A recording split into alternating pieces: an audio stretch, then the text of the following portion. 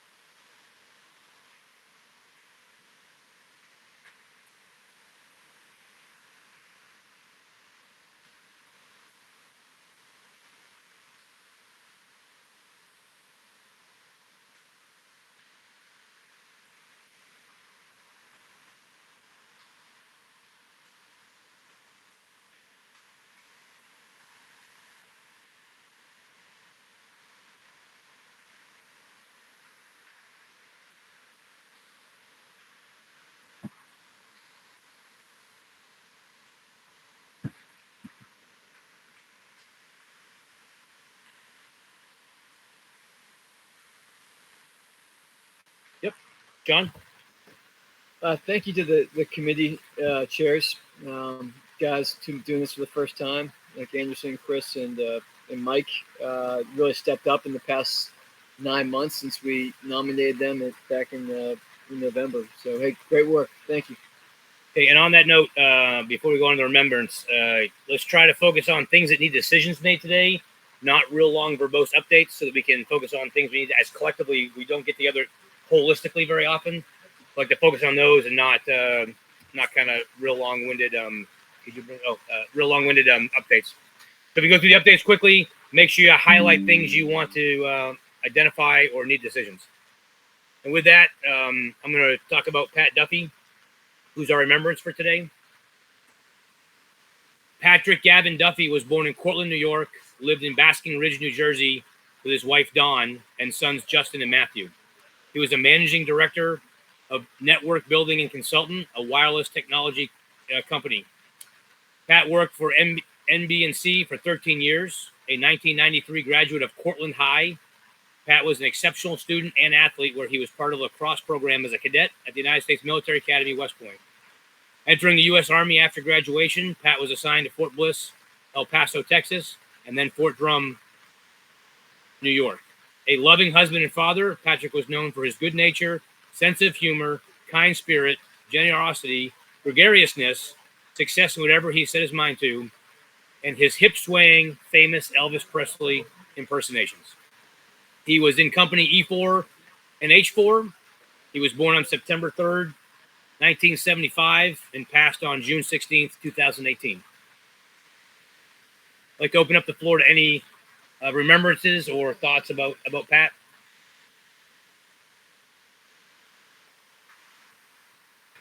Rock, I'll go. Yep. You want to pass it over, or you want to just go mute? We'll go mute. All right, just keep your speaker off.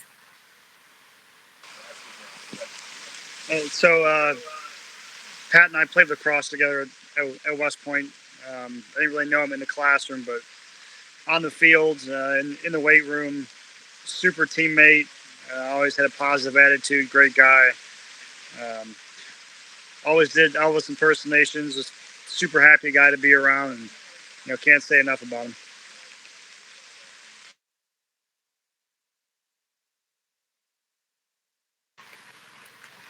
Anybody else like to say something in memory of Pat?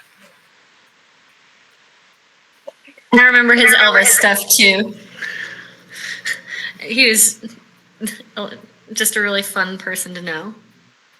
Yeah, what was neat for those of us who went to the prep school with him was to watch his Elvis persona kind of grow over 5 years.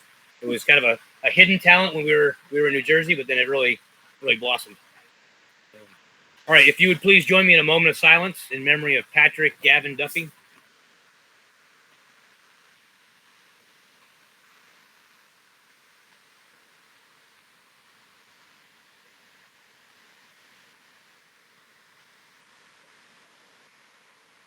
Pat, you may be gone in person, but you're not in spirit. We'll continue saying your name. And as is said in the Jewish faith, that means we'll never let you die a second death. All right. We've already covered opening remarks, I believe, right? From all three of us? So, John, I'll go over to you for finance update. Thanks. Thanks, Briefs. I sent out a finance update at the end of June, early July, about 2 weeks ago. Available cash, $144,000. It's gone down by about $30K. Net worth today is a little over $1 million, 1.125. That's increased. This happens every time this year as we use our available cash to invest in the development of the property, and then the property value increases. And so the total asset value increases, but our cash goes down substantially, whereas our short-term liabilities, our commitments for the year, also go down at the same time. We only have about 50,000 or so left commitments for this year. We have about $8,000 in our city account, nothing in our PayPal. Been waiting to move over money from Fidelity until we need it. I think we're going to need it this week or so we'll start moving some cash. But we have $360 some odd thousand in Fidelity. It's waiting to be used, so this is the time to use it. Any questions for me? Are you also our person for liability and things like that? Tracking liabilities? Yeah, regulatory compliance, that kind of stuff. I do the insurance with George. George helps me set up the liability insurance and the event insurance policies and the D&O insurance policies every year. But yes, I handle it. Okay. And you'd be like, you're the person who makes sure that we do all the things we have to do to remain a nonprofit. Yeah. You, yeah. Myself and Tracy, as a background in providing legal counsel, also helps us. Okay. The biggest thing we have to do is file our taxes, and that is what I do. Okay. Unless you want to do it. Nope. Yeah. Tracy, I see you have your hand up. Go ahead.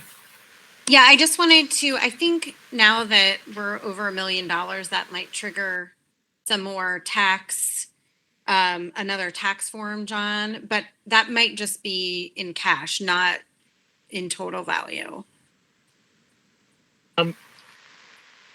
About 3 years ago, we went over the 990 EZ threshold of having over $500,000 worth of total assets, and that triggered us to file the 990. No different than like the Red Cross or any other nonprofits. So that was the big step. I don't know if there's an additional one beyond that. If you see something, Tracy, please let me know. But from what I can tell, at our scale, the delta is really about the different schedules that you have to fill out. So today we do about 7 schedules based upon just my reading of the 990. And as I go through it each year, if we trip a requirement, then I fill out the additional schedule. But I haven't seen anything that I'm like, oh, we're going to trip that next year. It's not on the horizon that I know of. Okay, thanks. I think it was the 500,000. Yeah, life used to be a lot easier when we just filed the 990, and it was so easy when it was just the 990N postcard. But yeah, those first ones I thought were pretty darn easy. Simple days. All right, any other questions for John for the finance update? Just one thing, just a quick look. It looks like the next big one is 10 million. 10 million in income or 10 million in assets? Total assets. Yeah, Well, Jason's going to get us there next week, so we won't be there for a while. okay. Anderson, I say you have your hand up. Go ahead. Yeah, just something we might want to. Other nonprofits I've been a part of around the $300,000 to $500,000 range have occasionally, not annually, but occasionally done a third-party financial audit just to make sure we have, some proof that we're doing things on the up and up. And I don't know if we've ever done one, but it may be something to think about the next year or two. If we decide to audit, we will fail the shit out of that because we do nothing by GAAP. We do JSS GAAP, which is far from GAAP. We would have to get a professional bookkeeper and move in a totally different direction to be able to get through an audit. I don't come across any requirements for us in the fundraising. Have you, Anderson, where it's required for us to submit to certain grant to have an audit?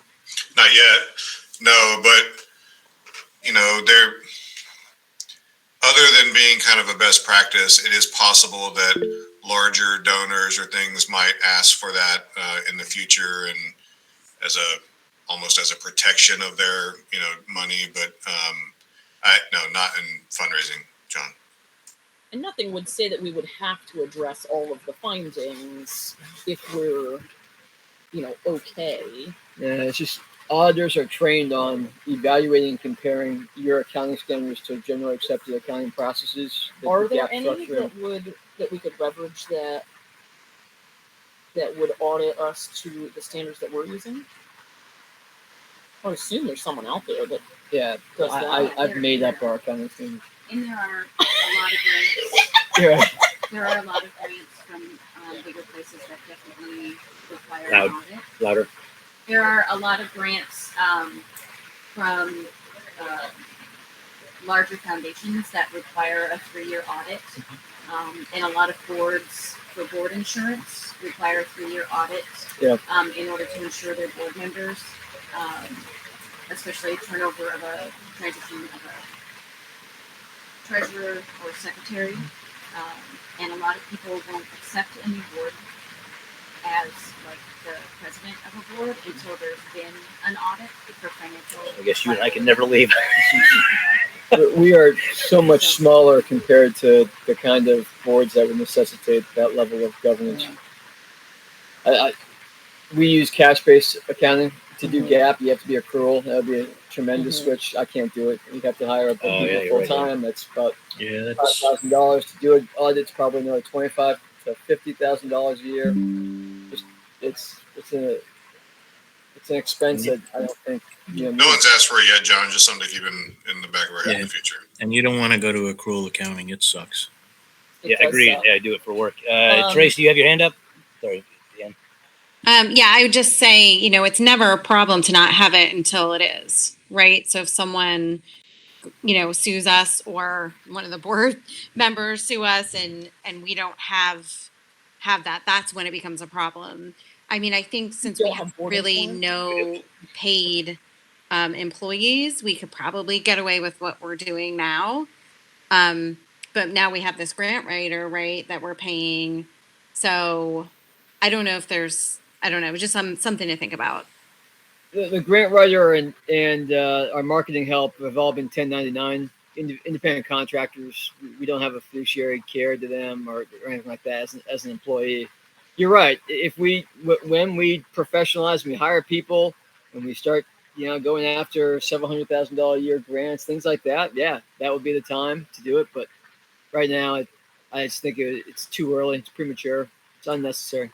So what I'm going to propose is we keep this Weaver as one of our tracking items, and it sounds like we have no grants that need it yet, and we have no insurance requirements yet because we've had the DEI, DNO for what, 10 years now? We haven't needed it. So, but when we start, but Mark, let's keep it as a tracker so we can just keep a tab on it. I'm sorry. Okay.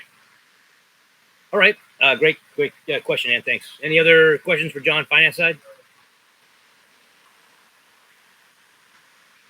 All right. Ready for the subcommittee outbriefs?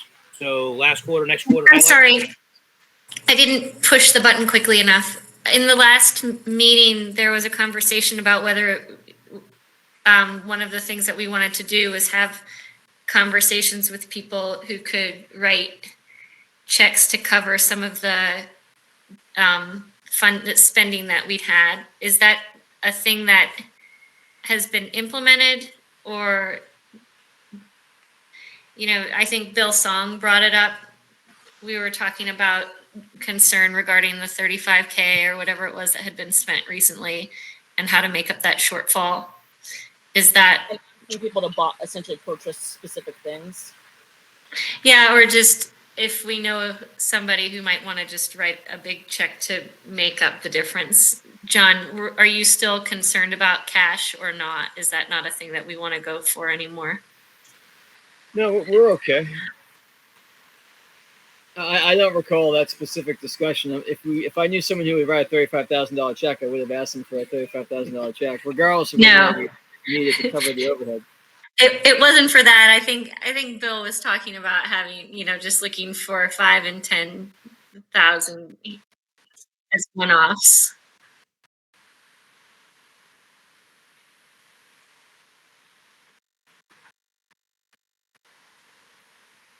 Yeah. Okay. Yeah. So. Yep. Yeah. So, it wasn't. Okay. So Michelle, now that I understand what comment, yeah. So John, you during your finance update last time, you just mentioned for the first time ever we would have to do something, and then a couple people asked, "Is that a problem? Do we need to try to cover that gap?" And you're like, "No, we just haven't had to go there yet. The money's there. It's a different pot." Yeah, I mean, here's right, Michelle. Right. That's right. So here's all the accounts, right? And we got 7,000 there. We got 325,000. It's sitting there. It's in interest-bearing securities, but it's ready to go. It's not committed John, with the exception of these commitments. We got $25,000 left to pay for the mortgage, and we have $88,000 left for our beneficiaries. That's it. Sorry, go ahead. No, it was just, do I need to have dinner with somebody? If there's a donor out there who, with a dinner from you, can write a $35,000 check, please go have dinner. Yes. I'm not. I can't do that, but I can probably. Yeah, Rock is paying for dinner. Do you need a description of what it is they'd be helping us with? Is that? So the big thing that's left to do. So we are using finishing the kitchen, bring it from operational to looking like a real kitchen inside. Is what we're using the golf. That's our description of what we're looking for the golf course support this year. We're going to get funded by a big golf tournament here in Alaska. The next thing is bringing in power to the property as $120,000. We have the quote. We have everything. Every year we wait. Of course, it'll probably go up with just inflation. But that's the next big step for us is to invest, drop that. But it's a big chunk. Electricity might be something that we could all go out and pound the pavement for. I mean, that's really tangible, right? And that's 120. 120. And that full capacity for the whole property. Yeah, that brings power all the way into the cut yard area, around the loop, this log cabin, and stage for the lodge.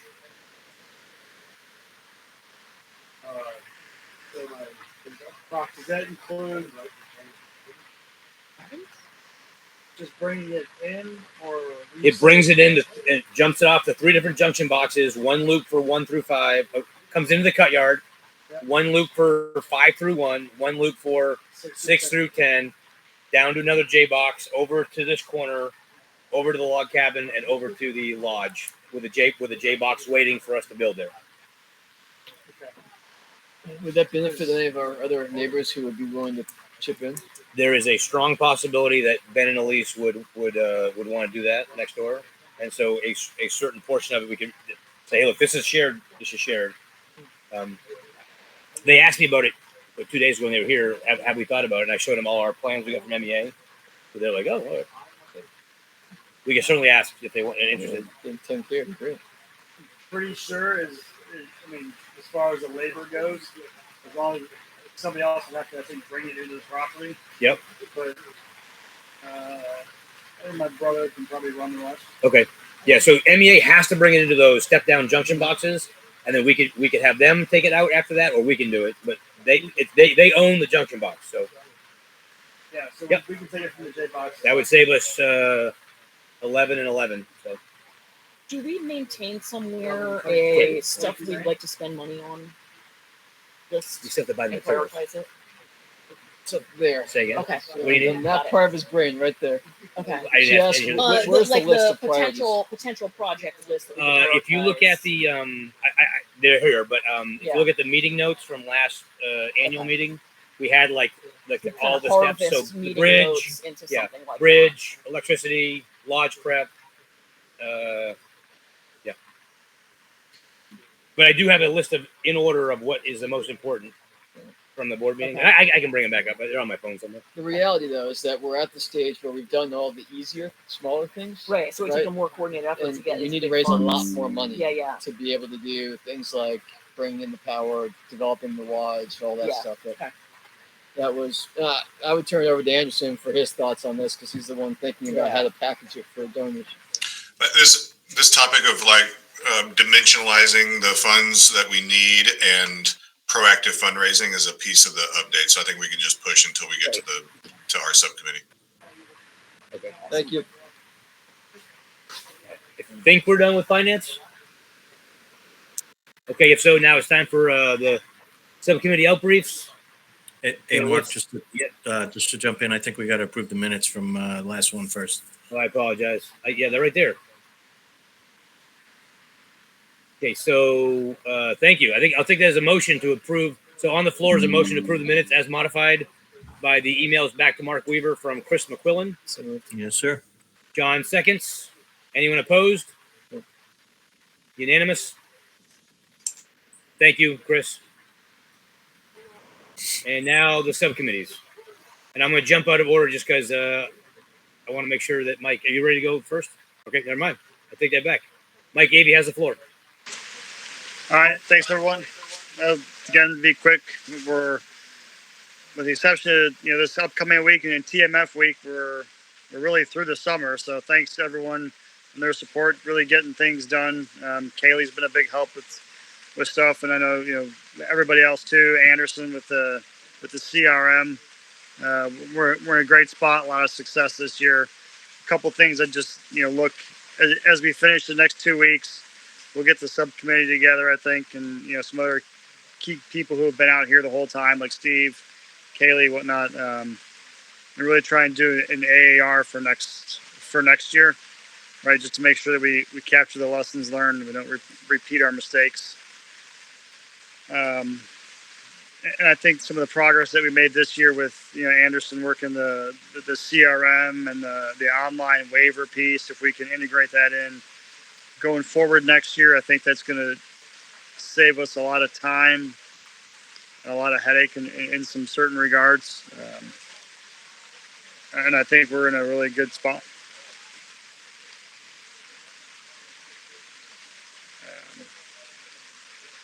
I think that's it really for the summer rock, unless you got something else.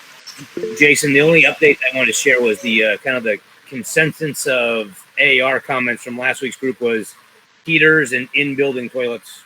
That was kind of like the next step for the cabins. That was kind of the collective. So how difficult is it to do that? Not too hard. It's just a matter of money, and it's one of those things. Traditionally, like if you think about the first 3 years we're here, it was hotter than shit. We didn't need anything, and then last fall and this year just been cold and rainy. So I guarantee you, we're gonna buy them, and then it'll be hot and dry. But it's just one of those things. It's just like a wall heater install. Yeah. And next year's like the minor work that we would do with the groups would be insulate the cabins and put interior boards on them so they look all dressed up and put little floors in them. And if you haven't seen the bathrooms yet, like just doing that step is a big step. That's the work for next year. Those are the projects that would you do next year. So throwing a heater in right there is easy. It's $1,200 per chemical toilet. They're the nice ones that go like that would be in a house that's a dry cabin, but we need 10 of them. So it gets pretty pricey pretty quick. Yeah. But what would it cost to actually put in running water and make the real toilet? It's really not feasible. Because we have to punch a well at each location because we can't run water lines around here because they'll freeze so easily. But we could do gravity fed water or pump water. But a dry chemical toilet is like the normal Alaskan solution for that problem. So you don't have to winterize. You don't have to water it. How often do you have to take out the list? There's a cartridge. You take it out, throw it away, put a new one in. I don't know how often it is. It'd be based on use, but Kyle Amaseger has one in his log cabin in Fairbanks. So when he comes in tonight, we could ask him for some honest feedback. What's in there now? I took out we had the little like boat toilets. I took them out and we ordered the porta potties because the feedback was the boat toilets were a little sketchy. So Okay. Okay, so I have a question for note taking. Loud. I have a question for note taking things. Is that information that you just told us, is that anywhere else? The fact that the work for next year, insulate things. Yes, floors, that is in the priority of work. If you go look at the priority of work we had back in November, that's okay, so that's in another meeting minute. Correct. From November. Yeah. Okay. So just as a process thing, this Yeah. needs to be a new and separate document that is not buried in Yeah, the live. minutes. So Yeah, Google Doc I can would be help perfect work for on that. that, but I didn't see that anywhere. So this is the first I'm hearing of that. So I'm trying to capture it all. Like, is this the only time I'm ever going to hear about this? So this is in November. so we'll make Mark Weaver and I will take the notes out of the annual meeting, and then we'll make a separate Google Doc for Okay, priorities of work. I don't mind doing it, but yeah, but we definitely need. Mm-hmm. That'll help all of us take initiative on some of that stuff. Yep. Yeah. Okay. Yeah, and we can come up with a project plan for making these things happen instead Sounds of just kind of like Mhm. it feeling real random to the rest of us. Like, oh, we're doing that. And then I was also Now, just so everyone's clear, that's what I would be proposing in November at our meeting, or December, I guess it is, this year, anyways. But it's a good point. It's a good point. It needs to be I mean, that easily way reachable. everybody Can think about like, okay, Mhm. yeah, we all Mhm. agree that that's important and help you get there. And actually, actually Mike would be pitching that this year instead of me because But you what? well, he's the Does he know subcommittee lead that? for Alaska, so Oh, okay. he would pitch the priority of work proposed at our December meeting for next year. Okay. Just go loud. So yeah, so when we talk about like the toilets, my thought process would be the first thing would be figure out the 5 to 10 companies that make that style of toilet, reach out to every single one of them and see who wants to be sponsored and essentially provide. So instead of always thinking about what we have to buy, and I know you do this, Right. like, you know, the way my mind works is like, okay, let's figure out what company wants to partner with us and be able to say, hey, we provided all the toilets for this amazing experience. It's a great point. I already wrote a letter to Sunmar. That was like 6 months ago. Sun-Mar, SUN-MAR. I'm giving it to everyone. So whoever's working good next, I think it's Anderson's group or whatever. But do you want to follow up on my nice long letter that I wrote him? No response. Yeah, I said, hey, look, I understand if I was buying one, it's probably not a price break, but I'm looking at buying 10 or 12. Are you willing to work with us? We're a nonprofit. You know, I did the whole pitch. Yeah, imagine that times 20 people all doing it. Right. Like, But I mean, it's also, you know, the idea as a 501c3, these companies get to the end of the fiscal year, and it's either like I can pay taxes or I can do something with my Right. money. And so I think we're good about saying, can we get a discount? I feel like we should start saying like, look, donate $12K worth of toilets. Yeah. You have your logo on there. Your logo goes on our website. You get to feel good, and at the end of the year, you guys get to write out programs. And I think if we start going hard on that, and letters are good, but I have a feeling that a lot of these letters are never even making it to the people that make decisions. So maybe Anderson and team, we start doing phone calls and just constantly who's the point of contact. Sun-Mar, MAR. So. It's a great point, but if we're going to do that, we got to get a website that shows our big sponsors so that when we, when they go look at it, they're like, oh shit, I want to be on there. All right. And Mark, I have that. I'm covering that in my report. Okay. We also need to come up with how is the 98 Fund going to handle donor requests? What do we do? What exactly where do we put logos? How large are the logos? Who do we want to be connected with us? And one person needs to be tracking exactly who is contacted so that we're not 5 people sending donor letters to the same company. And I know that's probably not happening now, but as we grow, we need to have a really good tracking system for who we've asked for what, the outcome, and then exactly what we do for people so that we're not promising Yeah. some people a name on a cabin and other people a logo, and what's the disparity? How much have they donated? And then do we really want to put a toilet logo on the side of one of our buildings? You know what I mean? Like, just I mean, shitters are us is nice. That's right. a nice feeling. Well, we need to come up with a how are we, what are we okay with, and what is our rule set? Like a brand standard comes to that. And I think Similar to a brand standard. Yeah, a brand Yes. standard. There Yeah. we go. Perfect. but someone else, so it's not just, again, not in my brain. That was one of the subcommittees had that kind of like, what are our tiers for donations and some other stuff. I don't want to step on anyone else. Yeah, is that going to be addressed later? Okay. All right. It's coming up. Is it? Okay. This is one. Is It's that all Chris's? Chris Okay. and Ann. All right. Anderson's got his hand up. Part of marketing or part of? It would be on Anderson's side, not marketing, but marketing would implement it. Okay. Yeah. Anderson, you have your hand up? Go ahead. Yeah, I mean, I don't have any updates planned for that kind of stuff. So if you want to talk about it, we need to plan space for that. But the question I had for Mike was, the most engaged that folks are is when they leave the property. And so do we have a plan, and do you need any support for engaging those folks as they leave, like in the coming weeks or months? And should we use them as a platform for expanding interaction with others? Like we could do something like, hey, the 98 Fund needs your help with electricity, forward to your friends, or, whatever. We could do some kind of blast email. We could do individual communications, whatever you think is best. But I think capturing folks as they leave rather than, just wanting some swag, which I know they've wanted, but is a decent opportunity to continue to spread the word across the country. I'm happy to help. Just want to know if you need any help or.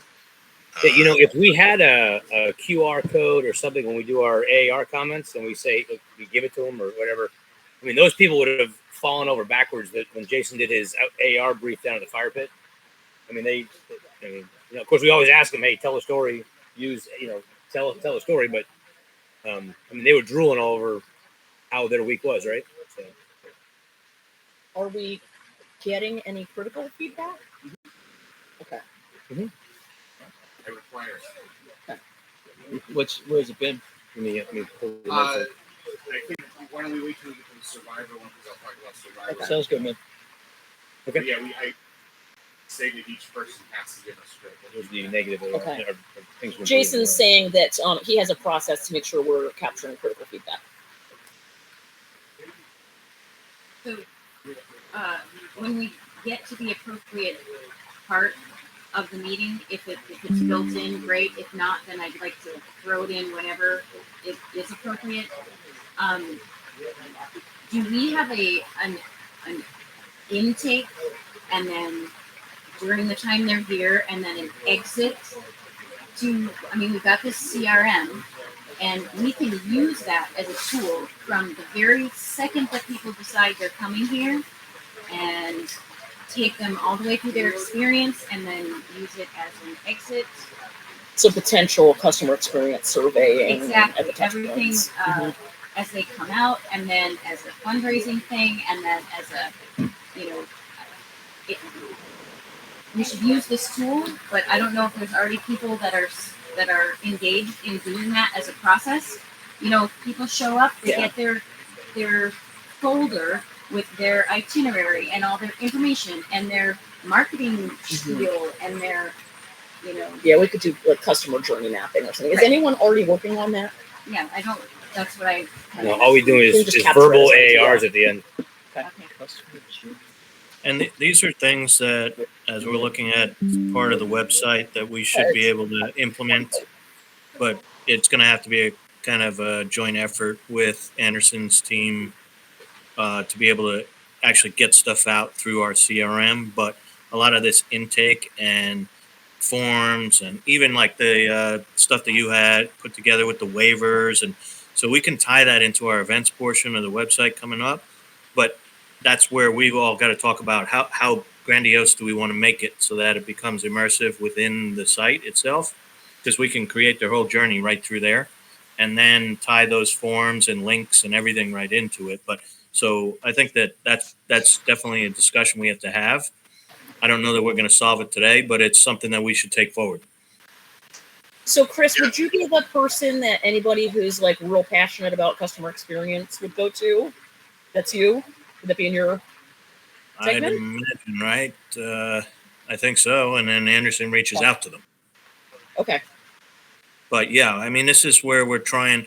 What we've got to do is really define who we're reaching out to, how we're doing it, what's the message that we get across to them, right? So Anderson's been working on putting all this stuff together as far as the outreach, right, and touching customers. Yep. But then we've got to create the message and the whole dialogue with them. So that's the other side of it that we have not buttoned up yet. But we've got to define it, which is good. We're there. So. Okay. So who are the deciders? Like, do we just get to declare ourselves? Well, I think now that we've got new, I'm just trying to which members. Who is in a committee? Hey, hold on a second. We got 3 people talking. Just hold on. Chris, finish your thought real quick. I think that now that we got newer members to the board that have recently come on the team, we should, we always put, names out there, and it's part of Mark Weaver threw it out there as far as discussion. I think all of us probably haven't done the best job at engaging the entire team, like everyone that's signed up for a subcommittee. And we've got more people now to where you don't have one person on 4 subcommittees. So I think we're getting now to where we can start kind of honing that down to a smaller group that's part of a subcommittee, to where we don't have a lot of overlap, and then we can really take that group and grow it. So that's where I think, executive committee, you might be open to that on saying, hey, let's hone in and really go through this subcommittee participation, and then let the subcommittee leaders take it from there. Okay. And? Yeah, it sounds like we're probably going to have a shit ton of good ideas today, right? Like, if we can figure out, all right, let's leave a little list of those ideas and which subcommittee it's applicable to, because I kind of feel like it's a little bit of like career day for those of us that are new, if we can understand where the different things are. Okay. Yeah. That was basically with like, do we just decide like, okay, Ann and I are gonna head up a new committee and it's gonna be so subcommittees are formally just developed. We have 4 of them right now that kind of cover basically everything. It falls in one of the 4 buckets. If we need to have a subcommittee or break out a new one, that'd just be a proposal to the board, and we would assign a subcommittee chair, and then you'd get volunteers to help. So if we want to make a subcommittee for that something, it can be proposed and we vote on it, no problem. Or if something should live in an existing subcommittee. But with the existing 4 chairs, they would say, no, hey, that's my lane. That needs to come with me, or you just join my team and we'll work on that topic, okay? Yeah, that helps. It's a good question. Like, we could all end up with a list of our maybe pet projects, and then act after this to say, where's it go? And decision-making authority is typically either pushed down from John and Rock, meaning if we think that what we're asking, the threshold falls within the spectrum of responsibility of that subcommittee, then John will just say, look, just up to this dollar amount or this thing, you execute. If it exceeds that, come back to it. So the bigger things we collectively vote on, but there's some things in order to just minimize time and effort, we push the responsibility down to the subcommittee. So the decision making is fluid based on the task. And it's a great point. And Kaylee, Steve, Jason, I'm sorry that we've been doing this for so long. I forgot, or we forgot. So we're gonna pipe up. Say again. We're gonna pipe up. Don't worry. Okay, on the list, Mike, is let's see. Look to start early for next year. So double check subcommittee members for Alaska. Right. So do a net call, ask who wants to be on that subcommittee. Better use of the CRM for next year. So in pre-arrival emails that maybe have some of the stuff that Ann's talking about. Yeah, I think we got pretty close towards the end, right? I mean, it was like building the airplane while it was in flight. And Anderson did a bang-up job with all that stuff. He understands it. Conducting a formal AR for the summer. So if you could make sure that's on the agenda, but then involve all the week leads. So you got Steve, Jason, Weaver, myself, Mike Bianchi. There's 6 weeks. Right now, there's 6 people. I'm at a loss. If you do a formal AR, Mike, as part of your subcommittee. Yeah, I think we'll probably do that in early August. I'll try and get everyone together. Yep. And then develop our plan / timeline for who will be attending next summer. Like, what's our focus group? Yeah. So do we want to bring in Mazda? And we don't have to like go into detail today about this. Like, this is for I think something to think about as we start to move into the cooler months. Like, do we say, okay, we want just 98 survivors there, or do we want like just Army or everybody, or like Mazatlan for a couple weeks? Like, what who do we need? What want the Olympic guys? Yep. An opportunity, and think maybe like, okay, who's you mentioned earlier, like who are the 3 groups that are willing to pay us? Yep. Right, so we can bring power next summer at some point, or maybe the year, whatever. Yep.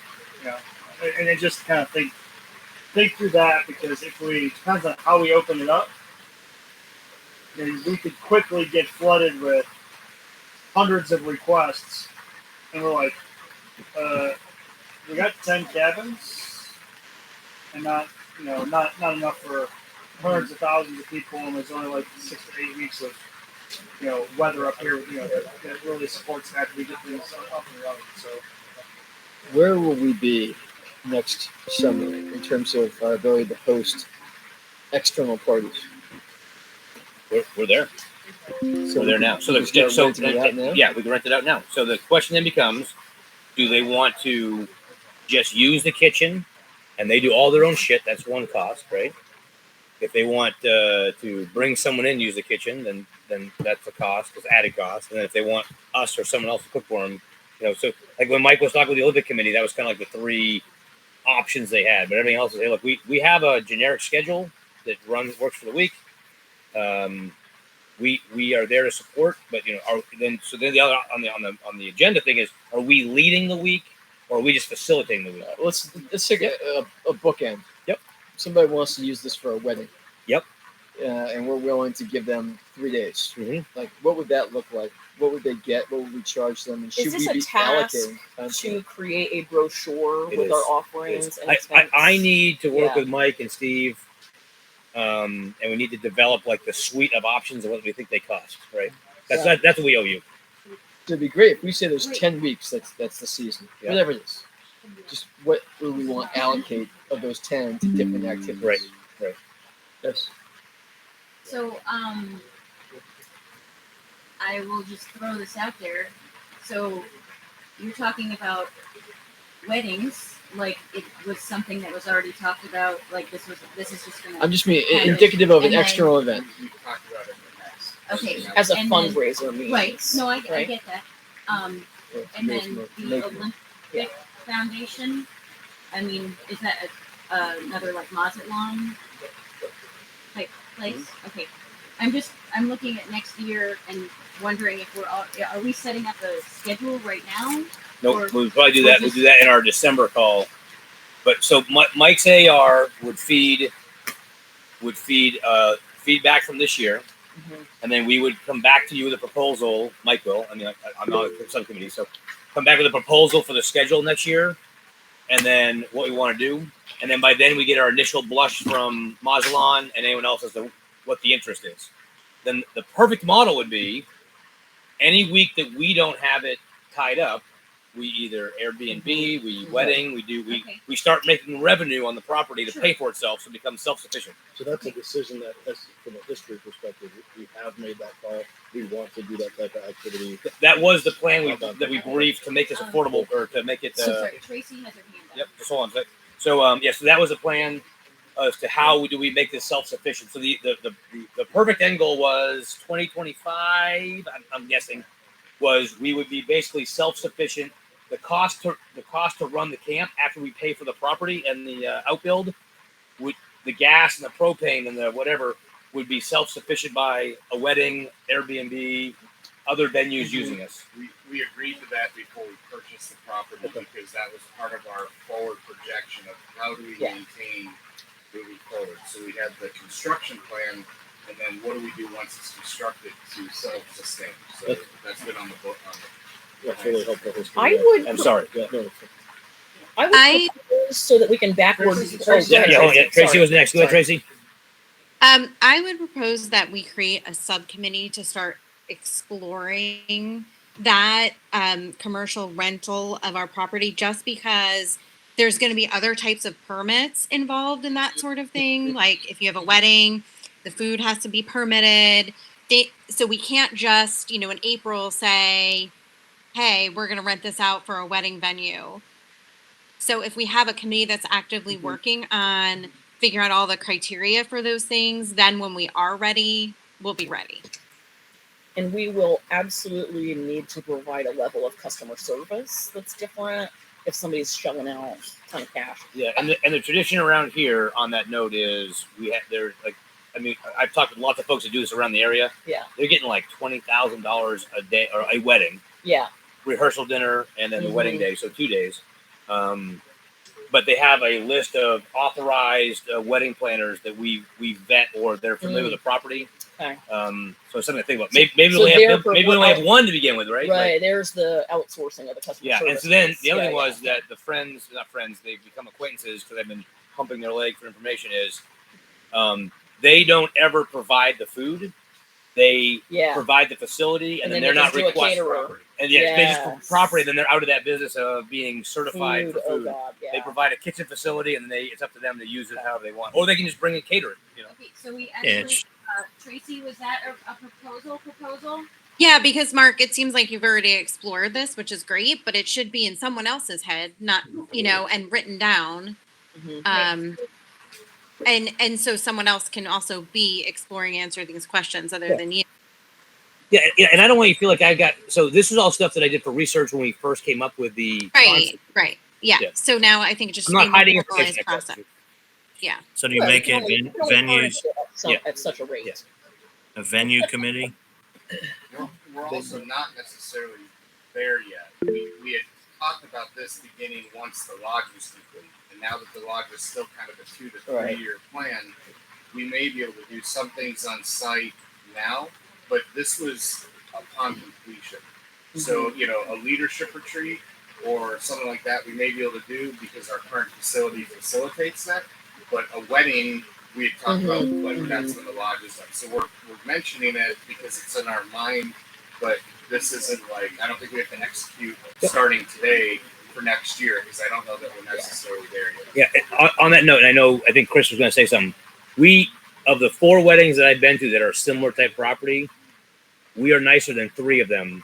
The fact that you have multiple places for your bridal shower to stay before and after. I mean, really, usually it's just a nice area that has a good view, and that gives you that's what you want for an Alaskan wedding, right? They have a pavilion, you do the wedding underneath.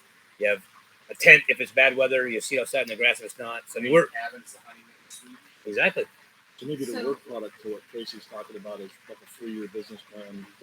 Exploratory committee of like 2 or 3 people. And we have to agree on what is the list of, again, I'll say it, but the suite of options that we provide, what the costs are, right? So, all right, Chris or someone had to say something.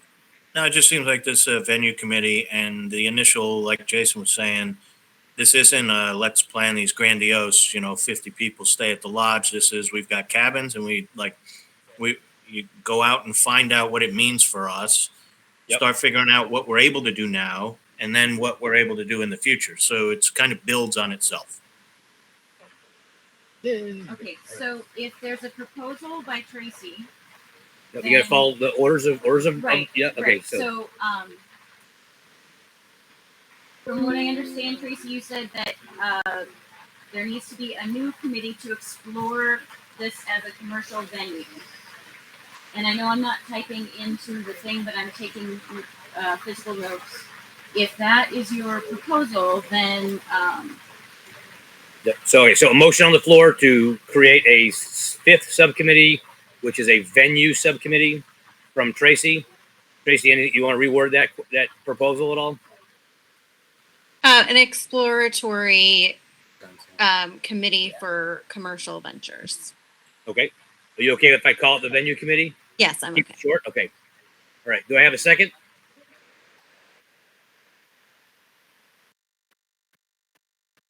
So just like in the past, we created the subcommittees, and then the executive committee assigns a chair. We vote on a chair. But do we have the resources to do all of the good ideas? We don't have resources to do all the good ideas we have now. Wink, wink. We Yes. don't just start executing tomorrow. We're just Yeah. making a placeholder Yeah. for something that we know we're going to need. But we have finite human resources that are already strapped. So do we leave that motion and wait till the end of this meeting and see what all of the human capital requirements are for the next year, and then pick the ones that are most important? Or maybe instead of a venue exploratory committee, it needs to be a 5-year plan committee. And that is part of what the plan is. So the plan has always been, and was briefed and approved, was this would be used to raise money. No, I understand. Okay, yep. But there's more to the plan than this venue. So what I'm saying is, if there's a committee, a group that's in charge of coming up with a written 2-year, 5-year plan, then this venue stuff would be a part of that, as well as. So I'll go the other way around. The venue committee, one of their first tasks would be develop a 2 to 5 year plan. That would be the first task we gave them. So when we signed all the subcommittees, we give them intent and then tasks we want. What I'm hearing is that you're suggesting that it needs to be placed within the context of the organization's business plan. Right. Versus having siloed, 6 siloed bodies of work with their own plans. What's a 3 to 5 year plan for the organization? That would be that. So yeah, okay. All right, Can I go to Anderson? Anderson, you and I have talked in the past about annual budgeting exercise and doing this work before we start setting out what we're going to do for next summer. Maybe you could share your thoughts. Yeah, I think it's in my head anyway. It's a little bit more comprehensive because, as you may imagine, all this ties together, right? So I think we, number one, have to start with our mission, right? And our mission is to, serve and support families of the fallen and veterans. This property is a way to do that for sure. And I think we want to prioritize use of the property such that it does that. And in order to do that, we have to have the funds to do that, right? And there may be, as we think about our annual fundraising, there may be limits to how much of the support and service that we can do every year, both on site and in other ways.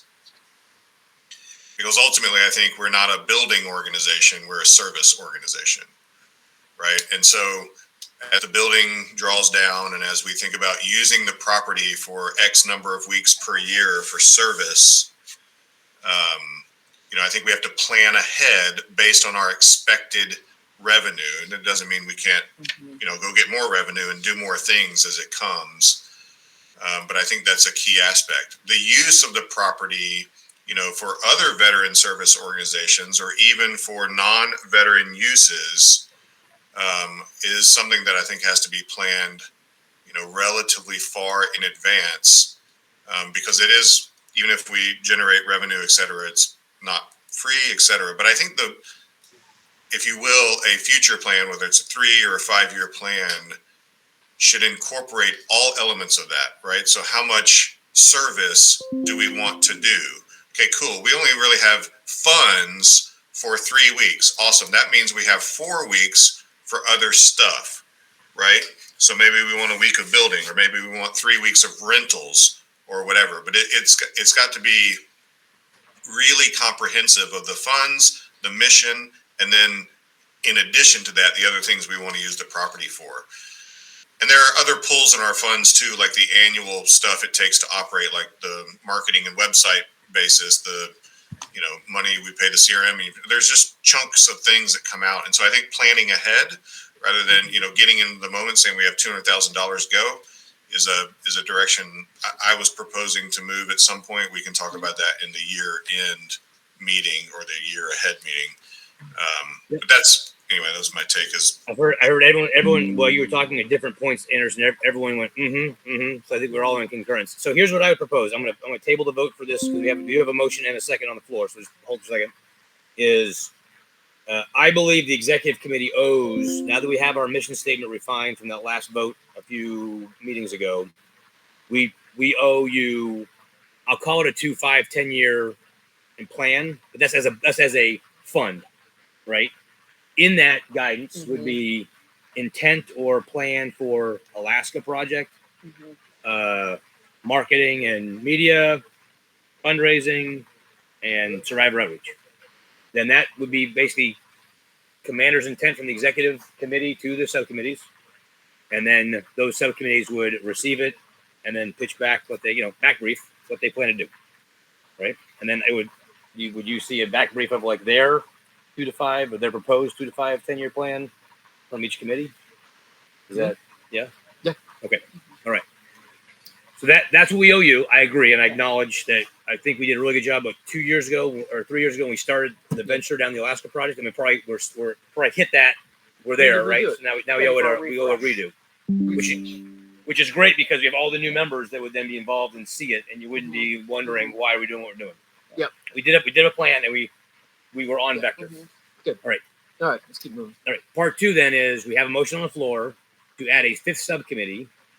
We could change the title. I'm not really worried about that, but that would be focusing on this use of the venue, right? So I have a motion from. Is that only for commercial? Can it also be when Mazatlan comes? No, I think it's for everything. It's just use of the venue, the venue as a whole. I know that we can't actually just dismiss it, but I suggest that we vote that away. I don't have a vote, so I can't tell you what to do, but I think that personally, your proposal that you just made, that you owe us something to work with, is going to happen before a 5th subcommittee to explore the venue stuff. So we can't just dismiss Tracy's proposal, but we can vote no, and then you put in the parking lot. But creating a 5th subcommittee does not require action. It's placeholder. Just authorize. Get smart about the ramifications. Jason had a good point. Say it again. The information that the subcommittee creates might help feed the executive committee's decision making in terms of what's possible. If it's just an exploratory committee, like it could arm you with the information needed to make better decisions. Good point. And if it's going to be exploratory, and Tracy, I don't want to put words in your mouth, but she said that. What's that? She did say that. She said exploratory. She didn't mean it, but if it's exploratory, then we say, okay, we explore it for 6 months, a year, 18 months, and then at some point we vote to go final. Yeah, I mean, I think the result of that exploratory committee could be a course of action brief for the executive committee, and that would help streamline your time. Okay. Tracy, you have your hand up? Yeah, I guess my intent was just so that when we are ready to do this, we're not blindsided with all these requirements that we don't have. So, what does it look like to rent it out for a wedding? Mark, you seem to have already kind of talked to somebody about all those things, but that should be all written down on a piece of paper. We need this permit. We need to notify the state of Alaska that we're doing this, that. I just wanted that to be noted somewhere so that when we do decide to pull the plug, even if it's in 3 years, that we have. That would be the legwork then. Mazatlan would fit under this too. Yeah. This is not a future thing. This is the. Yeah, we're kind of already doing it. Yeah, so say that loud so everyone hears it. It's a good point. Well, I'm saying this is work that we're already doing. Like the nonprofit organizations that come up this summer, like Mazatlan, we need a committee dedicated to engaging with them and ensuring that their stay is profitable and successful. Strategic partner relations. And like Tracy said, we're doing the things we're supposed to have done. Correct. Yeah. Correct. Yeah. Okay. All right. So we have a motion on the floor from Tracy to create a 5th subcommittee, which is dedicated to venue use. We have a second from Jason Costel. All those in favor, say aye. Aye. All those that put online, aye. Yeah, thumbs up, thumbs down. Okay, all right, and then any nays? Create a no. That'd be intent. The proposal on the floor is create a 5th subcommittee for venue use. Okay, thank you. And so, how's it different from what Mike does with Alaska? So, Alaska project is execution of the weeks. Yeah, and this would be Mike's planning and use. Our summer block. We Current have state. people come in different parts of the year. I mean, this is not that people want to. So his is creation of the venue and then execution of the weeks. Good. This would be booking, planning, scheduling, resourcing, commercialization. Commercialization. Yeah, and I'll show you some ideas on what we were thinking with the website, just so I think it'll get further discussion. Okay. Sounds good. I've got a more tactical proposal. Yes, to go to the bathroom. You can just say it. So, do we have? Okay, so if we're going to AAR Can early I August, need to just close out the orders of March real quick here. So I did not hear any nays. I want to confirm if there was. Hearing none, please show it as unanimous. Okay. I'm sorry. I just want to close that order of business out. To enable backward planning, do we have a target date of no later than X? We will have our own schedule set for 2024. Normally we say February timeframe, don't we? Yeah. So we propose. So what we've done in the past. Good question. We propose the annual meeting at the end of the year, which is the Army Navy event. We propose the final stuff for the entire suite of 2024, or the next year, the out year, and then it gets approved, and then the final details of it get fleshed out in the next quarterly meeting. It seems like that's pretty tight. We can't get people to commit early. I mean, so for example, Mazatlan doesn't even lock in their stuff until March. TMF doesn't even solicit attendees until. Let's say if we so just survival construction week, can we have a target date that we know what's left for other people by then? So, and I don't want to like cut anyone off, but the whole goal is that we have people express interest that they want to do something with us well in advance, so that when we're planning for the next year, we can then say, okay, we're going to give these people this week, this week, and this week. We're doing Survivor Week on this week. So we're trying to build out an entire list of people that, hey, you know what? You didn't make the cut this year. You're going to have to go to next year. Is that okay? Yes. And then boom, we've already built this out. So we've got ideas on what we can do to make this so it's an ongoing planning event. So at last year's board meeting, and again, I'm just as background for those that weren't there, we had the president of Mazatlan Missions and Group International, James Schofield, come brief us and just talk about the engagement with us. And I don't remember Charlene's title, but we had a senior leader from TMF, National Engagement Director. She came and spoke to us. And Weaver, when does TMF do their request for survivors?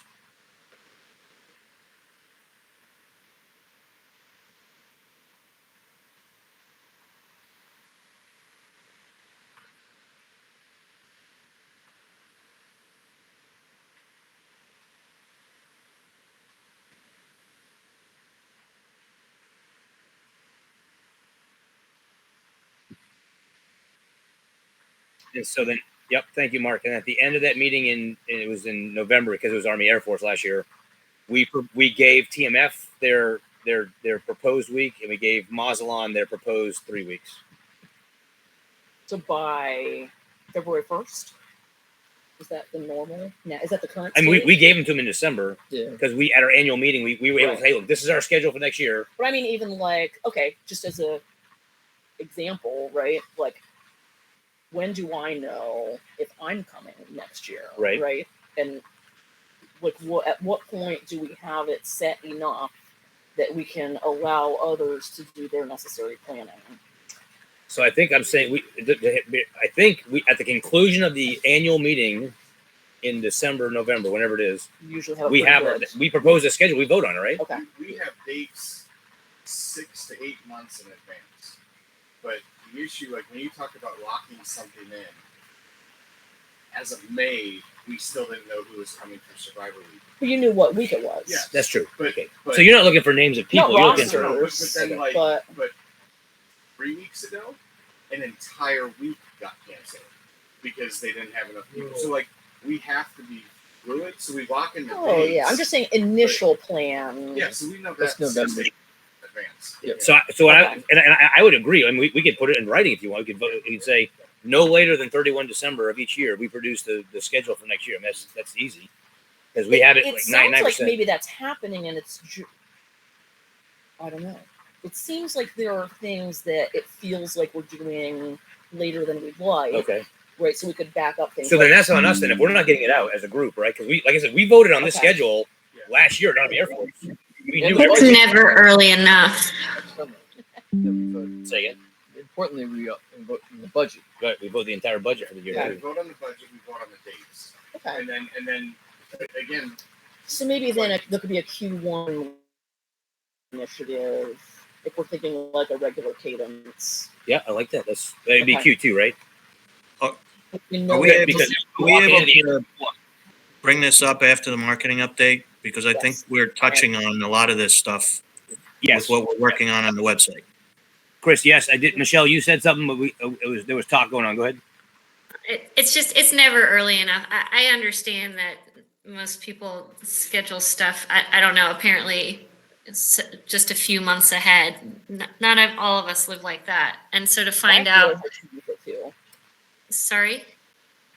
No, I just said I have a hard time with the scheduling too. That's why I was trying to. so Yeah, it's Mazatlan, think of it as like a brokerage firm. Right. Yeah. So we give them the dates, Right. but Mazatlan is a shell company. Oh, He- right. he And then has they're to going go find other to people. And decide.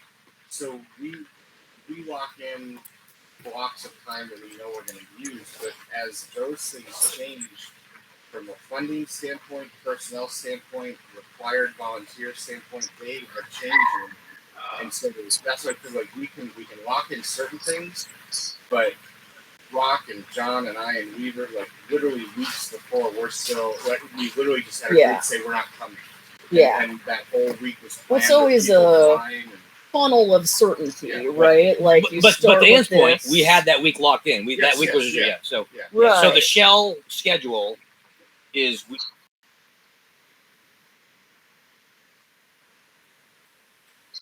Right.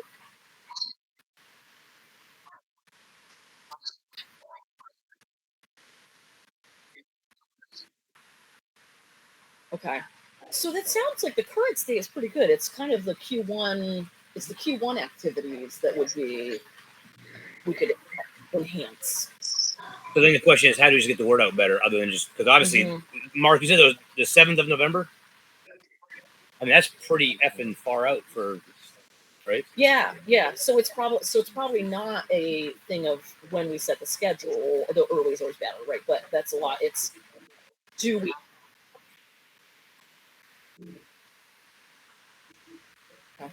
Okay, I do want to keep Okay. us on. This is a good point. So we will do the same thing this year, and we will block out our schedule Yeah. right at the end of our annual meeting in Okay. Army Navy in Boston. But then we'll also reassign or confirm our subcommittee chairs at that meeting also, because they'll have one done for 1 year. So every year at the annual Okay. meeting, we reconfirm. Like, so if the same Mike says, "Hey, I need to step back," we would Yeah. assign a new subcommittee, and Okay. then we'd also assign a subcommittee lead for number 5 now for So that's venue. sort of our whole cadence. That's our Okay, cadence, yeah. That's helpful. And we probably ought to document that somewhere so we can share it with new board members. Mhm. Here's our battle rhythm, right? Yeah. Yeah, because that means like they're like on the Alaska Project Committee, right? If we're working on there, we got a good 6 months to do more welcoming or pre-team building or things like that, and help you out with stuff once we know we can be there. Okay. We're at an hour and a half so far. 5-minute hygiene break. Okay, and then we'll go to the next event is Survivor Outreach Subcommittee update. Okay. Is the toilet in there flushable right now? Only if the generator's on. There's 2 porta potties down here. There's 6 special guests that have joined us for a little bit. You can't see them, but you're gonna see them in a second. We have Mr. and Mrs. Craig and Penny Massey. We have Rachel Massey.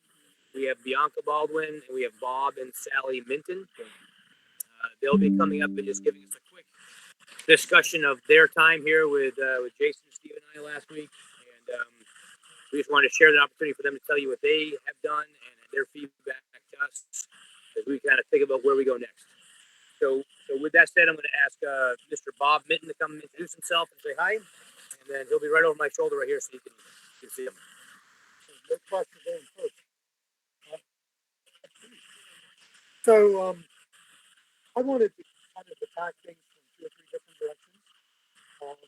Our son Josh was a 2010 West Point graduate, played rugby while Rock was there for at least part of the time. Josh came back from a tour in Afghanistan and developed a very We're pretty certain that it's from the burn pits. Josh was initially given 2 years to live. After a round of chemo, he was given about 6 months to live on the clinical trial and ended up surviving about 5.5 years. But one of the things I wanted to talk about was that Josh was fading. His body was wasting away. He basically effectively died of diarrhea. He just couldn't keep any nutrients in him. He just wasted away. But near the end, one of the things I talk about a lot is Josh had Army buddies and he had West Point buddies. And I know there's a little competition within the service, even within the Army.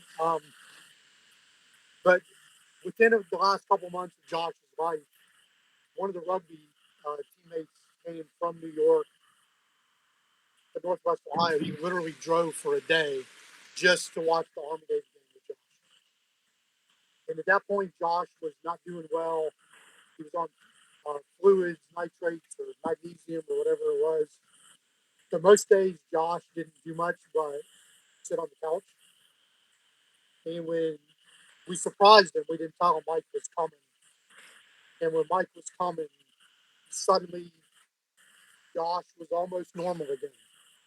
Somehow seeing that West Point classmate and that bond that they had from all those hours at the rugby field. For most of the day, they were just chattering back and forth, and it was just amazing. And I went to bed, and they were still just chattering back and forth. And, Mike drove in 8 hours and drove out the next morning. But it was a real illustration for us of what the bonds of West Point meant. So fast forward to when Josh went into hospice, about 6 weeks later, some of his Army buddies showed up. Great guys. I love them. I'm not disparaging them. But there was 5 or 6 Army buddies, and Kevin Kerr was the only West Point classmate there. So the Army buddies were, talking to Kevin a little junk. Well, by the end of the week, there were 6 or 8 Army guys there, and 22 West Point rugby teammates were there. So the tables were definitely turned. And when the Army guys talked about how Josh would open a bottle and throw away the lid, so you had to drink it all, and the Army guys were very proud of that fact, the West Point guys said, "Where do you think Josh learned that?" He learned it from us. But it was super important for us. I mean, literally, in our 2-story old farmhouse, we had 22 West Point rugby brothers in a big old huddle in the middle of that room, showing their support for us. And we can't say enough about that. And Josh had done a lot in the military fundraising community, a lot in the cancer community. So we knew we wanted to start a foundation. We just didn't know what we wanted to do. We were thinking scholarships. We were thinking a lot of things. And Rock got up in the middle of the room and said, "You guys are coming to Alaska." Now, obviously, COVID pushed that back a little bit. He said, "You guys are coming to Alaska. You're going to spend time with us." When Josh was leaving West Point, he was supposed to come to Alaska, and he blew out his knee playing rugby, so he ended up staying to do rehab. So he never got to come. So for us to be able to come here, hopefully, I'm a crier. Hopefully, he's been able to see it through our eyes. His dog tags are looking over the river, which he loved to hunt and fish. We couldn't hike the mountain. I'm having foot troubles. The Rock took his dog tag and a Captain America, because Josh was our Captain America, to the top of the mountain, so Josh can hopefully enjoy that view. So it's been incredibly meaningful for us. The sightseeing has been great. We traveled a couple days, but more than anything, seeing the bonds that the team has here is a constant reminder to the bonds that Josh has. So we did, jumping the facts a little bit on you, we started a Josh Minton Foundation. Josh owns 50 acres in the middle of nowhere. just east of Cincinnati, Ohio. 5-bedroom cabin, lodge type thing. And as soon as Rock said therapeutic, nature, retreat, the light bulb went off. So we basically have modeled the Josh Minton Foundation on a small scale to what you're all doing here. We bring in veterans and cancer patients.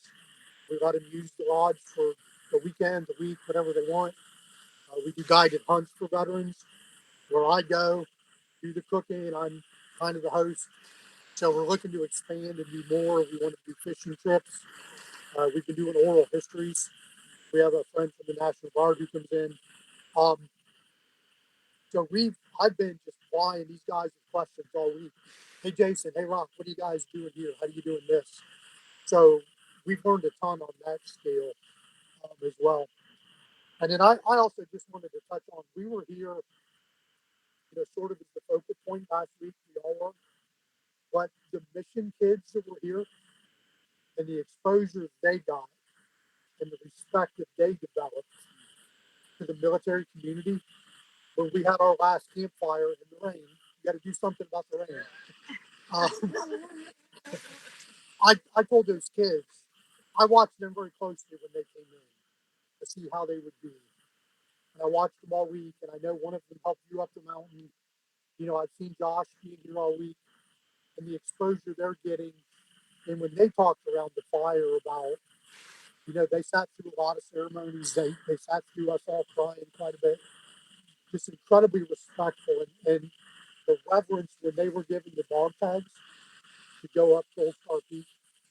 And then when they came back with the dog tags and talked about kind of what the week meant to them, it was incredibly powerful because, you guys know it. So many people don't respect the military and what all you guys do. So that was a complete total bonus for me, seeing the impact that this had on them on their mission trip. There we go. All right, good. So with that, I'll just say thank you all for everything you did. The rugby team actually funded our trip up here. We still have those bonds with those guys. They come, much like you're here now, they come for a work weekend with us. They're on our board. So just thank you guys so much for everything you've done. And now we're going to stay and see what a work week is like so we can take some more knowledge back with us. So thank you. Hey, Bob. Yeah. I'm a crier and I'm a talker. I hope that wasn't too long. Nope. Just want to confirm I switched over to the phone so you can hear better. Okay. All right. Thanks. All right. Our next special guest will be Bianca Baldwin.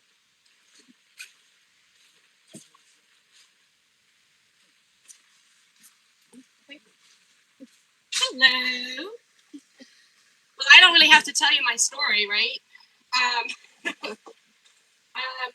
So my week, as always, very emotional. I'm glad I had the Masseys and got to meet Bob and Sally.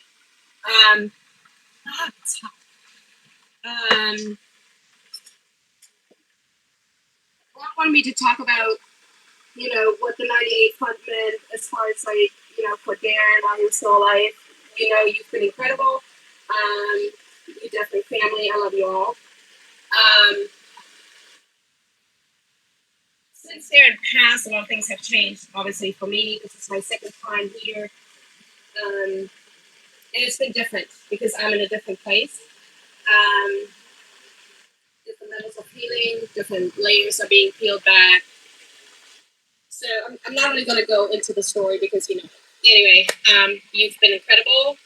You remain incredible, and that kind of brings me right into my next point. I thought it was very good to have the youth group here, or like people from the outside, because they don't know your story. So you get to plan your seat with them, especially the kids, like you said, they were incredible. I really wanted to adopt them all, but I guess the parents were not okay with that. So, but it was amazing to have their energy and how open they were to learn about the sacrifice. the surviving families. So I really just enjoyed that energy. It kind of helped. Survivor Week can be very heavy, right? You keep sharing your story, and for me, it felt like we kind of ripping a band-aid off again. And it's like, okay, now I'm bleeding again from a wound that was not really bleeding anymore. So it kind of helped to have their energy here. It kind of loosened everything up. So I kind of like that upside of it. Also, I don't know where you're going to go. Obviously, we want to see the 98Fund. The Alaska Project is a dream come true, and it's a work in process. You wanted to succeed, right? We talked about that. I talked to you about that. So what is coming next for people that are returning? Tracy asked me to be on a volunteer with the Survivor Committee, and I'm totally happy to do it. Now, for you guys, it was the first time, and you get to be survivors, so you kind of build your own team, right? You get with people, like, you're not walking around, this is all great, but I feel like if we could start having, like, other groups coming in, that might bring something to the table. They also have survivors, and just kind of connect, it's like power numbers, and they may have different resources for, like, a healing journey. In particular, I'm thinking about, not that I'm saying here's a group that you need to have here, but Project Drew, it's all about singer-songwriters. What you do is survivors or veterans get to tell part of their story, and then they write a song. I'm not saying that's something you need to do, but it's something I feel it stimulates a different level of healing. At least that's what it did for me and for everybody who joined me in April in Cleveland. So it's just something to think about, to connect with maybe other groups. And they all have survivors.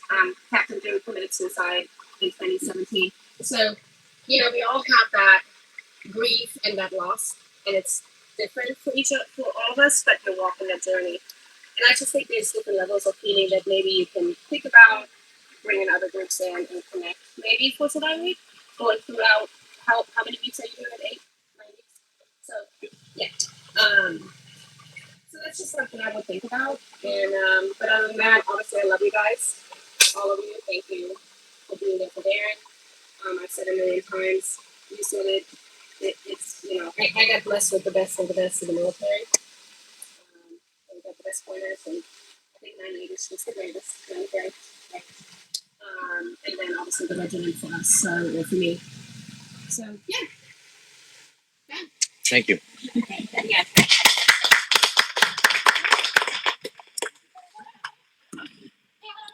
All right, I'm gonna ask Mr. Craig Massey to come join us for a second.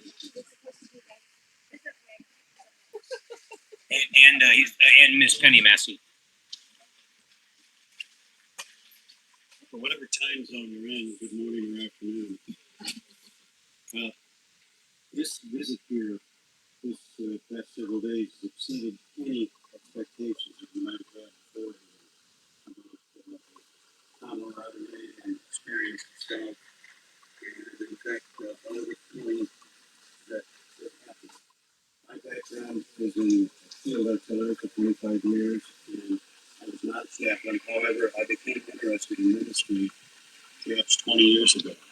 And then that was changed by events surrounding Franklin's death, sickness and death, and that perhaps people had even more impetus to move forward. And so now I'm a pastor of a home at my church up in South Haven, Michigan. And what I've seen here during my 7 years or so of studying this and helping other people have been so right on target as far as techniques and things that I've learned here and seeing from the staff, all of them, and all of your different techniques that are used, from hunting, from so much more from the crafts that Jason works on and his experiences and kind of being a Renaissance guy and pushing forward and the drive and initiative. And who else is floating around here? Just all of them. Brad, And all those are names I'm going to remember in the coming days. But we've gained so much from this visit, not just from these fellows and Bianca and our fellow survivors, but from everybody that was here. The kids were mentioned. And so was the side trip of Gold Star Peak. And that will, there's a lot of building involved there too, including future building over the coming weeks for me. Going up and down. And no matter how much I trained for that thing, as Rock pointed out, and I had prepared wonderfully with all kinds of really cool gear, which I immediately had to hand off almost immediately to this really remarkable young high school kid that I got to know while up and down the trip because he was stuck too, waiting for some more help that I might need. And he was right there to provide it. So, Ryan MarkW was his name. But I've already passed on to Rock with a couple of minor things that you might suggest we can consider with the plan, with the program in the future. And there's certainly nothing discouraging about any of those. They're just little stuff that might make things go differently, better, and do. And a lot of other people came up with those kinds of things. And as far as adopting, like Bianca said, the paperwork is in. For us adopting Jason. Penny wanted, she made sure she wanted to do that.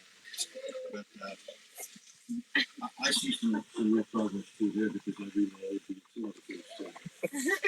It would be good to have them around. I just love it here, and I know Franklin love it up here. And I just want to thank everybody and my family and so many people up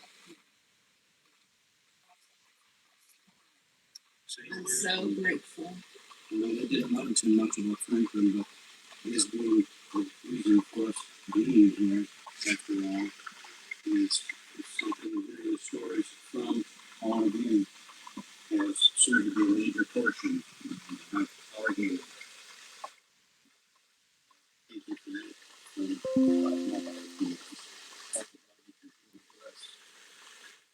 People here and this you are doing the kind of work that's found in James chapter 1, which is taking care of widows and orphans. So, it's so good to be able to. Thank you.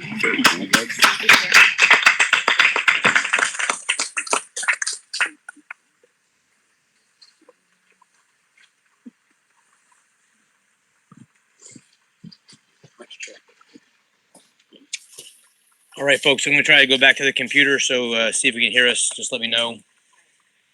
John, you mentioned put this on.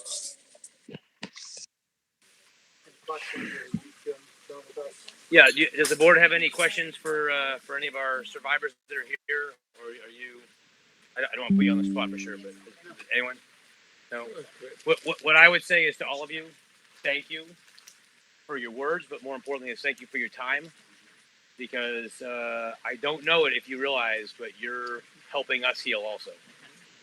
There's been lots of hugs. There has been a lot of hugs. A lot of hugs.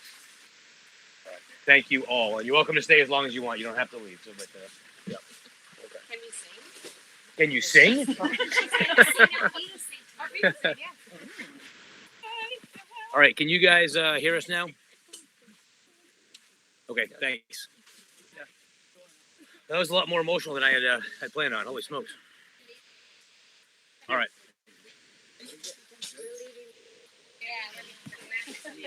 All right. Go home? Yes, okay. We're going home. I'm excited, you guys. We're home now. When will I see you going? She needs a job. She just graduated. She did? Yeah. She really needs a job. I've been telling her she hasn't Yeah. I will tell her again. We have my. It's stubborn. You know that one that top peak on the other side. Saving her. Well, I'll tell her. Thank you so much, everybody. Thank you. I get to meet you, but Mike, your breakfast this morning, did you save it? Thank you. and have a safe flight, okay? Oh, our pleasure. Thanks. Let me. Nice meeting you, sir. Thank you for being here. Thank you, man. I'm very pleased that you had the experience. Thank you very much. Thanks so much for this. Insightful. Okay, Mr. Massey. Thank you. Travel safe. Rachel, have a safe flight. See you later. Okay, tough man. Yeah, I will be okay. Hey, group, I apologize. That was the last chance we're going to have a chance to see the three Masseys, so we had a chance to say goodbye to them. And thanks for bearing with us.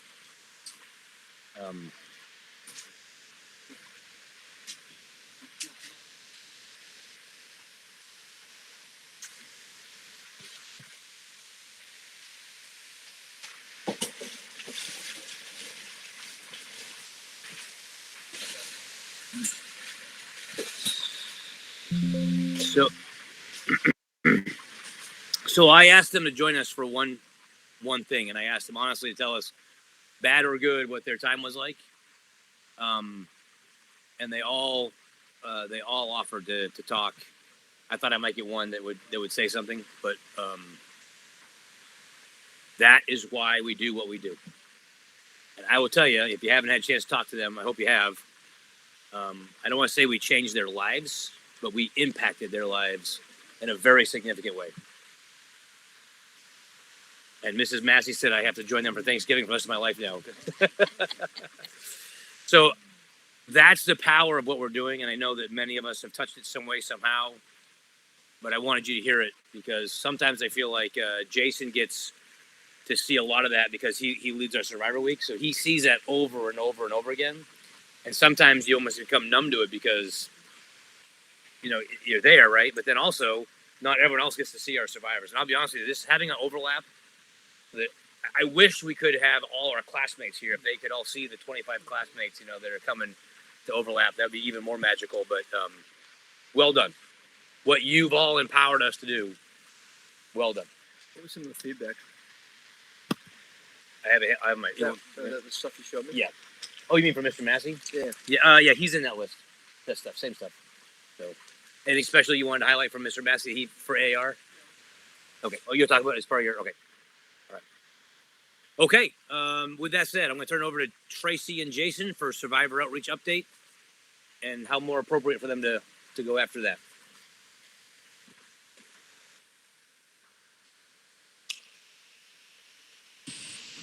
Jason, you want to give an update about how the week's going? Yeah. All right, there we go. Technology. It was an incredible week. As always, very emotional. A lot of healing on all parts for all people involved.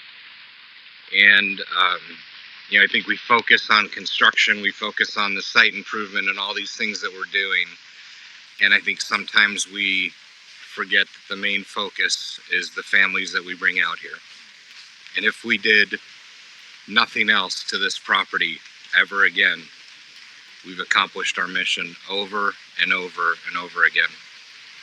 The families that came out this week did not know what to expect other than Bianca and Rachel. And they're walking away with a very incredible, special memory of their family member. They're walking away with new family members to take their place or augment that. And they now have a group of people they can call on in order to be there for them when they need them. And that's a powerful thing, even for someone at the age of the Masseys or the Mintons. So all in all, I think it was an incredible week. We got everything accomplished we set out to do. And again, just so grateful to be a part of it. Having, Bianca brought it up, Craig brought it up. I mean, having the Mazatlan group here and having it specifically be a group of kids, I think made a huge difference. If it had been all adults, I still think it would have been nice, but that would have been more of a support element. I think the kids did what kids do, right? They bring an innocence, they bring an openness to the experience, and it allowed the parents that have lost a child to be parents again. They were parents to Rock and I and all the people running it, but these kids became their children again, and it allowed them to open up and connect in a way that maybe they wouldn't have. And the kids in turn conveyed a newfound understanding and respect for our military community, and specifically our survivor families and what they go through and have been through, that I think will change their lives forever. I don't think any one of those kids will ever see a person in uniform or attend a parade with veterans or look at the American flag in the same way. We did an AAR at the end of it, and one of the things that I do in the AAR is I specifically require every person to give us something that we can improve upon. So they give a positive, something they got out of it, and then we ask them for something that can make things better for us. And we got some really good feedback. Some of it really not even worth mentioning because it's easy to fix, and it's childhood things like the area where they jumped into the river, they wanted it to be more accessible. So great, we got it. Steve and Rock will get on that, and by the end of the week that'll be done. But most of the AAR comments in terms of improvement really focused on comfort. And I think having all of us have served in the military, we're willing and able to endure a certain amount of hardship and stuff. And to some extent, that's part of the Alaska project, right? Coming out here where it's not easy, you don't have cell phone access and things like that. But we also have to continuously remind ourselves that the people that come out here are not looking to struggle 24/7. And so, and I say that with absolute sincerity. It got cold here. The cabins aren't heated. So one of the big comments was, a heater would be nice. And that's true. If you've been standing in the rain all day, you're soaked to the bone, you're freezing cold, and we say, okay, go back to your cabins. That needs to be a place where they go back and they refit and reset, not a place where they go home and they're putting on 6 more layers of clothes to try to sleep through the night because it's 40 degrees outside. So we got it. We took in that information. Rock and I and everybody here are working to get some heaters. And again, I don't think that's a negative. It's just, again, the last couple of years have been warm. And so we haven't, we didn't live in the cabins. We lived off site. Now we're living in the cabins. Last summer was pretty warm. This is the first summer where we had 40 degrees and raining, in the beginning. And when you're trying to sleep at night and you're soaking wet and it's 40 degrees, that can be difficult. Hanging up blackout curtains so that the sun doesn't keep the kids or the adults up 24/7. And these are all easy fixes. Nothing that they said, was mind-boggling. A big one was the working toilets, which we've already addressed. So all of these things, I think we can fix in the near-term future, meaning in the next week or two, or we can push off, and get them fixed by next year. But the feedback was it was very valuable. It was very well thought out. But most of it did kind of hover around the fact that the people coming out here don't mind working hard. I mean, they work hard all day, every single day till 10, 11, 12 o'clock at night, and they're back up at 6, 7 o'clock in the morning doing it again. So it's not a work hard issue. It's when we go back to our sanctuary, we need to have a place where we can go back to and have a moment to just kind of rest and recuperate and refit. So we're working to make that happen. So I think my 2 big takeaways is we're doing an amazing thing here. There's no words to convey what I get to feel and experience by being a part of this. And I know every one of us does everything we can to participate and everything we can to be out here. I just would strongly recommend that at some point you come out here for Survivor Week and reconnect with why we're doing this, because all the other stuff that feels like bullshit sometimes and just feels like a lot of work, none of that matters. It truly doesn't. And all the little things that we get wrapped up in, it's because we all care and we're all trying to make this a better experience. But if you come out and spend time with the survivors, there's not a single thing that we talked about today that trumps what they experienced.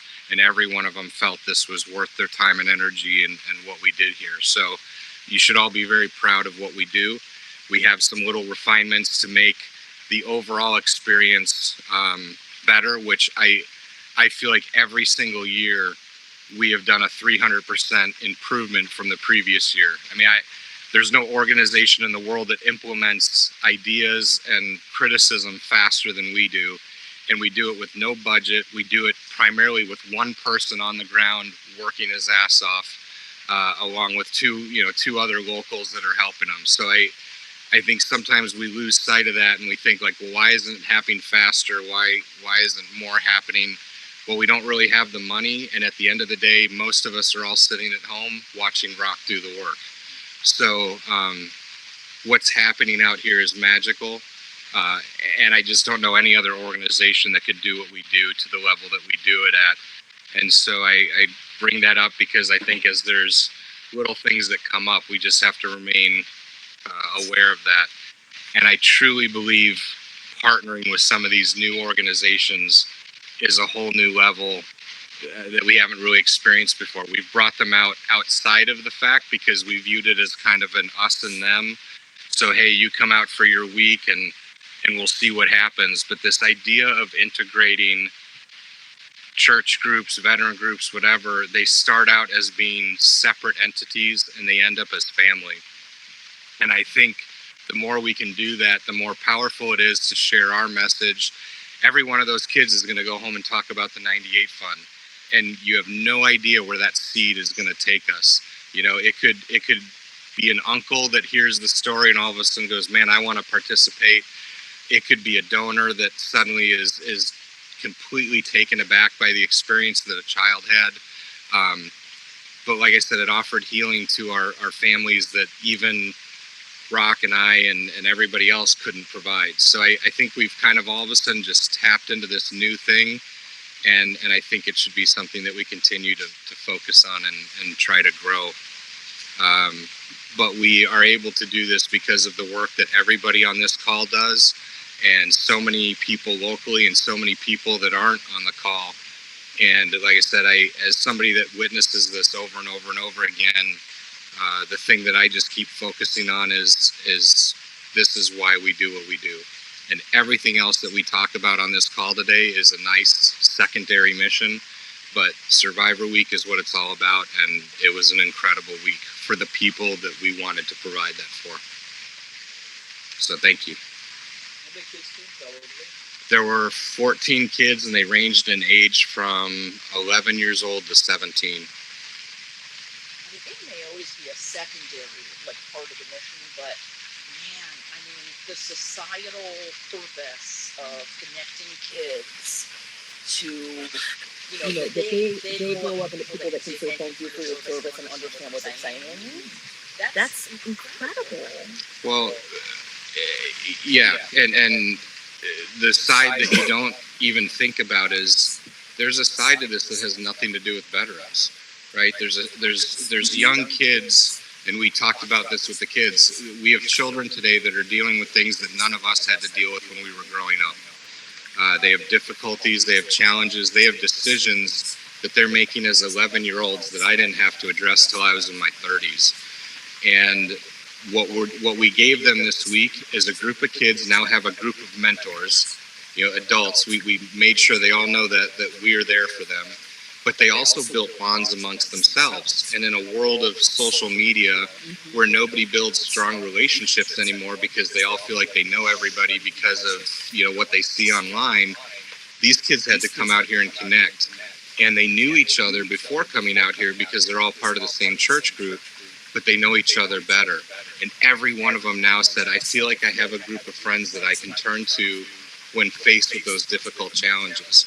And some of these kids are dealing with problems at home, and some of them are dealing with stuff that we don't even know about. And what they saw was this sense of community that Rock and Steve and I and Brad and everybody else showed them every night. You know, the ability to love one another, the ability to cry together, the ability to heal together. It suddenly didn't feel like, ooh, that's taboo or we can't participate in it. These kids now know that that's okay, and I think they're going to go home and create a stronger community back in North Carolina. So, yeah, we gave them an appreciation for service and for the veteran community, like Ann said, but I think we just helped them in their own journey, and even if they never come back to something veteran related, we've helped them in their own path. So. Hey Jay, on that note, if I could for 1 second, the very first day they were here, Steve got up and talked about how the 98 Fund saved his life by being a volunteer out here. He was in a dark spot, and then he was recommended he come out and work with us, and he told that story. And I don't want you tell it when you want, but Jason, Brad, and I ran up to him at the front of the fire pit and gave him a big hug, and we just kind of, and one of the parents took a picture of that, and I'm going to pass this picture around. This is the boys of the group, the church group, I think emulating what they saw because someone was having a down time. So has to be quick about it. But that's the same group of boys that watched us men cry and hug. And I'll put it in the camera here for a second when I can.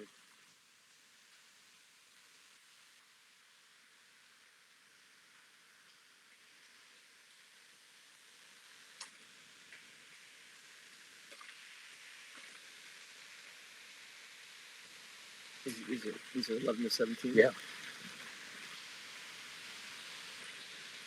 So I think that Jason's point is that we all need healing, and they needed it too, right? They were here to support the survivors, but I think they got a bunch of support.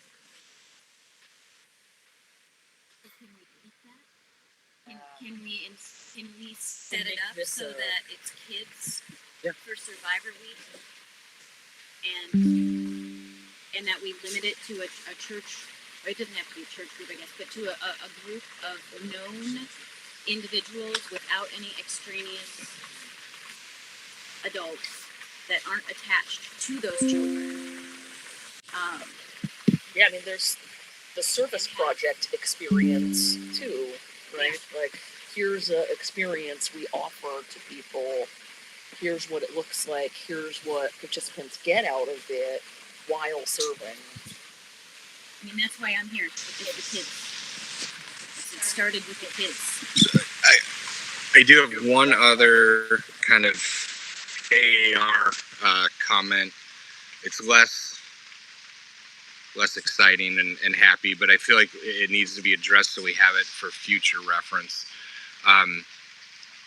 We had, so the church group that came was by and large, the main portion of it. It was about 17 people in total. We had 2 individuals that kind of came out on their own, separate from that. One individual has been absolutely incredible. He's sticking around and has just been amazing. But we had another individual that came on her own and created a pretty uncomfortable situation for everybody involved. And the point of all that is, I think in the future, if we're going to allow individuals to come and participate, we need to find a way to vet them. When somebody comes as part of a group, that group is essentially speaking on their behalf and saying all the people we're bringing are good people.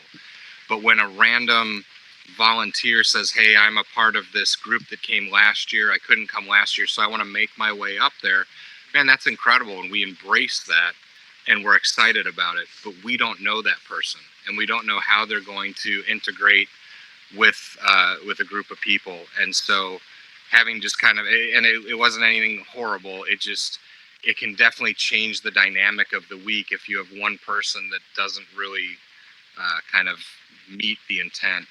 And so could you share more about what the nature of that was? Was it inappropriate?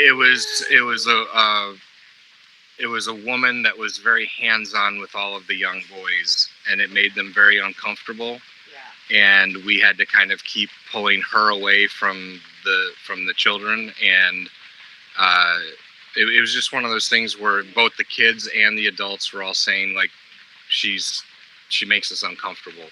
And so we were able to kind of keep everybody separate, but it's just one of those, because we had no idea who she was going into it. What you're looking at is, here's somebody that out of the kindness of their own heart wants to come help us. But it became something that created an underlying feeling of discomfort, and we don't want that for anybody. And so I just think, again, I feel like when it's a group, the group knows everybody, and they're telling us, like, this is a good group. We're making this decision. And on that note, just the model from Mazatlan is the pastor brings, along with either the youth coordinator or the adult youth coordinator or the adult coordinator, and then they bring their group from their church. Yeah. So in this case, there was like Jason said, a one-off lump on to Mazatlan. It was part of the Mazatlan group. But it is the only issue we've had, and all the other groups have been pure, like the church by themselves, and they all have their pastor with them, so they're all in the best behavior, and they all cherry pick the best. Yeah. The best, attendees. And we addressed it. I bring it up because we will have more people that say, I want to make my way to Alaska by myself. I'm part of Many Hands, or I'm part of Mazatlan, or I'm part of this church. And they came last year, and I wanted to be a part of it, and I couldn't. So now I want to come this year. We just don't know these people. And so there's nobody to vouch for them. There's nobody to say this person's the best person. We don't want to bring people into our world that are not of the same caliber that we believe in. And so it may be important, like when we do have the individuals like that, a background check or maybe a little bit more due diligence, like 3 or 4 letters of recommendation from peers or something. And again, I don't want to make a big deal out of it, but as we grow, this will become something that happens more and more. Preventative process for that, or require some sort of specific. You need to have a person that's designated to deal with these kinds of things. So just so everyone knows, I already talked to James Schofield. And I asked him, I said, so one, I just explained the situation. And then 2 was I asked in the future that whoever the pastor is responsible for, they know them. Yeah. So we don't get any more add-ons. And so that's a temporary. I did it on my own. I didn't know we were going to talk about it today. I apologize. No, I should have. But I just did that preemptively. So that's James already has heard that. If you want to change that guidance with letters of recommendation, or whatever. We create a safe space for everybody, right? And we've talked about this before. We aren't medical professionals. We aren't. This is not our world. We're former Army officers that believe in taking care of the people under our command, no matter what. So we always do the best we can, and we adapt accordingly. It's just one of those that I personally felt like, I felt like when I brought my dad out here. It was the idea that we brought somebody that was supposed to add to the equation and suddenly made it about them or started to detract from the focus. And to me, that's the most horrible thing. If my focus is no longer on the survivor family, or my secondary focus being on the group of children out there. I want everybody to be safe. I want everybody to feel like they can open up and share. And the minute that starts to transition to something else, then that to me is a detrimental thing. And so I think if we're aware of it, we put things in place, we can mitigate that in the future. And like I said, there was nothing, you're not going to hear about it on the news. There was nothing horrible that happened. It was one of those things where we are so welcoming and embracing of everybody that wants to help us. And we forget that not everybody is of the same quality and character that we are. Well, it seems like we may be leaning a little bit on some existing church structural things that we might, if we want to allow secular groups to come and do the same thing, that we need to articulate what that oversight is. Yeah. I don't know. Yeah. Or have a mechanism to kindly ask people to leave if they're. Well, that's the other thing, right? We're going to have people. And the pastor, I remember this wasn't our, so this was the pastor's children that were being affected by it. And the pastor,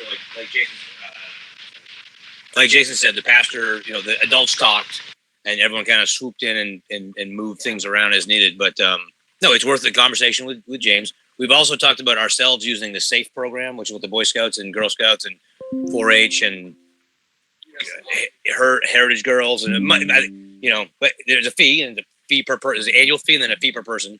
We've talked about that in the past. We haven't decided to do it, but it's something to consider. Sure, nothing happens. Yes. We're not going to sue. No. We expressly don't have coverage on sexual molestation in our event insurance. The woman was in a cabin all by herself. The adults maintained control of the kids, and like I said, there was no issue. It's just it was a lot of she would walk up to each boy and hold their hand and stuff like that, and for young boys even and young girls, like anytime that happens when it's an adult, obviously it feels like they're not in a position where they can say this makes me uncomfortable, but they would say to us, this makes us uncomfortable. And so we creating an environment that has a lot more functioning in it that people are normally used to. Yeah. So I could see someone inadvertently go off the rails there too. Yeah. Well, it was like this. So she would walk into the chow hall and she would be like, "You're doing today. Yeah. You're doing good today." And then she would just hold the child for a long time, and that's uncomfortable for some people. Yeah. You know what I mean? If someone did that to me, I'd be like, "Ooh, I'd get the Yeah. You know? I just think that. Yeah, so training might help because it's hard to parse out the difference between that and things that we're doing all the time. I mean, I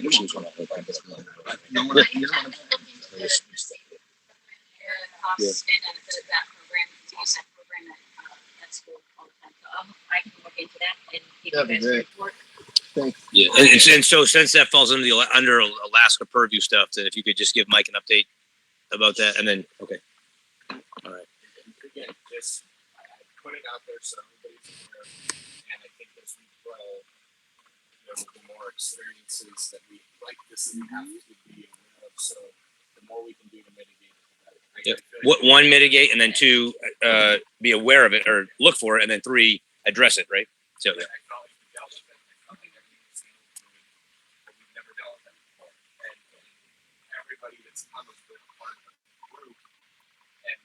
Trust that group is vetted their own.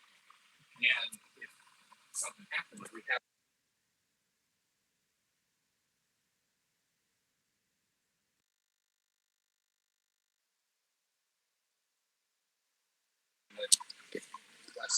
Jason, you said something I just wanted to bring up to everyone's attention. I don't even know if everyone knows. So of the 45 people that Mazatlan brought last year, we had 22 return to help us this year, right?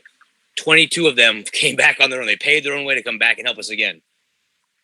We even had a group lead, right? Mike Bianca, the firefighter, came back and he led a group for us, the retired firefighter. So, but now they excellent, amazing. He was wonderful. But they were vetted because we knew them only for a short time. But we spent, but they also came back by themselves to be there to help us to work. Yeah. So what we're doing on this veteran front is one thing, but when others see that, they are, amazingly powerfully supported also. So, okay, sorry, Jess, I just want to look into that other coverage.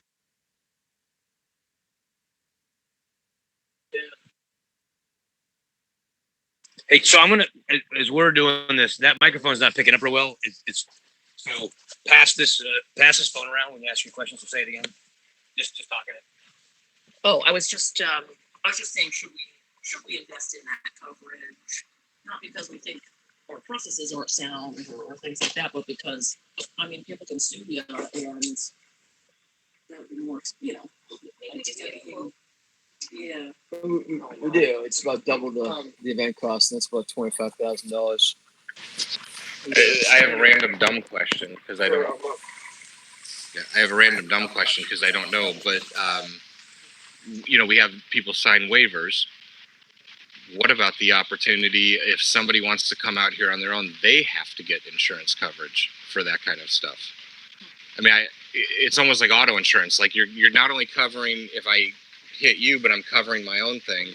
And I wonder if you say, hey, I want to come up there by yourself. Well, we shouldn't necessarily have to pay for that. So we say, here's the policy, here's the company, you pay for it and send us proof that you've paid for it. So maybe, again, that might mitigate people coming up. It would also seem it would also seem like a mitigation might be to structure our agreements with the organizations that come up so that they take on that liability. Yeah, and if you remember last year, we had to provide what was it called? The letter that we had to provide from the insurance company to Gold Star Peak, and we had to list them as a additional insured. Yeah, additional insured. We very well could just say, hey, Mazalon, that church group needs to.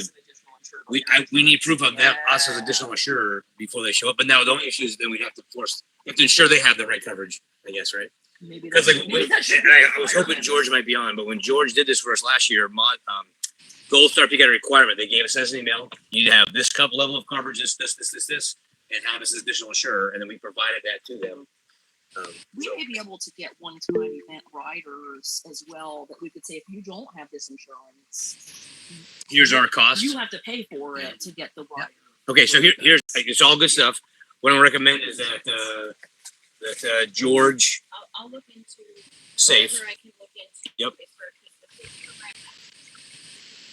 Does background checks and provides you with a certificate that you've done training and that you've passed the background check, and it costs I think like $57, but you can absolutely put that cost on the person coming up saying, I'm sorry, it's just a thing you got to do. But as a separate thing, I wanted to say, as far as the Survivor Week, having the kids here, I think everybody really liked that, but we need to be really protective of our survivors. Like the who's here, when they're here, the dynamic is very delicate, and so I think yes, the kids being here was really highly looked at, but having other adults, I think we really have to protect who those other adults are. And if there's a kid wrangler, that's one thing. But if there are other like non-attached adults, that may be something that we don't have during Survivor Week. They can come for Construction Week when children are with their parents, but not when necessarily we have like a kid group supporting Survivor. Previous alumni. Yeah, I'm just. There's no one I trust more to deal with this than Jason, because he handled this so well this last week. So yeah. I'm just throwing it out there because otherwise. Yep.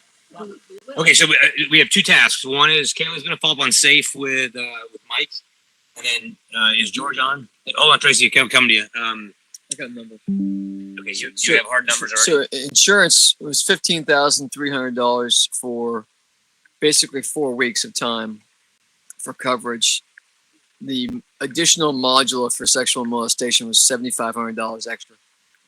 So we just got the baseline. In the future, if you want the additional coverage, that's the ballpark. Okay, so what I was going to ask was, I would like George to explore the options of the rider of them providing. That's what we need for our insurance. And then if I guess we just pass on that week cost would be an option. Okay. Can someone? It doesn't cover us, like us. Oh, I see. Yeah. Well, if we got hurt. Yeah. No, I just mean for the sexual thing. Okay. Yeah, but also would cover those individuals when they're on the site, as opposed to like if we were only insuring 10 volunteers, it would be a much smaller cost. Right. Okay. I would recommend that we have that only like if Mazelton's coming. Jason, anything else for the group? Okay. Any questions of Jason before I go to the next part, which is Tracy updating on Darren Baldwin? It's like a man show. Jason did another phenomenal job, man. Thank you. And without you, it'd be hosed. Somebody was just talking. Thinking for your day. Are there things in the Survivor Outreach Committee that could use more manpower? Well, if I could get to my part, Or that no, would be affirmative, great. So then we can sort of clarify. Hey, Tracy, all you're the on mute. things. Or maybe I'm on mute. Oh, there we go. I'm trying. Everyone keeps like jumping in with questions for survivors. Okay, So hold, like, I want to just sort hey, of Trace, hold on for 1 restructure. second. All right. So we can hear you now, Tracy. Great. Okay. Everyone hear me? Okay, great. I'm going to sort of try to keep moving us forward here so we don't get lost in the weeds. Quick note on what we were talking about before. You know, it's my recommendation that we bring our people, and then if there's another group like Mazelton bringing their people, that they sign an indemnity contract with us so that they hold us harmless for, or, you know, that we're held harmless for anything that their survivors do to that point. I don't think there's like individual types of insurance coverage for that sort of thing, but I think to protect ourselves, we can, you know, find a template for that and have them sign that along with the MOU in the future. So there's that point. It looks Okay, like so it's a great point. So here's the deal: if we say we should do it, we should look into it. We don't assign anybody. This is this example, not what Tracy's saying is.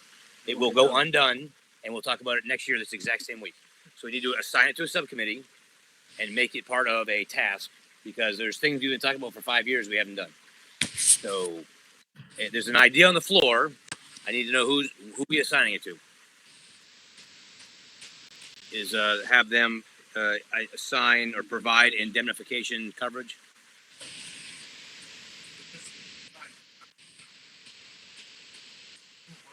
It sounds like exploring all the alternatives. Okay, so yeah, so Mike, as part of the Alaska experience stuff, can you put that on your list so that it gets explored? And I think George is probably the point person to start with, but then we'll go from there. Okay, thank you, Tracy. okay, great. Also wanted a quick, I know we've all thanked Jason, but I just wanted to personally thank you, Jason. I apologize to the board that I wasn't able to come help this year. I hope to be there next year. I know our time is also precious and the most valuable thing we have. So thank you everybody for making another great Survivor Week and for bringing your magic up to Alaska. I wish I could have done more. It looks like some of my updates didn't make the actual updates, so I'm going to go off script for a minute, but I'm going to keep moving. Just because we have new members on the board and things like that, there's a lot of things that we do for survivors that the whole group doesn't see. So I just want you to know about those things so that when you come up with a survivor that has an issue, you know all that we're doing. So there's a lot of benefit nuances with the DOD and DFAS and the VA, and we were able to help Christian Gonzalez this year. They had stopped all of his SBP payments, so we're able to get that turned back on for him. We were able to help Rachel Massey apply for the PACT Act benefits, the dependent indemnity compensation from the VA based on the new toxic exposure law. So lots of little survivor benefit issues that come up. I don't always voice them to the group because they're nuanced, and if I ever need your help, I always call and help and ask people to help me with them. So really good work that we're doing, providing some financial stability for our survivors. One thing I wanted to, I had mentioned before, and I didn't have a vote for the group, which survivors, or are we bringing survivors to the reunion and the fundraising events? I need some consensus on that because we want to start talking about that if we are going to bring them. We're working with, the class president for the reunion, and it seems like they're willing to support most of the funding for survivors to come, with the exception of transportation. So I had recommended a small transportation stipend, but we need to decide as a group, are we going to be doing anything with the survivors, or do we want to just say, hey, the class is kind of spearheading this, let them take this one. And then if we are going to bring survivors to the 98 Fund fundraiser, what is the expectation? Who do we want to ask to come? And what's our financial commitment to them? Of course, not including me, I will be there, without funding.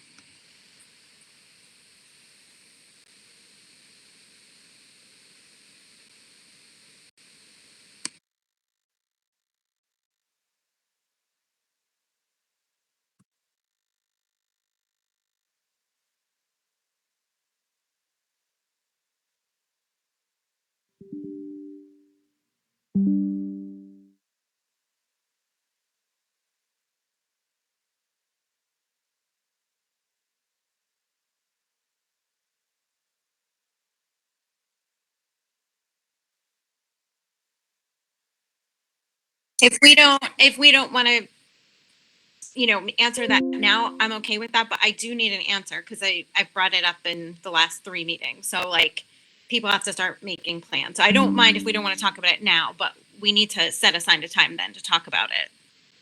Who are we talking about? Who Yeah. Tracy, who do you think wants to go to the reunion?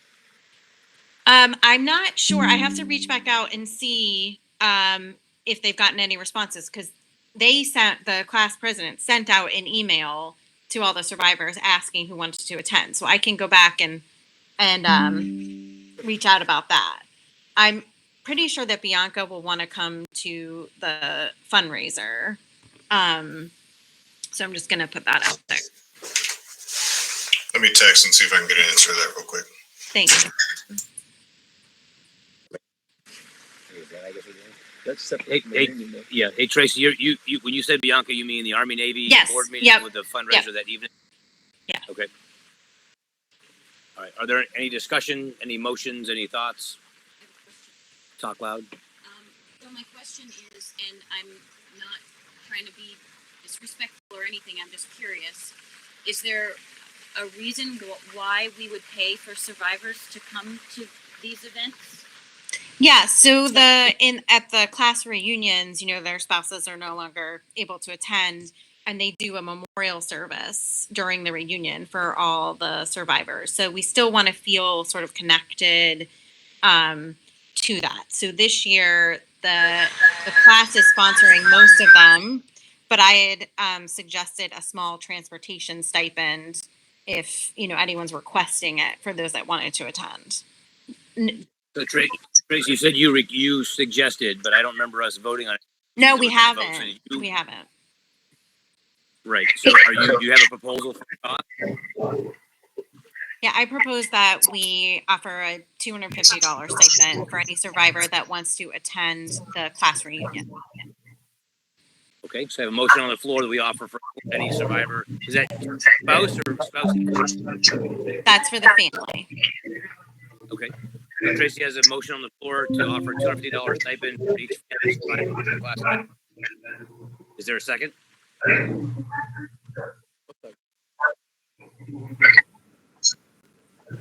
hold on. I'm seconding that.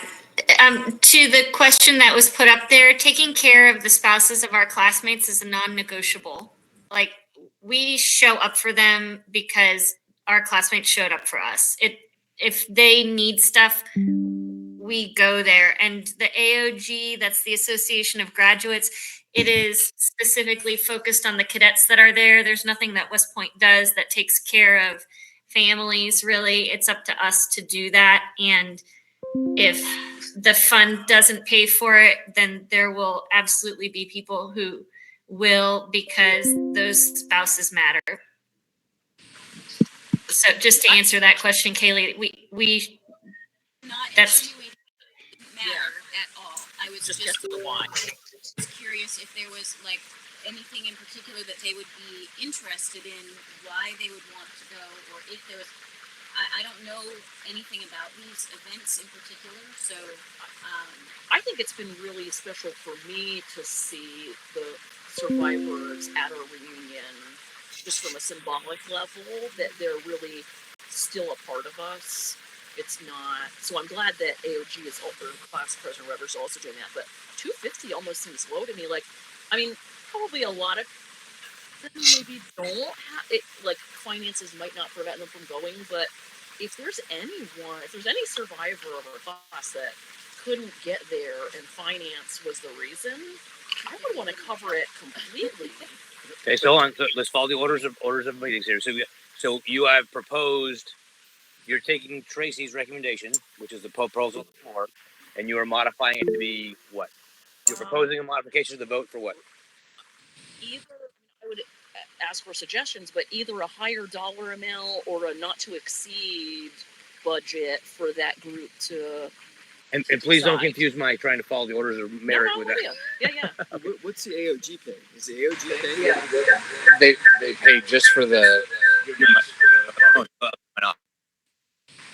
AOG covers the fee to go to the reunion, which is so no travel. So the only thing we have to be, I think, cognizant of is again, these aren't things that we budgeted for, and travel just here to Alaska 3 years ago was $400. This time around was $2,200.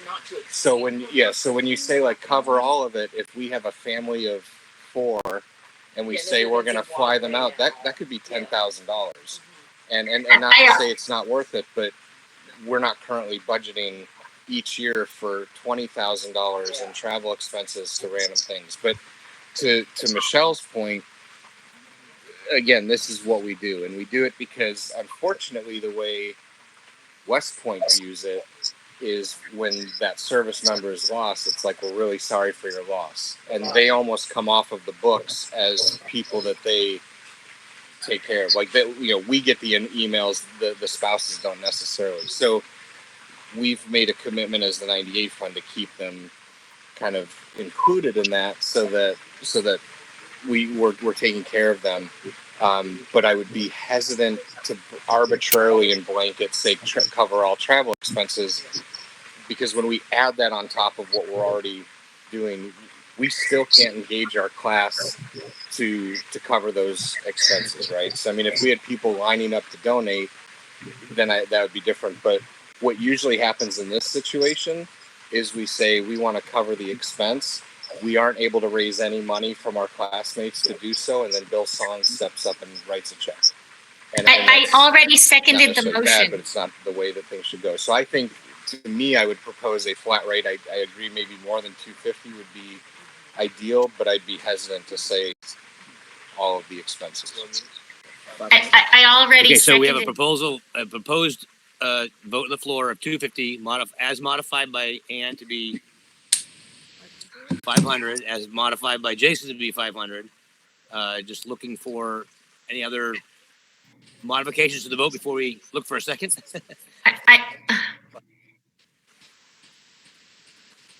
Go ahead, Michelle. With the understanding that, I will reach out to the survivors, and if there's someone having an extreme hardship and I say, well, this whole group wants to come, but they really can't afford it, of course, I'd come back to the board and present that information.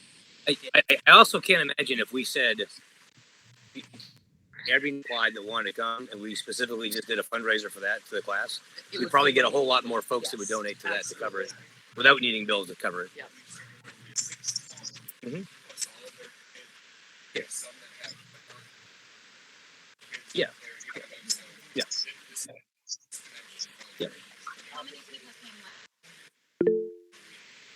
Well, it's every 5 years. We had 5. Tracy, right? We had 5 at the 20 year, right? Yes. 5. So, no, I think we attempted to reach out to everyone, if I recall. They've already reached out to all of us. And so I'm kind of letting them, spearhead that, but I'll check back in to see. Anderson, did you have an answer for us? Yeah, right now it's only the Pinters that have responded with any interest. Well, I tell you what, it would be great for us to write a check to the Pinters and get them engaged with the 98 Fund. We haven't done a whole lot with them, and maybe that sparks them to come up here next week, next summer or something. Yes, we've worked hard to try to make a connection to them. This could be a big deal. This is important. Okay. Yeah, I feel strongly about this one too. And I do think if we did a separate fundraiser for that, like, hey, 25 years coming up, we have this exact financial need to cover everybody's, and we put the little thermometer on the Facebook thing or whatever, there's no chance that would not get covered. Okay, just you have to speak with us. We want to cover the Pintours because we've worked for the entire time that I've been on this board, we've been trying to get that family. So what's that, 13 years? Like these people are going. I agree, but we don't. I wouldn't want to run a dedicated fundraiser because I worry if people are writing a check for that, then they won't write a check for the bigger ask at the reunion. We ask for more money on top of that. So the information I have is that the class is covering the registration fees, events, and probably hotel rooms. The class fund. So the only thing we need to cover is transportation. And because I didn't, it's hard for me as a survivor to suggest a high dollar amount because I feel guilty. So, Tracy, Okay, hold on. Go ahead, Kaylee. Say it loud. So it sounds like that your class group is covering some of the costs. Is there a way that we could just work with them so that all the costs are covered, but without us saying we're going to cover all the costs, because it sounds like some of the costs are already covered. Right. That's why I was proposing the transportation stipend. Make sure which I already seconded. I've seconded it. You can't second it. I haven't even asked for a second yet. Hold on. You did though. You asked, no, and I seconded it. I just can't hear my words. Point. What she just described is what you just said. There's another organization that is paying for part of it. It's another organization that all of us are part of, but is paying for part of it. And Tracy's proposal is to offset some or all of the remaining. But we don't know who all is coming to be able to offer them. Oh, yeah, right. We could ask the class for the registration. Right. roles. So can we find out who all is coming, and then if it's if it's a doable number of people, then we. That was the question that was asked about who was coming. So right now, the only family that's as of now, we only have one family responded, but I also haven't reached out to everybody yet, like I normally do. So I can report back when I do reach out to everybody. Their whole costs instead of saying $500, but again, if it's 50 people, then that's not doable. So again, good. And I don't disagree at all. I don't disagree at all. I'm trying to just maintain the realism of it because Ann, you're new to the board. With the exception of the fundraiser we did for Darren, where we raised $138,000, we have never once asked our class to raise money for something and succeeded at that. And I know perception-wise, we've done it for we've done it for, yep. We did it for Animal. Yep. We did it for Shep. We did it for yeah. And well, no. But what I'm saying is, so we say we want to raise $15,000, and we tell publicly we raised $15,000. Our class raises about $1,500 to $2,000, and then somebody on this board writes a check for the difference, or we as a board fund the difference. So I'm just saying. So I love to have faith in our class, but every time we put stuff out there like that, it doesn't happen the way we want it to. I feel like just as a single person, I've been an untapped resource for that stuff. Okay, so to Michelle's point, I have not called for a second yet because we haven't finalized the vote, but Billy Gibbs just walked in, so just hang tight for one second.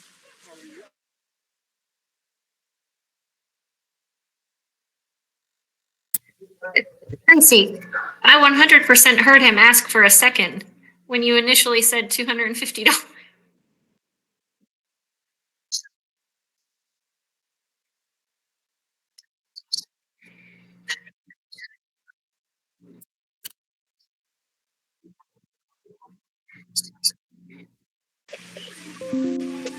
All right. So the proposal on the floor from Tracy was to offer $250 as modified by Ann to be $500 as agreed to by Jason to be $500 or potentially more. But the proposal on the floor is to cover the family's members that want to go with up to $500. Is there any other modification to that vote? So I would modify it to say we blanket agree to $500. If Tracy finds that there's somebody with a financial hardship that's preventing them from going, she comes back to the board, and we can easily, just like we've always done on a case-by-case basis, handle that. I have an issue with arbitrarily just saying we will cover all travel expenses without knowing how many people are coming and what those expenses are.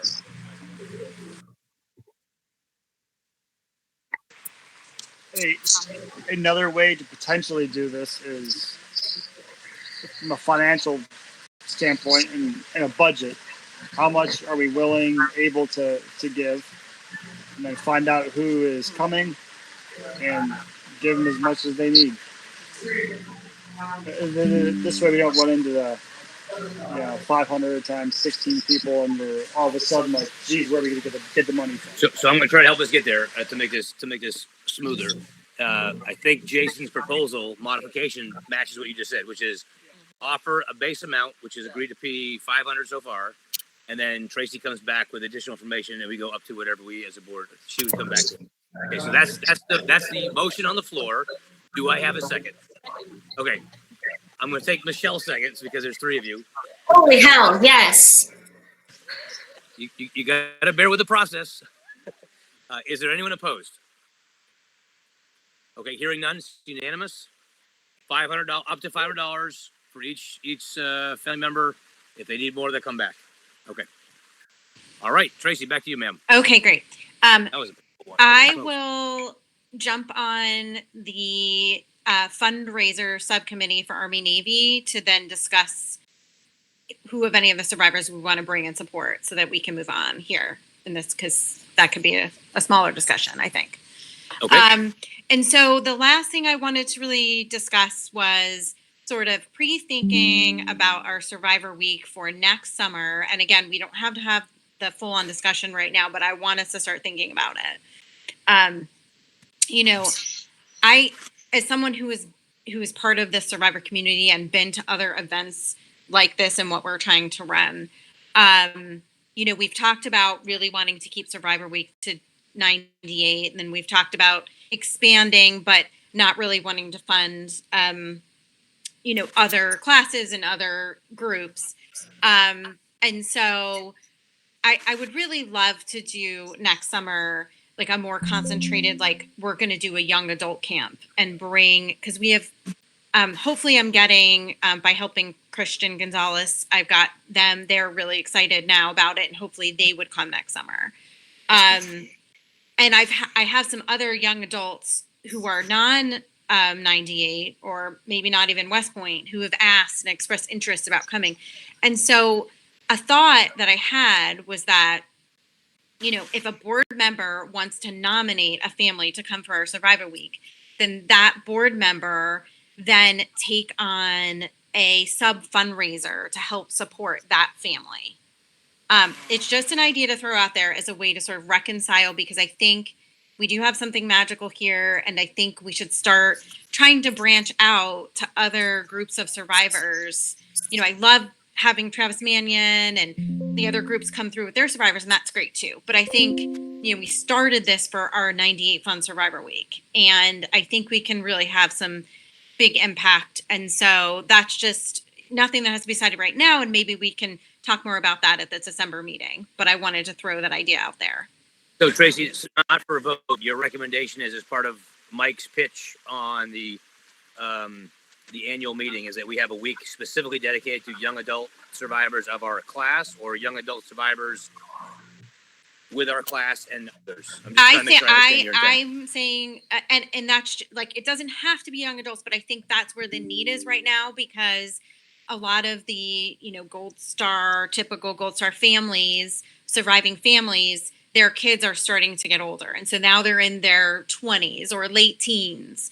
And I don't know that we'd be able to pull just the 98. Like if Christian comes and maybe we can get my kids up there, I don't know if we can pull enough 98. So I think, for example, my good friend, which I've told you about, Jim Riley, his brother, who is a 27-year veteran, just died of a toxic exposure cancer, and they have 4 teens. I would love to say I'm going to, as a board member, nominate that family to come, and then I try to take on some more fundraising on my own for that family. So effectively, that's kind of how we did it with the Mintons, right? Was right. Josh but then we found, his class, in that case, it was Right. a class sponsored to come, Right. but we find the money to cover it, and not out of our funds, but we go get the money for it. Because I don't want it to just be people that Tracy knows or people that Mark knows, right? Like I want you all have served and have families that you're close to or connected with. And that's the connection to 98, right? So I want, a diversity of that. But I think instead of just throwing, parents and siblings, and it's easier to get people to come if we have, okay, we're doing a young adult camp, and it doesn't have to be that if that's not what the group wants, but we're doing this 98Fund young adult survivor camp. Then I can solicit applications and nominations and get the commitments earlier. But if I'm like just fishing around to find people to come to Survivor Week, we don't know what the focus is. Is it siblings? Is it because every group has sort of different needs, and not that, it's always magical. Jason spreads his magic on the week, and it's always an amazing experience no matter what we wind up with. But I just think we can do better. Yeah, I had made the comment to Jason, if we had Finn Groenthal here this week, it would have changed the atmosphere. It was fine with him last year, right? But he was kind of a hyperactive, super high energy, but then would be very emotionally explosive. But we had just widows and children that week, and it worked out, right? Right. But if he had been here this week with all the grandparent age folks, it would have been different. So yeah, right. So I think I would have loved like the Hayes son to be able to come next year with because the other survivors also like to connect with other kids their age that aren't survivors. Sure. Sometimes they just, so anyway, that's my idea. We don't have to decide anything today, but I wanted to throw it out there. Okay. And so this is the only disconnect we have we have lots of them, but I mean, this is one that has been over and over is the survivor part. How does that morph into what is proposed on the Alaska project, right? So normally we have a survivor week, but we don't necessarily identify what that week is until we start filling it. So it sounds like Mike, connection here between the two groups needs to occur with what is proposed. You identify the week maybe, right? But then what is the target? Maybe there's 2 weeks next year. One's parents and one young adult. All right. Thanks, Tracy. Any questions for Tracy? Okay. Tracy, go ahead.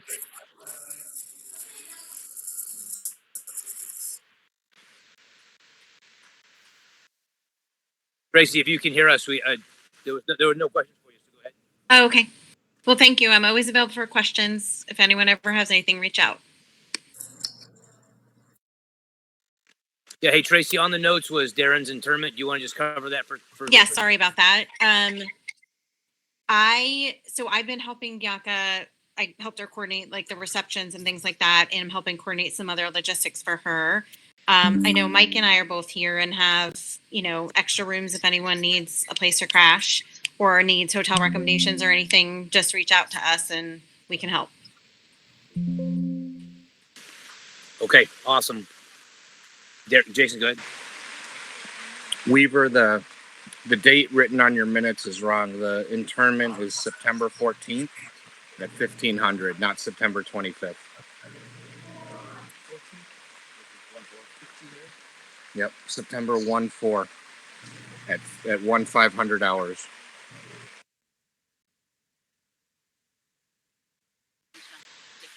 Okay, thanks, Jason, for the update.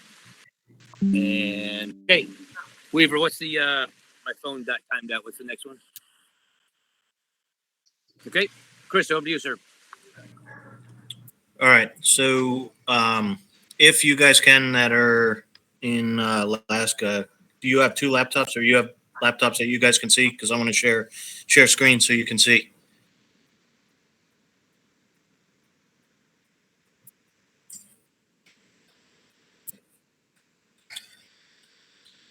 All right. So just real quick here. The last quarter, basically what we've been doing is focusing on more tactical level stuff as needed. Things are popping up and we're trying to crank things out as we can. Just like small handouts, and Kaylee had a great idea of, hey, we should have something there so people could just scan get the waivers signed, Also, really nice feature to be able to upload photos and videos to kind of cloud-based storage to where they can make comments on what the photo is, and we'd have access to all going forward. So it's a really good idea. Hey, Mark and Michelle, we're getting we're getting feedback from Weaver and Michelle. We keep on getting hot mics. Could you guys just go on mute while Chris is talking? Thank you. Go ahead, Chris. Right. So the overarching thing for what we've been working on is the website. So our goal is that we have go live date of 01 September. And I figured, so I put it on here just so that I can, in case the web didn't work. But what I want to do is, I hate to do it this way, but for the sake of time, just take this in, right? This is just completely, beginning stage for us. We have just the sitemap together, which I have a link in the minutes. So instead of comments on what we can do differently, what I want you to do is just take a look at this, review the sitemap that we've put together as far as what the content is, what our aim is to have the content be on the site. And at the page 2, so just about the end of the initial part of what the sitemap is, there are certain needs that we have, right? So we need to make sure that we've got clarification, all the ideas on what we have in the sitemap, that this is what we want to be putting out there. Copy, meaning the verbiage that's going into each of the sections. I think Mark Weaver's done an awesome job of getting everything together on the Google Drive as far as the mission and things like that. So what we're going to do is we'll take a first stab on the site, but I need your feedback. So not during this meeting, but review the sitemap, put your thoughts together, and send them to me. Our intent is that with the executive committee and then obviously with the overall board, we can have a separate meeting once we get all this up together on a beta site for us before it goes live, that we can put it out there, review it, show you how it's working and everything.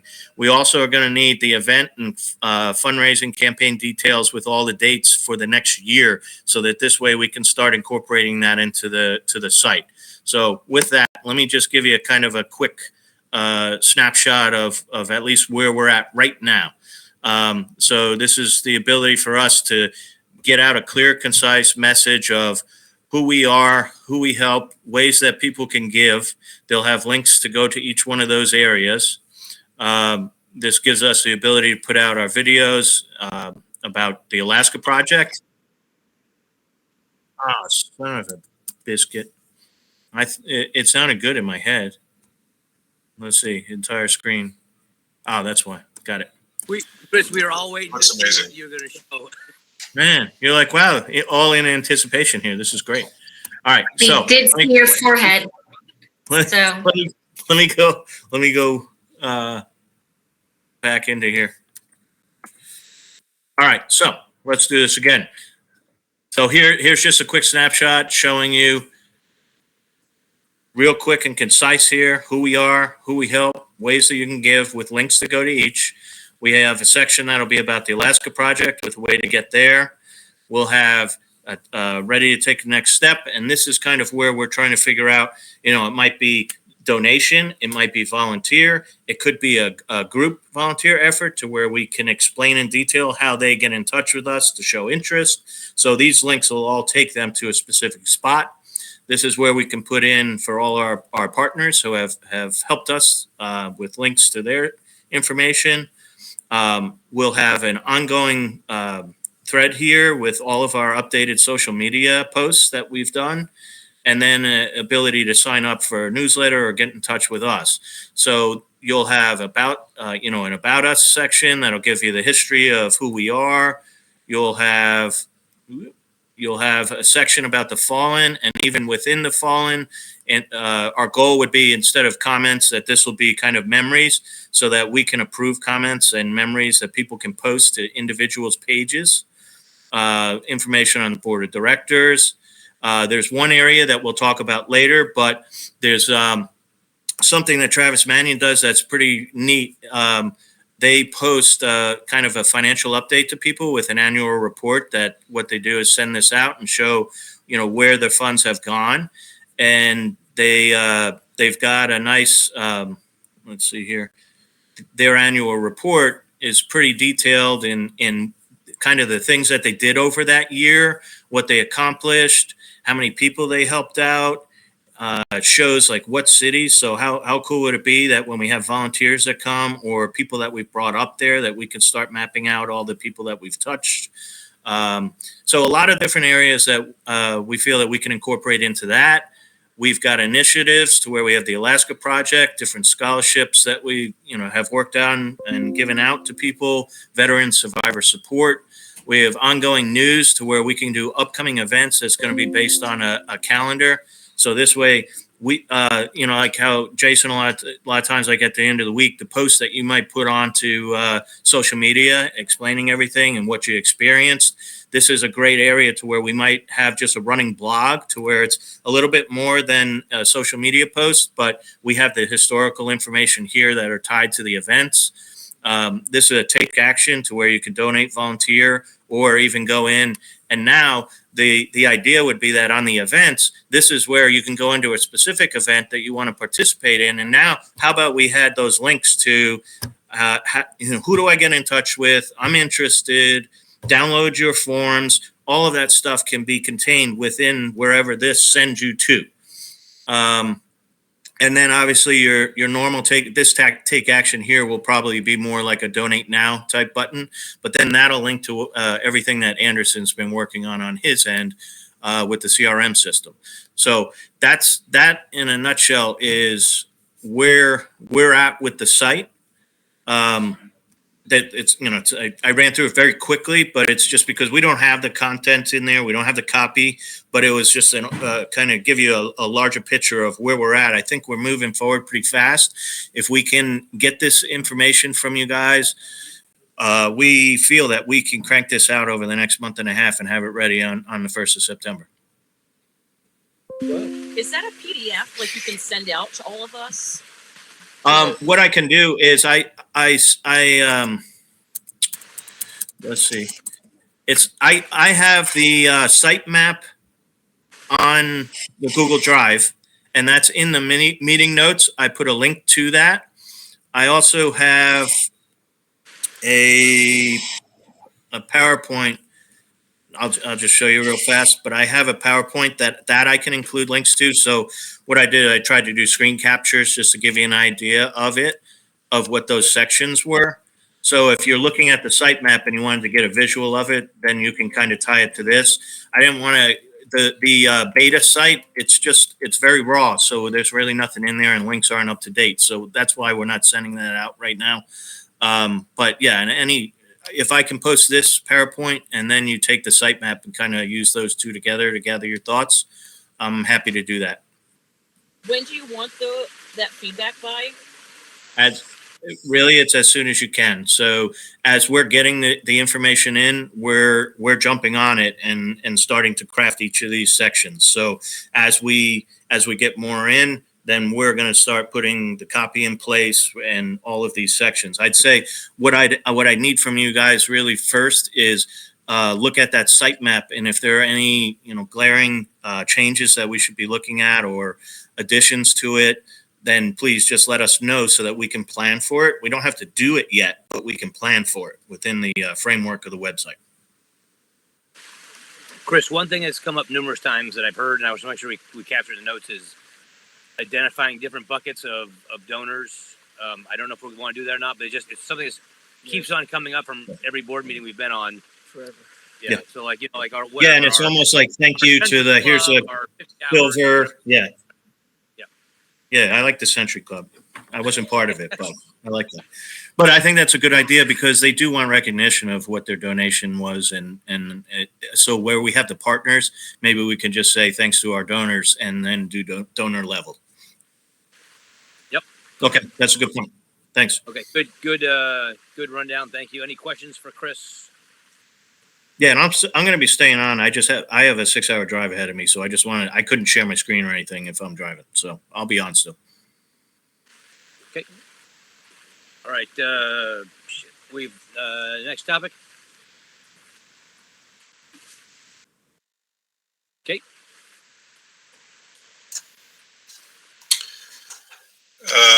Mine's gonna be really quick. The nuts and bolts of the fundraising itself is that we're about 50% off of this year versus last year. I segment that in recurring versus one-time or non-recurring donations, and our recurring donations are actually up a bit.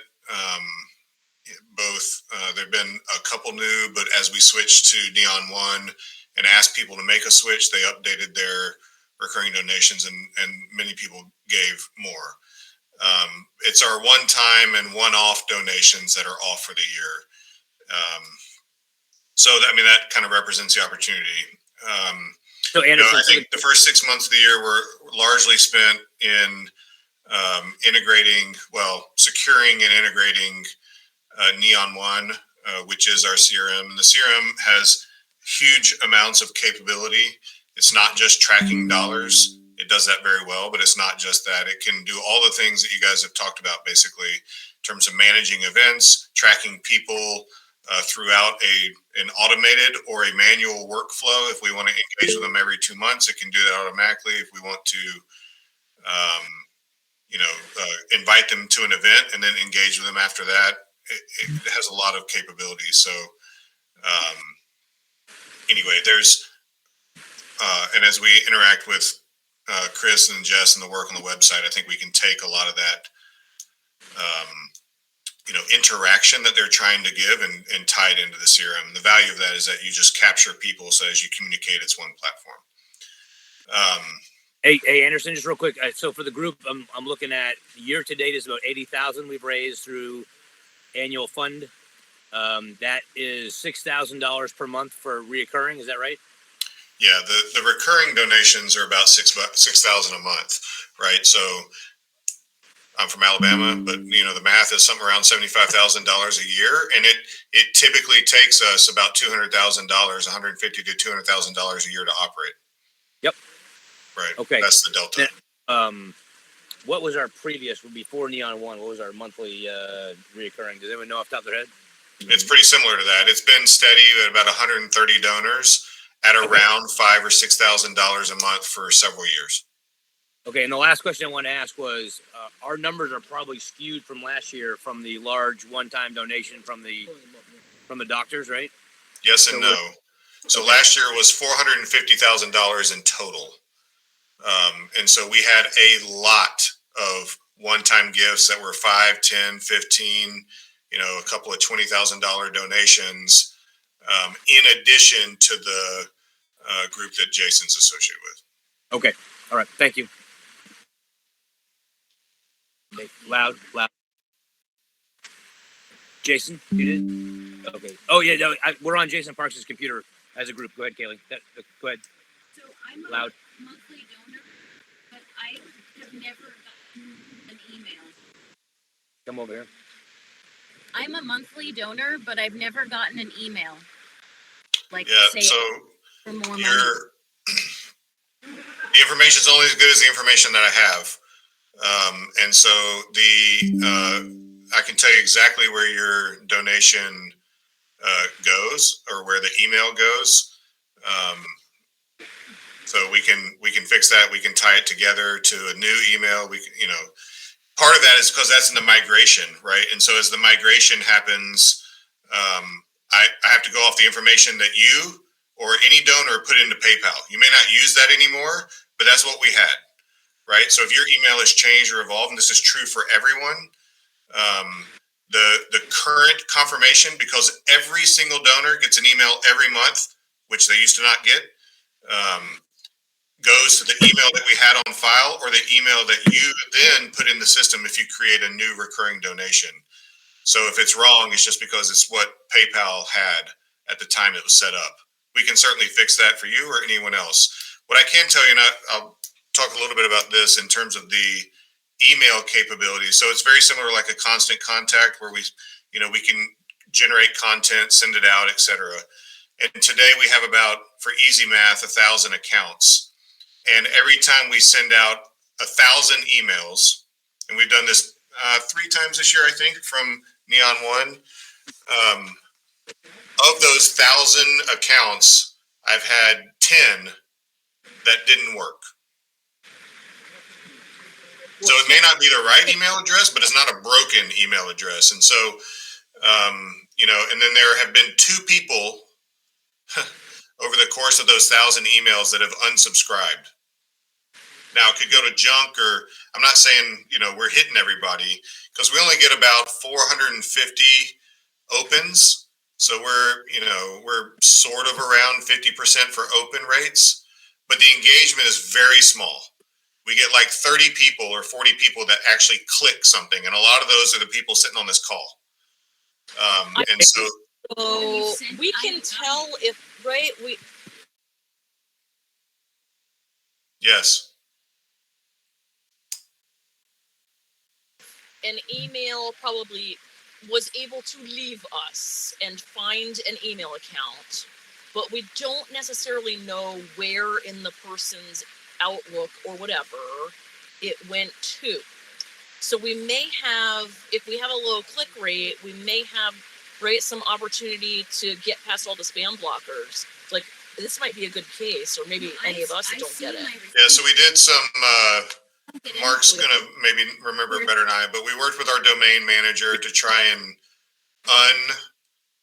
complicate that a little bit and get through some of the spam blockers. It is not 100% effective, but we've done the things on our end that allow us to penetrate the spam blockers as much as we can. Again, that doesn't mean that somebody else's security settings, et cetera, don't have it set up better. And by the way, 50% open rate is pretty world class for a nonprofit. The engagement rate is terribly low, but the open rate is pretty high. Yeah, so Anderson, I was going to so Jason, help me with it. Nick Palmisano briefed us at the height of Ranger Up.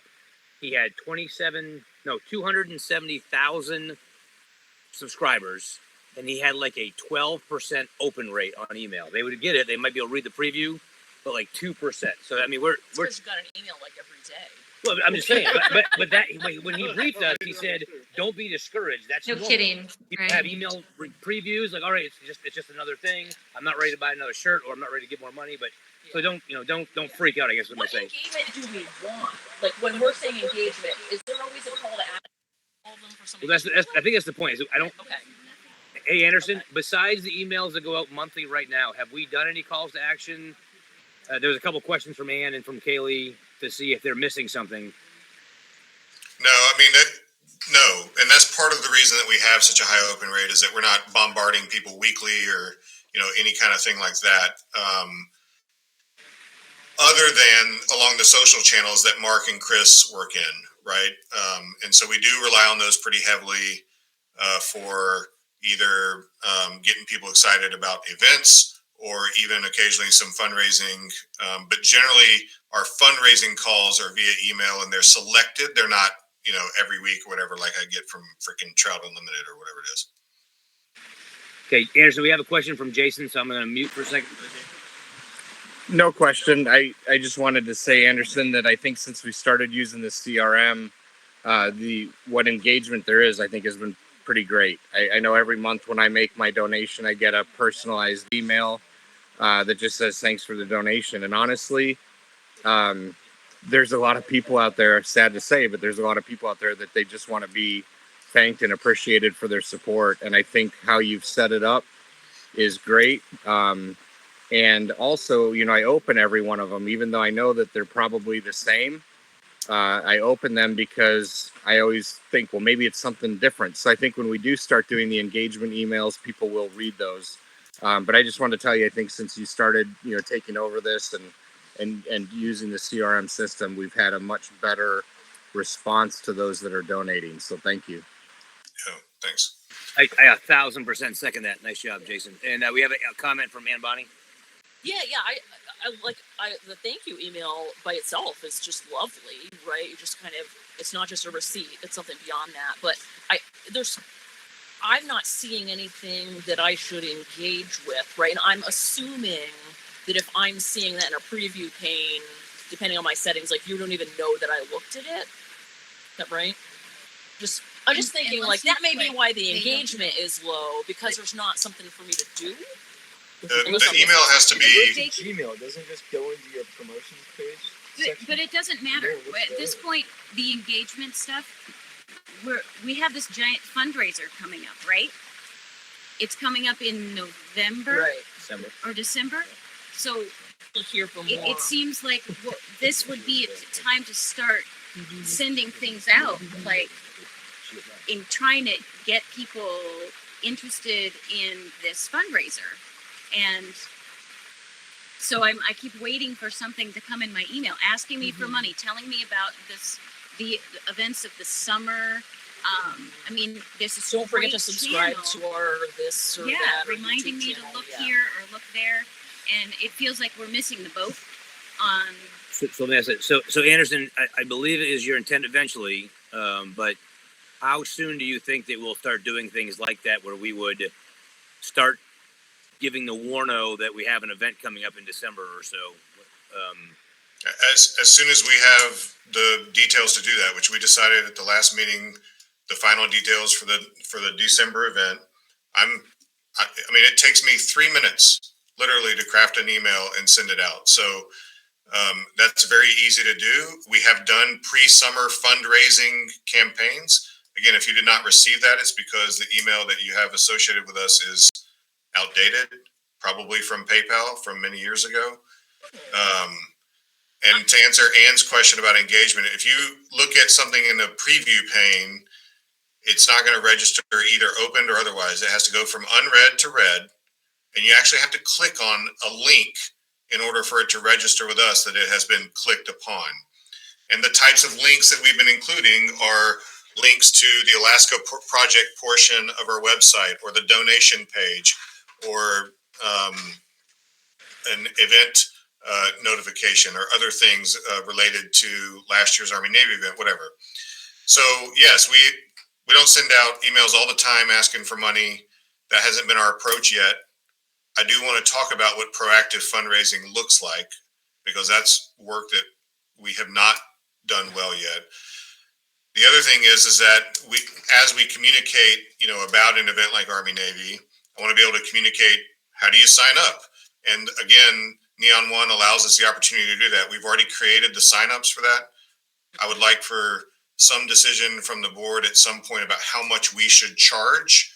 We decided, I think, that we would charge attendance or admittance. And so I want to know what we think is the right number from there. And then that can go live as well. Ultimately, some of that stuff is going to be a mix of email and website and social, because the website is under progress right now.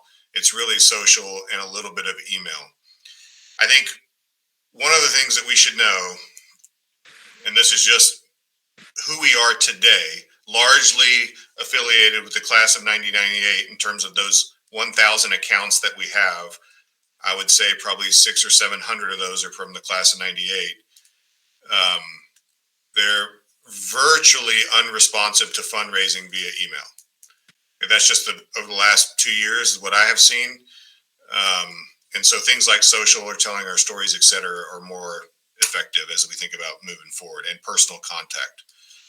So anyway.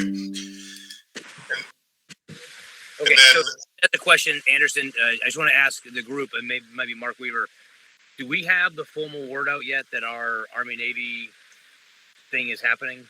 Does everyone know? It's out on media. It's out on.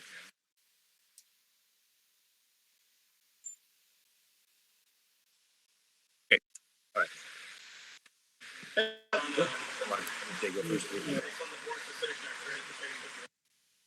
Okay, awesome. Jay, and then John. Hey, Anderson, again, going back to like the funds that you've been raising, you've done an incredible job. I want to highlight something Chris did early on last year, where he created kind of an Amazon list of everything that we needed. And what I found interesting about that is sometimes people don't want to write a check, especially if they don't know where it's going to go, or they feel like it could be misused. But when Chris put that list together, people were able to say, well, I want to buy the American flag that hangs over the compound and stuff. My mom who obviously has known about this since its inception and just came out yesterday for the first time. I've asked her to donate for years, and on occasion she's, here's $100, here's $50 or whatever. But this year, when I said, oh, we're building the kitchen, she bought 2 dishwashers and a commercial ice maker, and it totaled over $3,000. But she wasn't going to donate $3,000 in cash. So one of the things I think we have an opportunity for, as Mike and Rock work together to put together the cost of bringing people out here, like what is the cost of operating the kitchen? What is the cost of this? I think there's an assumption that because we're out in Alaska and we're kind of bare bones, that it doesn't cost a lot to come out here.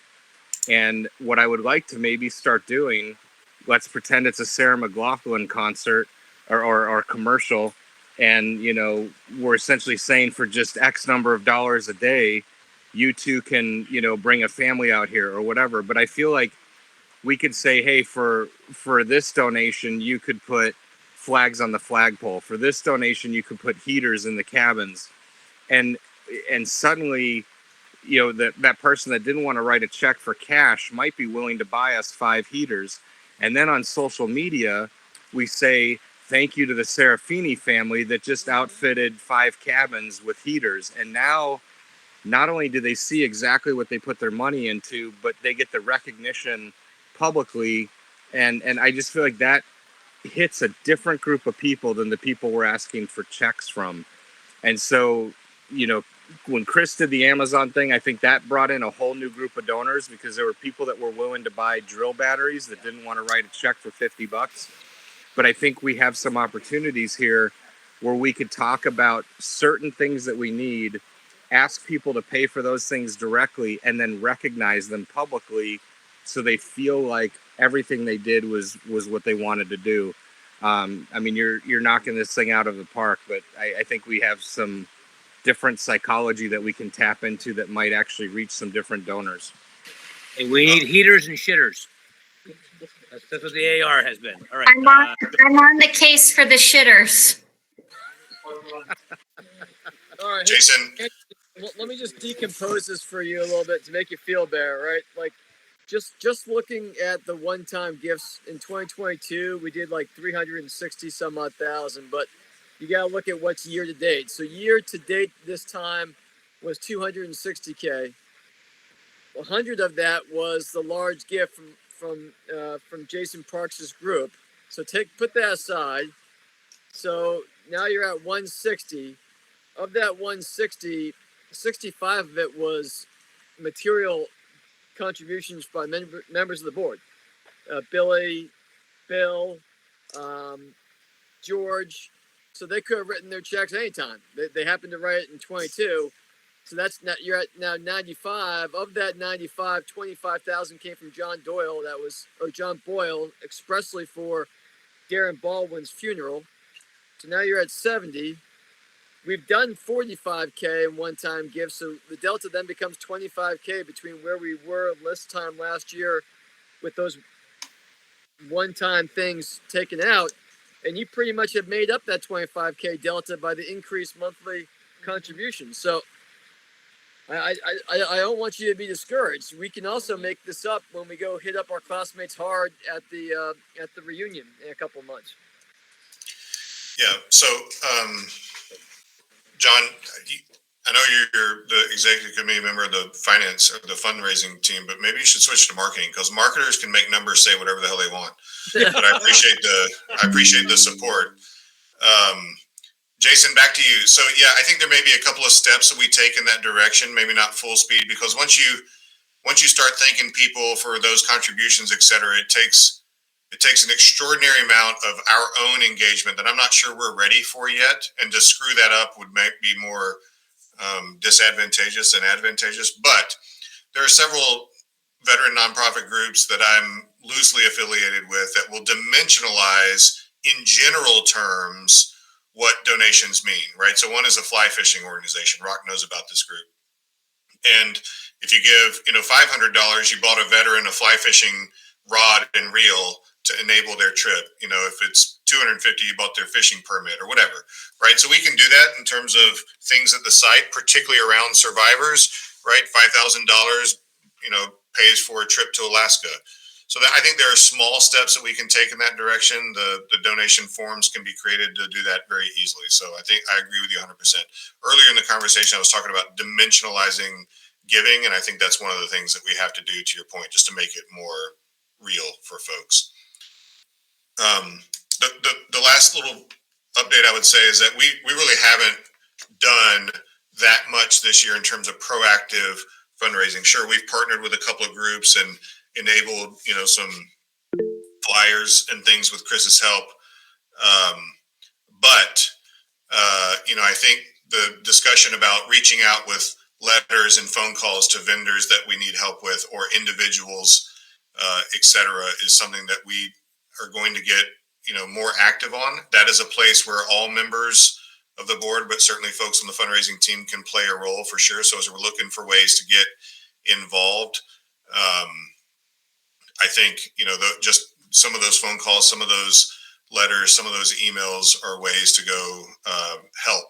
So I think, like making a master list of the projects that we want to do and the things we want to spend money on, we need to make a master list of the people and companies and needs that we want to target. So that's kind of in our next body of work. And then this is pretty small, but working with Jessica on, merchandise to help get our name out there. And that's a little more complicated than it sounds. But so that's kind of our update. And I see Tracy has her hand up. Yes, ma'am. Anderson, I was wondering if you had any experience. I know Mark Weaver and I tried to figure out the Facebook fundraising.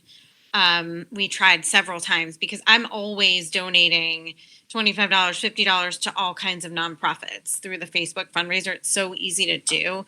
And I know Mark has painstakingly tried. I don't know if you have any experience with it. No, other than it's a black hole of dollars.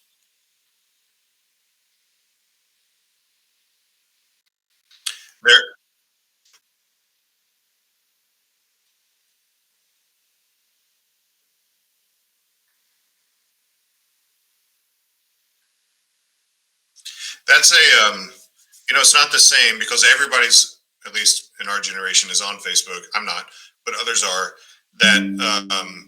But that's a function called peer-to-peer fundraising, right? I want you to get involved with my cause, right? It's not the organization reaching out. It's peers getting other peers involved. And Neon One has that functionality, right? Now people have to log in, create an account, et cetera, but we can enable peer-to-peer fundraiser. And that's one of the ways we might engage people who have just been to the property and send an email afterwards and say, hey, are you guys interested in conducting a peer-to-peer fundraiser, to express your excitement over, what you've just learned about our organization. So I'm hesitant to put more into Facebook because it doesn't ever come out, but we have similar functionality, though not as easy within the CRM. That's a great idea. And in fact, I bet if we asked Mazelton to do it, they would do it for us. Because that's what I did, when I ran my first race with Team in Training. That's what they did. They say, okay, you want to come to Alaska or you want to come run this race, try to do that. And they would not let you come if you couldn't raise the minimum amount. But I think if we can do that, we don't have to pay extra for that. I bet we could post that, though, on social media, that fundraiser. Yeah. Some of the recent social media posts from the attendees, there was a couple of youth that did some posts with their pictures and stuff.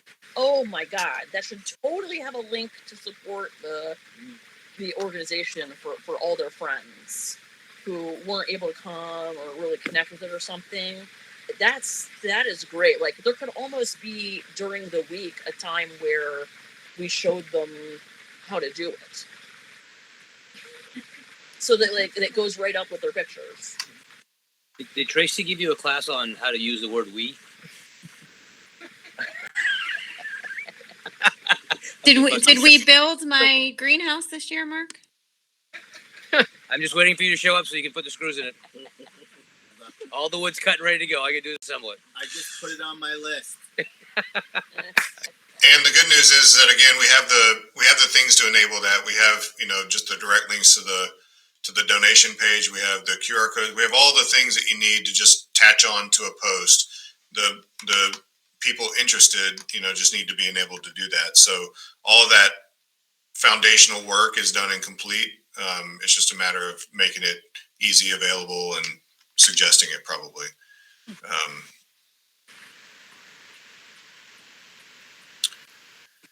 What do we got left in the agenda? Okay, so we're done with subcommittees. Now it's time for us to move to the individual topics. Unless anyone has any questions for Anderson. Okay.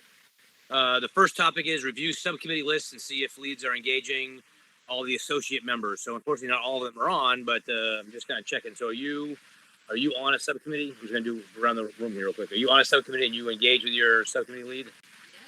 Okay. Okay. Are you engaged? Huh? Yeah, we did this, but I don't know. Mark, was there a specific reason?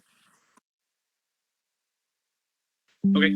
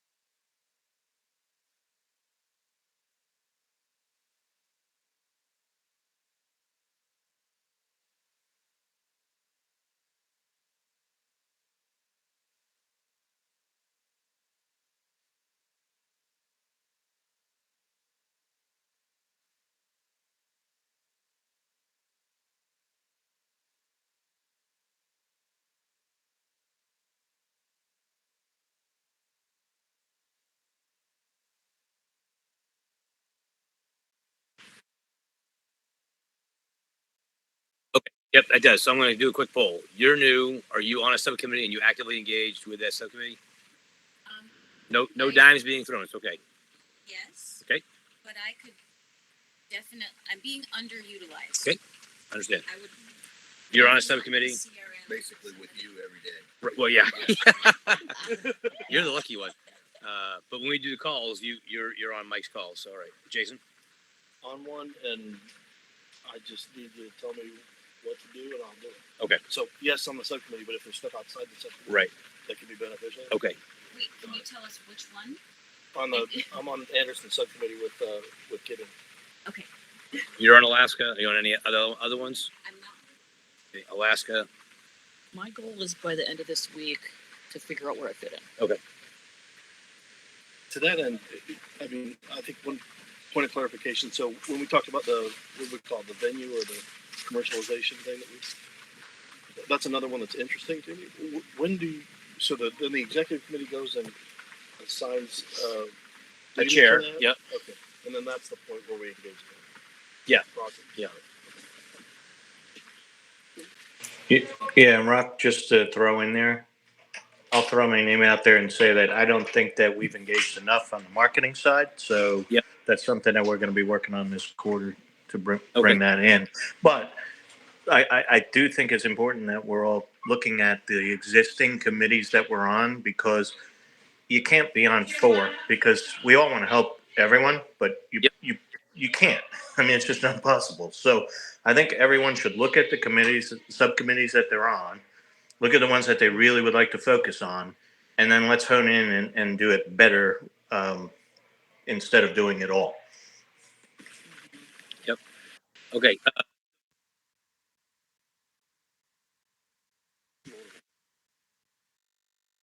Okay. I want to ask one thing. So if you're a subcommittee chair and you don't have commo with one of your folks recently, then reach out and talk to them personally and find out what's going on. If they've lost interest because it's not what they thought it was going to be, or if it's something else is going on. But for example, part of us getting Shep right here was to ensure we had constant communication with him.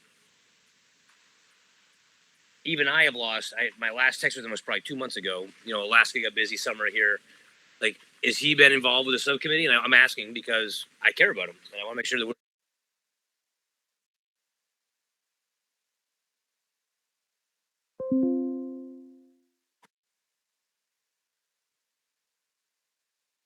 right. Yep.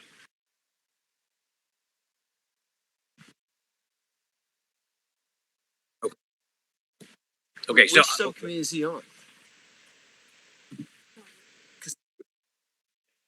Yep.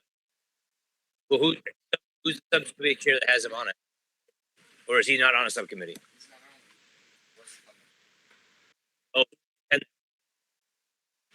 right. We didn't add him to this list, but when that day we did the call with the new ones, Jason just pointed out he was the one new attendee that wasn't able to join. So here we are. We had a meeting for it, but he didn't attend. So then he feels left out. It's kind of a yin yang, right? It's a double whammy. Okay. Do we have any other new board members? Yeah, they're all here. One. Was the meeting designed for him, and was it built around his schedule? Yeah, I on that one too. I think so. Providing the opportunity for him to be there isn't the same as making sure that he's included. So I love that, like, Mark and he had a conversation about it, because I think there's other ways, right? Like, some people might do better with like a single buddy. Like, I know I've like had a couple of side conversations with Mark that were really, really helpful that I wouldn't have quite had in a larger group being new to the organization. That was a lot easier for me to actually engage and get a grip of what's going on and what's needed, and you know. Yeah, and Michelle, to answer your question, it was for all the new associates. It was a 101, how we do things, how they work, and then so it was dedicated to all five, not just Shep. Do we know why he didn't come? Yeah. Okay. All right. All right. Understood. Yep. We gotta get him on. Come in. Okay, so the follow up to that is I need the subcommittee leads. I need you to bring closure to the stuff that's there on all these great ideas we come up with. I need you to help bring closure to them, or don't ping pong it to another subcommittee without coming through this type of group, so we know that it's something that's transferring. Because otherwise, it's like we're like Mark's tracking. Hey, this is over there. We're assuming it's getting done, but then I'm looking at you, Mike. I apologize, but you assume that Tracy's doing it. Tracy assumes you're doing it, and it kind of gets caught in the gaps, right? It's that classic seam of maneuver. Okay. Is Tracy on the committee? Not Tracy. Bianca. Yes. Bianca. Yeah. So consultant. that's interesting because she's the only person on a committee that's not on the board. No, Jess is also. Oh, okay. Yeah.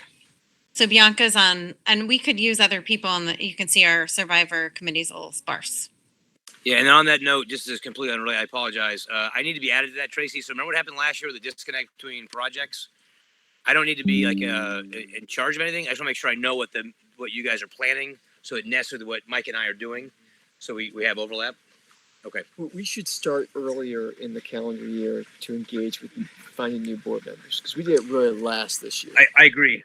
We tried to do it as part of our annual meeting, and it kind of floundered and floundered and floundered. And we didn't go till April. So for sure, I was actually going to on my list was I'd like to bring hard proposals to the annual meeting, and and then try and get them done by the beginning of the year. yeah, so that after New Year's, like when we start getting busy with our stuff, like they're on before then, so they don't join. Is that just to backfill attrition, or do we actually want a bigger No. board? We want a bigger board because we need more people to help. But is that board members, or is it just staff members that are volunteers? We do have board members, and then we have like observers, like yourself, associate for your first year, and then of those people who are engaged, we do a vote to see who becomes a voting board member, and then if not, people stay as an observer or associate board member for as long as they want, as long as they're continuing to be involved and provide value. We can have any n number of observers / associate board members. That are volunteers. Well, Bianca. Yes. Yeah, the absolutely. board is gigantic. Just, I mean, from general experience with boards, it's very clunky how big it Adding is. more people to a board. I mean, Most of my nonprofits are about 27 to 30. I was going to say this is the smallest one I'm on.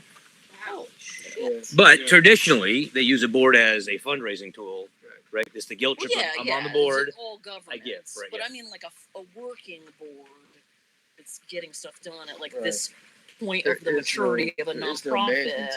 The board is. But a lot of the other organizations have paid employees. I think that's the difference. Yeah, that's exactly like the Johnny Mack Foundation. They have probably 30 board members who are all there to write a check, and then they have a small executive team that actually manages it. Well, we haven't done that. Yeah, I mean, right, the board as it exists today, being the exec committee, the voting board members, the associate board members, are the leadership committee for it's the whole staff, right? Essentially. The executive committee is the management team. Right, and then the rest is the staff. Yeah, correct. And our employment expense is zero, right? I mean, there's a trade-off for that. It's neither right or wrong. Your point's well taken. Is the idea of we were very small for so long. I think we're probably in that nebulous of Right, is this the org structure that fits? What's the right org structure for what we're trying to do? Of this group? Yeah. Yep. Okay. Weaver, anything else you want to say on that topic before we move to the next?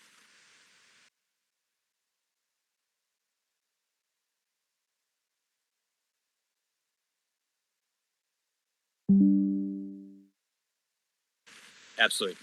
The next topic was 25th reunion. That's confirmed. It's 9 through 12 November.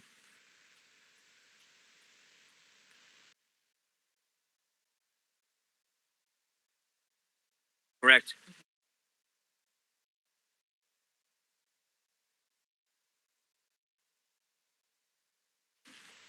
Jason's going. I'm planning on going. I'm going. Michelle's going.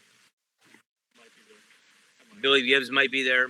So we're going to have a good turnout. I mean, we have a good representation from the fund.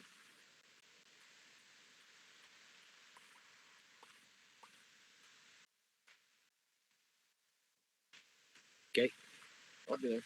25th reunion, 9 through 12 November. Where are we at for messaging and presentation to the class?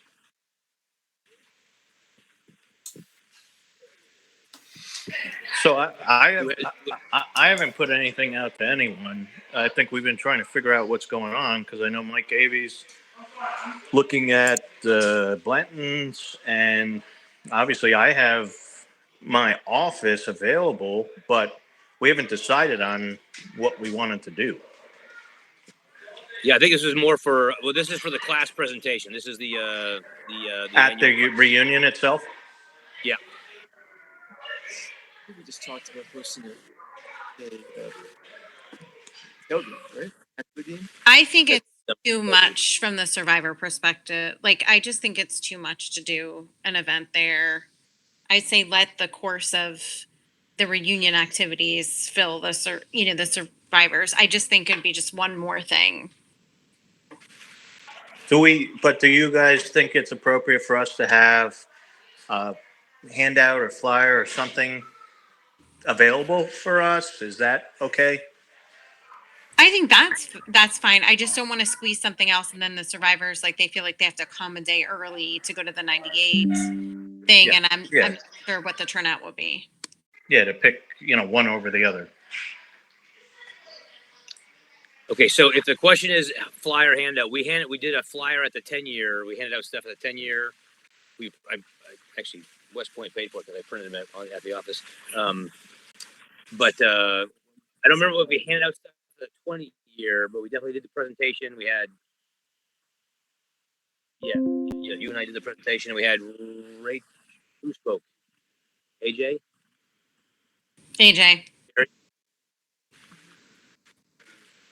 Are we going to have another presentation opportunity? Yeah. I think the class is planning on a time slot right now, yes. So who's going to give that? That will be me and Rock, if Rock comes. If not, it'll be me, and whoever else comes with me. Okay, so just real quick, roll call of a 25-year union. No.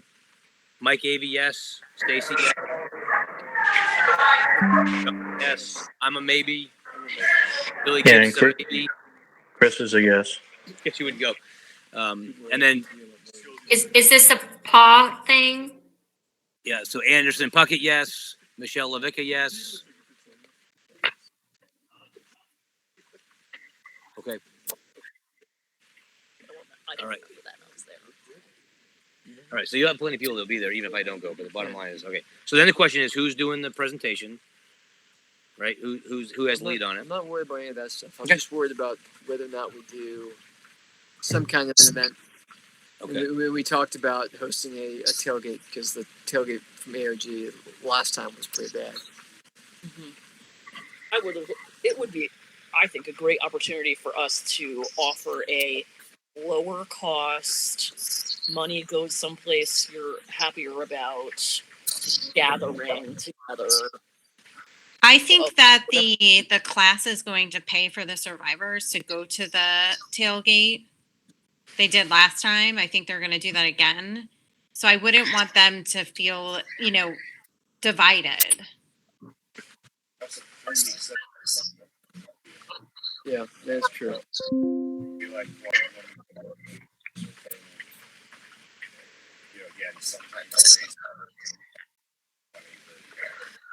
But what if it was really just a pay your own way, and here's a room that you can go to or have a little reception, and there'll be flights to the 98 Fund about it.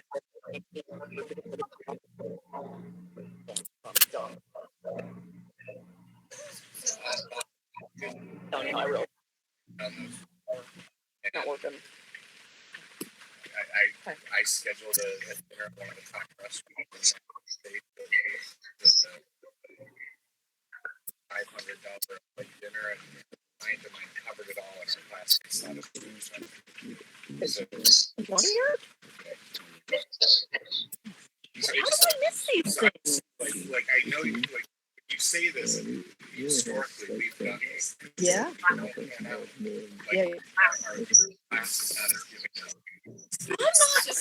We're not connecting with them. Like the results, I agree with you, but Yeah. So speak up louder. She was saying that the result. Sorry, Costa was pointing out that in general, the class has not been real receptive to giving. It's a small group of. We cover the Delta, but the class as a whole thinks that they're all doing great. And Ann said it was more a matter of not connecting to them. yeah, I mean, I agree that the result might be lackluster, but I think the things that Ann will. I know that personally, I would respond to almost anything that came my way in a way that I could respond to it, I guess. The only other thing I was thinking about for the 25th reunion is, could we literally just, sounds like a lot of people will be present, good number of us. Can we put some kind of ambassador like ribbon on our badges so that we can say, hey, if you want to talk to somebody about it. So I was going to say two things real quick. One is if we want to engage others than are already giving, the people that would show up at our own event are the ones that are already giving. Why So not, we're not going to. No, I agree. But at the reunion, like so wear it on your tag. instead of wearing your fancy dress, let's get you a fancy 98Fund shirt and you wear that. Well, right, yeah. People ask you the question, Can we literally attend 25th reunion and be walking talking billboards for the group and actually tell people. He's advertising Patagonia right now, so why don't you advertise 98Fund? Look for the yellow. Yeah. Globe. Like those things you stick on the bottom. And do you mind engaging with Cal directly? Yeah. Going sort of identify ourselves. Yes. Well, I just went back and looked at our numbers off of the last. If we were only about a $25,000 revenue that year, and it was associated with the reunion, so there was material money from the reunion. But, from my memory, what matters isn't what you do at the reunion. It's really the reunion. Like 30 folks like John Boyle and say, I do this act, ask. I have to have a campaign to say, and I need you, John Boyle, to write a $10,000 check. Gets us close, probably allows us to then do why. That's the story that we got to develop. I don't think we have to tell the story after the reunion. We got to tell it before the. John, I have a story already. I've been telling hey, Michelle, hold up 1 second. Jason's putting his mic on. Hold on for 1 second. The story I always think of is for our 20th reunion, they asked us to raise $250,000 for a federally funded cyber warfare center that got shut down 2 years later. Our class raised $250,000. The same class, we asked them to support our classmates and do something that helped Joe Anderson's child going through cancer, Tessa Snodgrass rebuild her farm, and we raised $18,000 or $20,000, whatever amount it is. So this is where, like, when we talk about this, it's always very difficult for me because the same people that are like 98Fund will take care of it, 98Fund will take care of it. Then we look and it's like, oh, they've never once donated anything, but they donated $5,000 to a cyber warfare center that's funded by the federal government that got shut down. So it's like, so AOG does this incredible job of making us feel guilty about donating. And I just feel like we have to get over that for the reunions because every one of our classmates is donating to AOG to build a new statue or something like that. But when you say, hey, do you want to support your roommate who's really struggling and having a hard time? It's like, the statue, So. All right, Michelle. Sorry. Michelle, I've been telling the story of shitters and electricity, and it's working out really well. Good. So, for what it's worth, the story doesn't have to be glamorous. It just has to be in existence. We need $500,000 to build that one. Right. And shitters and electricity for the foundation. That's what I was working with the number 137,000, I think. Whole construction. Say it again, Michelle. Sorry, Jason just said he's gonna help you by doing a video of him shitting with no shitter. But okay, that's a different. That's an OnlyFans. Part? That's OnlyFans funding, and that's not my department. but my department is that I think that we've got this covered, and I'll be collecting it within the next week or so. We'll see how it goes. John, look at your cell phone, please.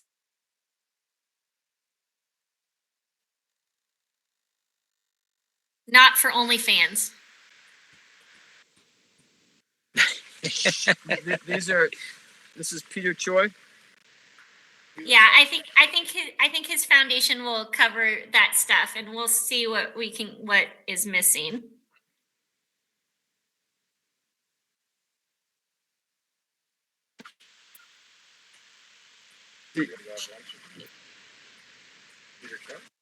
Okay, so I'm sort of looking at Michelle. What? I'm sorry.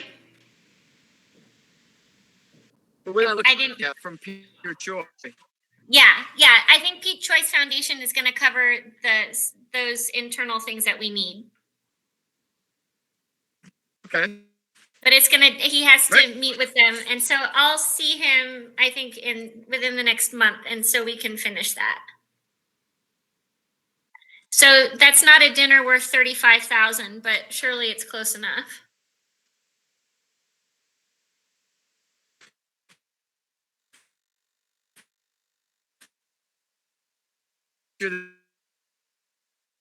Something happened to the Wi-Fi. I don't know what's going on.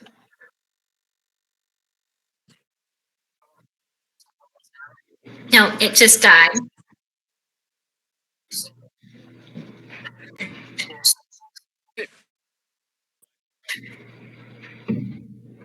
Hey, hello, can you hear us? Wait, I can hear nothing. I hear nothing. Can you hear me now?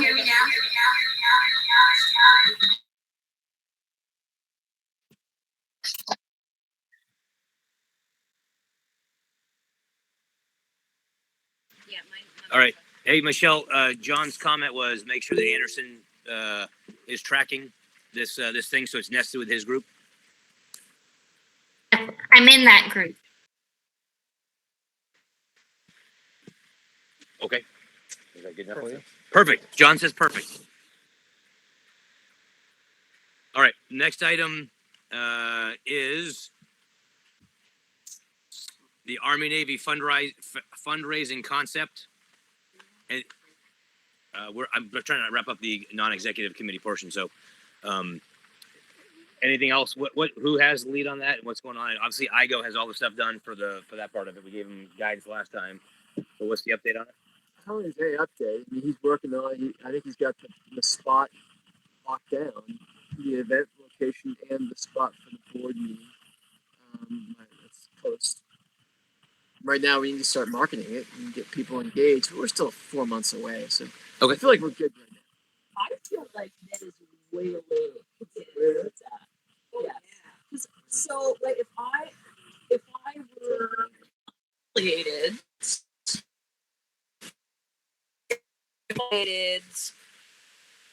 and had scoop on it, I would have the book event, which exists.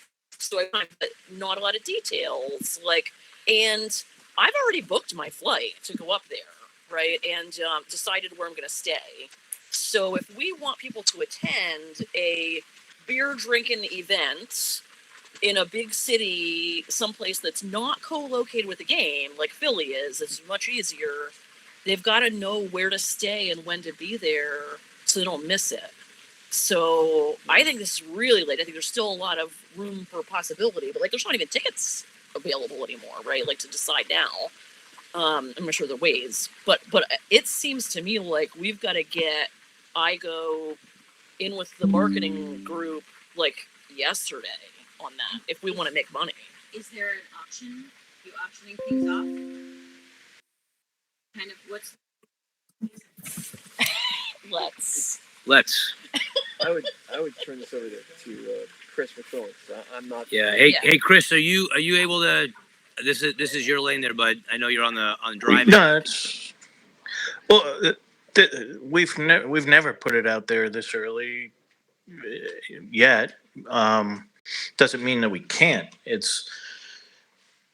That's kind of what we were talking about with the event page on the website. Was we get that out, and the event Army Navy fundraiser would be one of those on there, and that as we go forward, any of the fundraising events that we might have, it could be any campaign that we have, will be put on there with the ability to sign up. So, historically in the past, I think I'm trying to think of last year. I think we put it out the month before. So I guess I understand everyone saying, "Hey, you need to get people to sign up, and maybe they'll go buy tickets." But they're not going to buy Army Navy tickets just because of the 98 Fund. We attract people that are going to the game and have them come and stop off the night before. So that's really what we've done in the past. Doesn't mean that we can't do it further in advance. So if we want to put together something and have it posted at least to social media in the meantime of hold the date, I think now that we've at least booked a venue, then we know the date and we know a rough time, so we could put out a hold to date and then get more specifics once we launch that website on September 1st. So if everyone's good with that, then I'll drive forward with it. I think it's too simplistically. Yeah.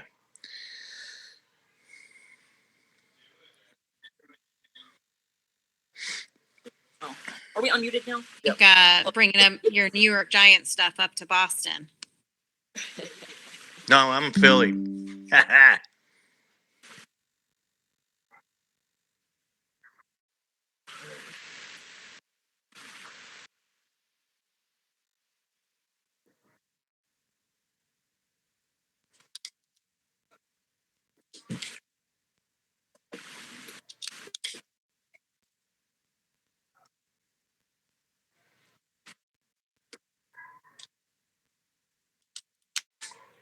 Yeah, and I have to put my hand up and say I can't be that person because I'm not even going to the game. I might be driving up just for the board meeting and back home. So I'm not going to the game. Here's what I like to do. I like to just I don't disagree. In the past, I think we've missed the opportunity to engage early, but I need someone else to run with it, right? So I hear you what you're saying. I also hear what Chris is saying, but at the same time, let's let that subcommittee let's jump on it. If they need energy to, or they need you there to kick it, get in there, kick tires. So maybe this is oversimplifying it, but we have a date, time, and location and general idea. Like that's the kind of thing that seems to me like I would engage with if I got an email, like here's my monthly thank you thing, or here's just an email blast. Learn more, like. Bloop. So on the monthly donation that I get every month, on the bottom say, hey, don't forget, we got the fundraiser coming up. If you haven't signed up, already sign up. So Anderson, is that something we could add? Because I mean, the Facebook event already exists. Yeah, it feels there's nothing else we like can do there. missing the opportunity sometimes to give content to Anderson's, right? So it's things that are already being done. Someone's creating content in their subcommittee, and someone's there ready to put content. So, for example, he could have on there, hey, you'll hear about us as part of the class presentation at the 25th reunion, and you know, those are next two big things, right? You'll be able to donate, hear about the 98Fund, Tetreault. It cannot say. Good point, Kayla. Yeah. It has to say. No one gives a shit about those Right. things. I don't open my. Thanks for being part of the inner circle. It has to be something You've like got 98 funds, events, whatever. It has to be well thought out, but a subject line that actually is meaningful. This is your receipt. So we have a subcommittee. Hold my beer. We do have a subcommittee. Mike Igo's running. Right. So let's get people who want to be engaged on the subcommittee with Mike to help them. Okay, so what that falls under whose actual subcommittee? He was a event chair. So Chris, can you get Kaylee and Ann and whoever else? Let's get this energy and passion with Igo licked up. I think that'll probably scratch Igo's itch because I think he was on the Okay. All right. So Ann, Chris, Kaylee, energy, ideas, right? Let's get that going. Okay. All right. I'm gonna the next topic is replace personally owned tools. I'm gonna table that for now. Yep. What I missed?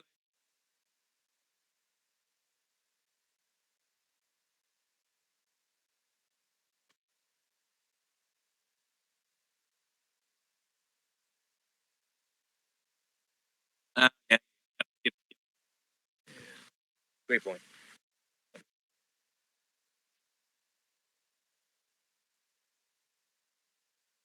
Yep.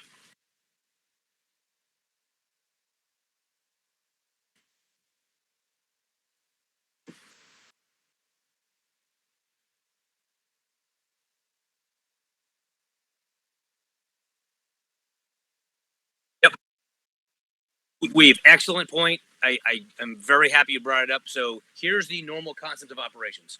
We have this in-person meeting as part of Alaska Project, because a lot of us are here anyways.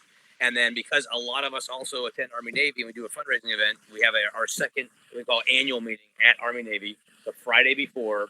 We're having it in downtown Boston at Faneuil Hall this year. We like to have everyone there as possible. Nothing is ever required, of course. We traditionally give a $500 stipend to anyone who travels from out of state for the, or travels for the, not out of state, travels for the event, up to. And if we can be there in person, that'd be great. And if you can't, we understand. It'll be just like this. We'll all be in a room together, and everyone else will be remote. Now, I know for our non West Pointers, I know Steve, you already plan on going. You're already going, so Kaylee's going. Value add, I'll be there. You're always value added. Otherwise, we wouldn't invite you on the damn board. Yes, we'd love to have you there.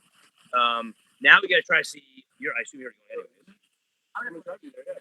You're not going to the game? Are you going to the fundraiser? I mean, okay, great.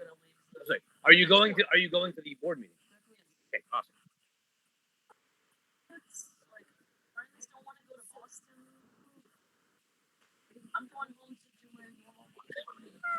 Okay, here's who we're missing, right? We have yes. We have 4 associate members already saying they're going. 3 of them aren't even connected to West Point. They're all going or will go. Okay, now who is the person that's the belly button to talk to Shep? Let's get Shep there, right? He's not here this summer, right? Say, I want to. Let's get him there. If we had 5 of 5 our new associate members there, that'd be freaking amazing. As a thought, if you could take one of the 2 in-person meetings and divest it from another large event, I mean, just a thought, because then we might be able to make it cheaper or easier versus trying to fit around other things. I understand like why, like there are pros, but there are cons too, right? It was really easy when I was in Philly because that's what I mentioned drive there. But the Boston thing is really hard. You're talking to the guy who goes to Alaska. Yeah. I know. Yeah, I mean, like we could easily have a board meeting like by the airport in Chicago or something. We could. Well, and that was why we chose Army Air Force last year, was because there was a much better percent of folks going, and we just picked that one. So again, we'll do the same thing for next time around. So, all right, good points. So John's gonna reach out to Shep and start that thing.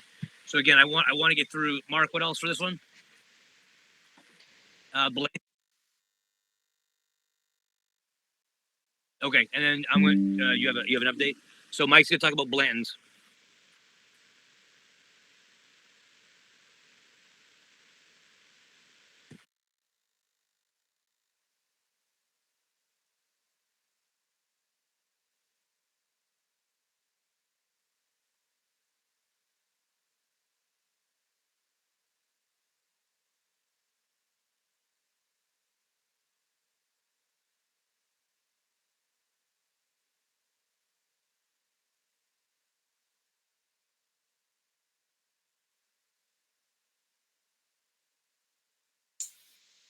I don't think they can hear us either.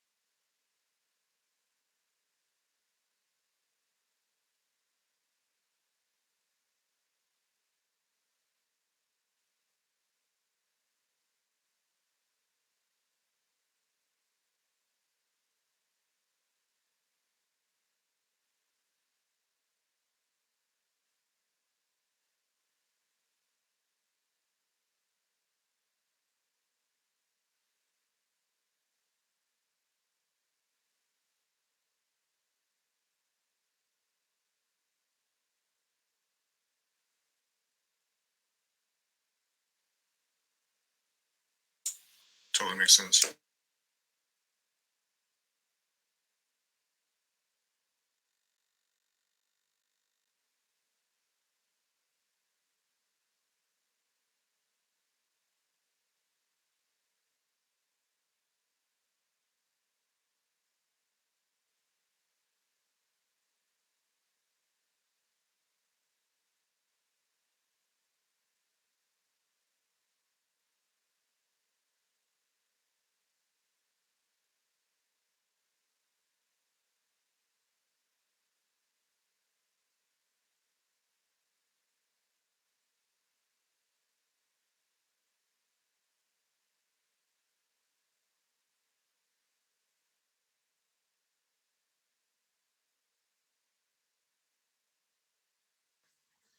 So, hey, Mark, the last I heard, Mike said that I think So Jake retail blends was is able a to. $70 to $90 bottle of bourbon, and on the gray market, it can be up to $350 because people can't get it. So it's not top shelf, but the prices go top shelf because everybody right now, the stores, when they get it in, they pull it off the shelf and hoard it. And then they have special events where people come buy it. So if you're a drinker of Buffalo Trace, blends, any of those, none of those are like top shelf, but they're all 70 to 90 bucks, like off, like regular, just retail. So now if it's tied to our class, a special barrel, limited reserve, the gray market on that is really high. Special sticker? Yeah, they So, usually put a sticker or the something sticker on that there. you can put on it is about the size of a quarter. Jake said, "Get me the artwork, and we'll take care of the rest." Yeah. But you can't get like your own dedicated. No, there's rules against that, but like I go to bourbon events and literally they'll just put a distiller's reserve sticker on and it'll bump the price literally 100% right off the bat. And so now if it's something tied, it's just, like the barrels people get when they do unit deploys, like it's going to be worth more because it's tied to you, and anybody that drinks that bourbon is used to paying a lot more for it. So I think 120 to me is extremely fair because I've paid more than that for their crappy bourbon.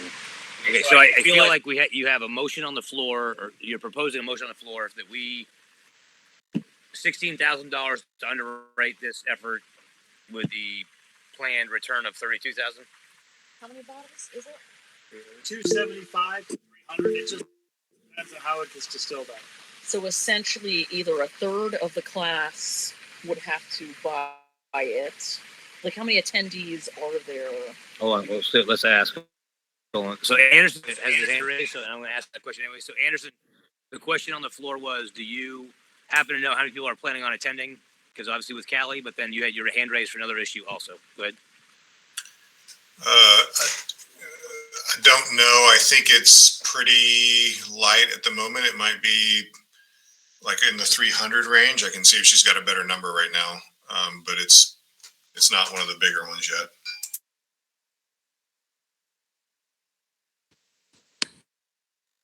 yet.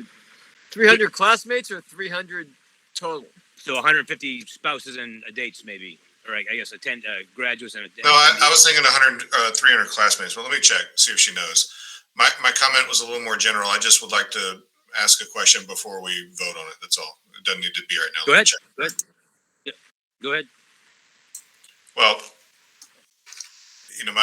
so I voiced this to a few people on the call. Dealing with the regulations on the spirits business is a little tricky, particularly if there are leftovers and things. But I think my larger question is, and a lot of you guys know my history with alcohol, so maybe I'm more sensitive to it than others. But as a veteran service organization, do we want to be known as a group that's marketing essentially alcohol, and then if you skip a few lines down on this agenda, gaming, as we are also marketing the health and the mental health of veterans? Those may not be mutually exclusive, but they may not be compatible totally either.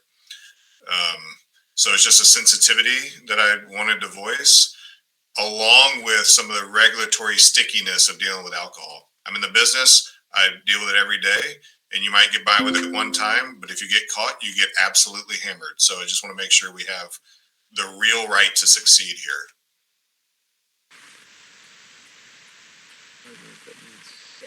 I would have some Oh, concern. hold on, Michelle. Does that mean you agree with Anderson's point? Is that what you're trying to say? Yes, I do. I think our whole point is talking about mental health, and like as a person, I would be totally fine doing it on my own and promoting it and then funneling the money. But I think that as an organization, if we're trying to promote these other things, we do not want our space to be connected that way. Next, okay. So at if we took back in 16,000 on top of the cost, that is 3.2 additional gold stars or survivors or veterans in need that we could bring up here. John and I had this conversation about gambling, and it is a dichotomy of like, hey, we're trying to do this, and some of those vices are what gets us there. The point that John made to me one night was, people are going to gamble whether it's us or not, and people are going to buy liquor whether it's us or not. Why not help as many as we can? I took that message. Well, you were anti it first, exactly, and then you said, well, fuck it, that's right. Let's just help as many as we can. So, but that all said, I think it's worthy of us having. We're gonna have a discussion about gaming for the executive committee real quick. So why don't we just put that there? What about this? When is our hard? Jake has not given me a hard date. I just know that it takes a little bit of time to kind of line things up, and before we really say yes or no, like I think we really need to think through. Okay, how are we going to get the word out to our class that they can, purchase this as a fundraiser? Yep. And then if we do have leftovers, and Anderson, I don't know the answer to this question.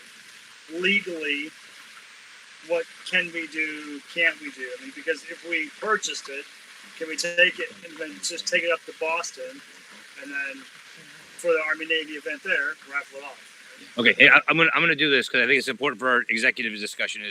I'm gonna go around the horn real quick. Everyone online too, who's a voting member, just thumbs up, thumbs down if you think the gambling and or alcohol is something we want our brand with or not. I'm just looking for like kind of a pulse. So, are you okay with it? You're okay with it, Mike?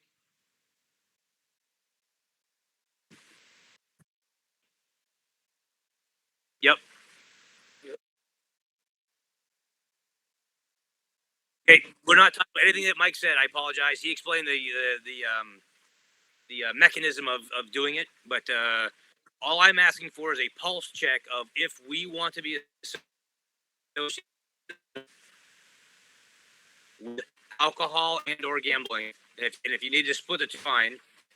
Just because in executive session we're going to talk about that for a few minutes, so it'd be good to have the pulse. So Jason is a yay. He's okay with those two things. Mike Avey is.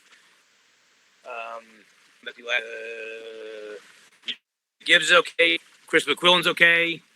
Michelle was a nay. Anderson Puckett was a nay. If I got yours right, nod your head or give me a thumbs up that that's correct. Michelle Anderson. Yep. Okay. Good. Got it. Can we do the observers too? Sure. Yeah.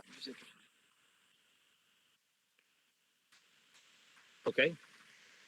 I have concerns about how. Okay. But what I'm asking for is, don't worry about the how.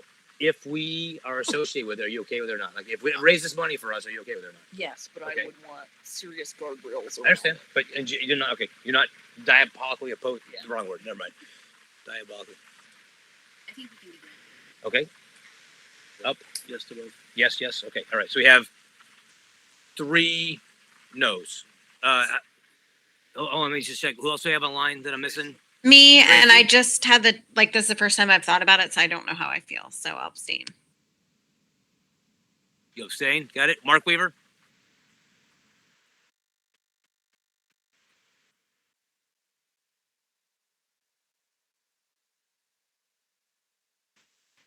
Okay.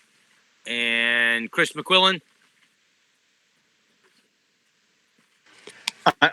I would say that the only part of it, I'm not worried about the association. The only part of it that worries me is the, for lack of a better word, trafficking of alcohol. Got it. And That's George it. Woods?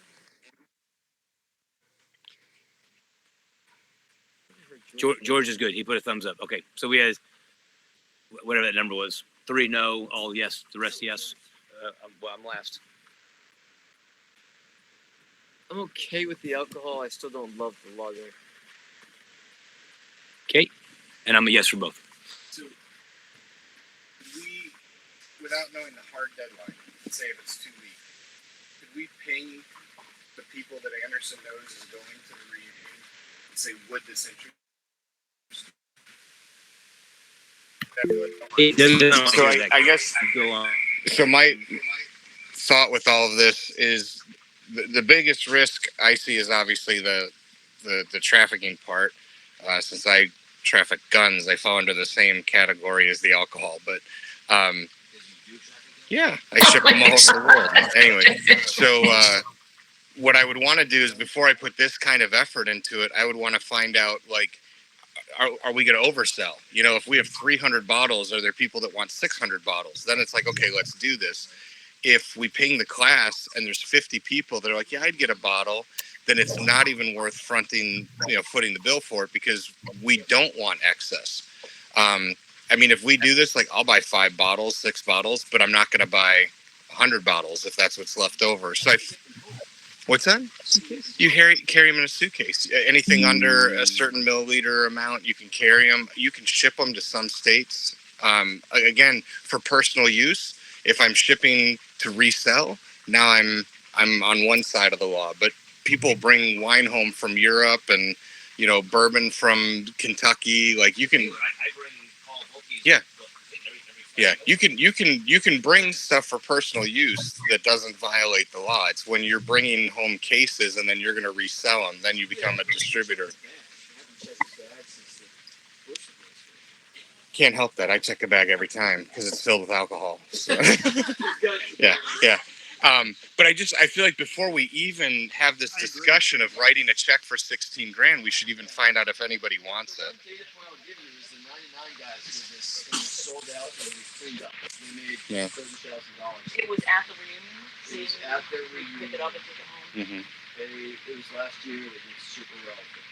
Wait, and 99 just did something with this, right? I don't think that you would have And then a problem because, like, around here, you can't get Blantons at all. And, like, people are on special little waiting lists for the ABC stores. And as soon as they have 3 bottles, if you don't get there within 5 minutes, they're gone. We read your comment. There's a huge market on the East Coast for it. We read your comment, Chasey. Thank you.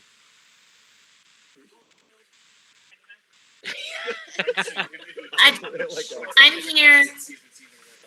Yeah. All right, Anderson, is that something that you can do with the powers of being married to Callie? Sorry.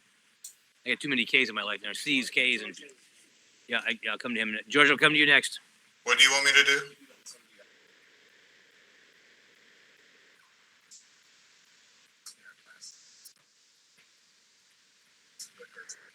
Oh, well. Are you going to talk to Callie then? Anybody can talk to Kelly they want. That'd be great. Okay. All right, hold on a second. All right, so Anderson, you're off the hook. 1, for conflict of interest for being married, but then 2, I know, I'm joking. But then for being in the alcohol business with your and a competitor issue. Yes. So So you're accused, Anderson. We're accusing you for yourself. So don't answer the question. You got it. You'll talk to her. Okay. All right, George, you had your hand up first, then I'm going to Michelle.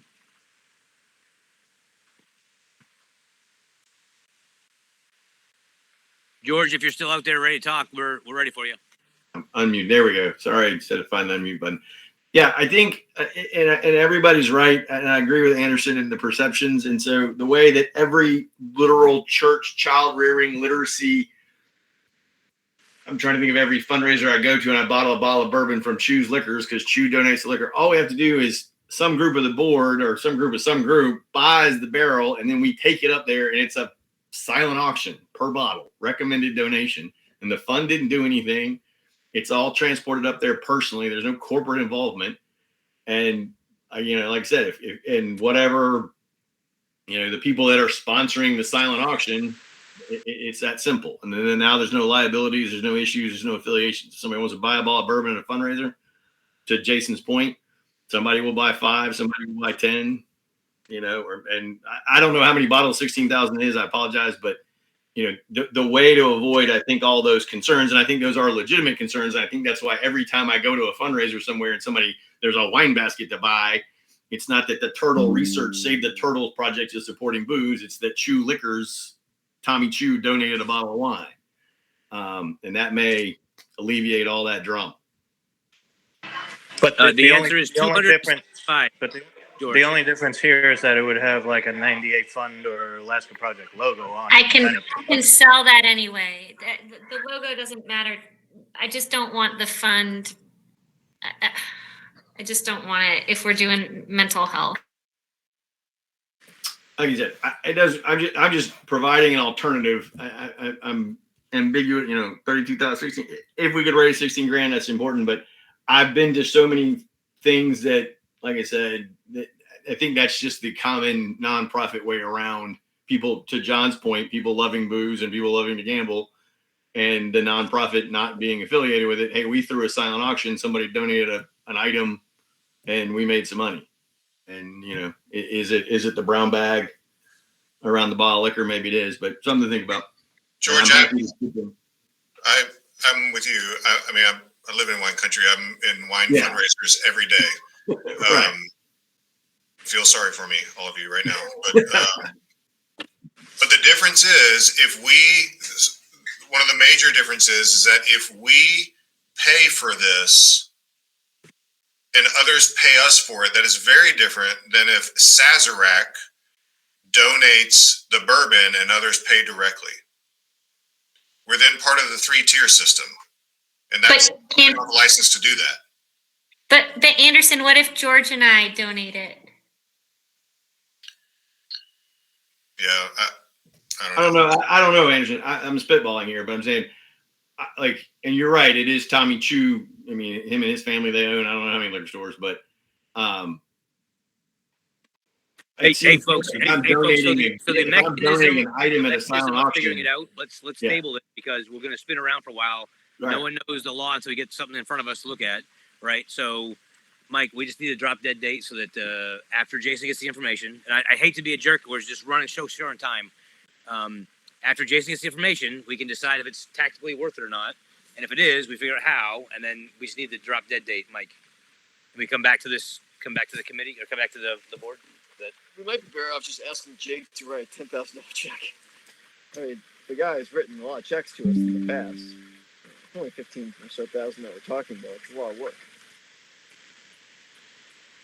And then there's but it's a way to be engaged.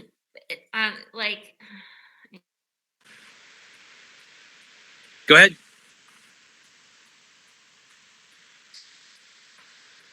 Hey, Michelle, you got cut off at the end of your comment. You said something. No, it's okay.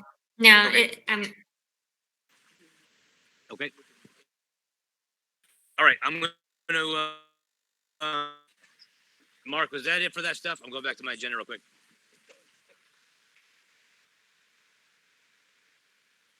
Okay, so I'm tabling.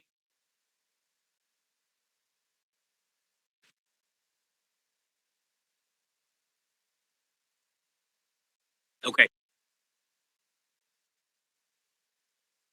Okay. All right. Hey, I'm going to table the stuff that would benefit me, and I'm going to table the gaming because it's kind of connected, and I want to talk about the executive committee, just about where we want to go with it. Okay. All right. What's the deal with the ATV? Steve, last call, Steve had talked about replacing all the shit that's broken of ours that gets out here, and it's not needed right now. If you guys figure out what you want to do later on down the road. Give me a number. I know. It's not. It's I am flattered and I really appreciate it, but I'll tell you, he has all his personal equipment out here too, his ATVs, his trucks. We should at some point as a group think about how you want to handle that. Because every time I go use my shit, not just my tools. You guys have already said you buy tools, and I appreciate that, and I appreciate you asking. I love you for it, I really do.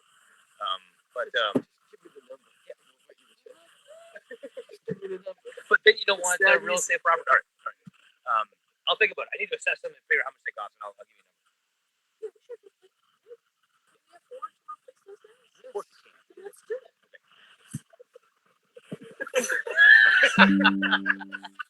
All right, I do want to go around the horn for like emergency topics or classmates or veterans in need.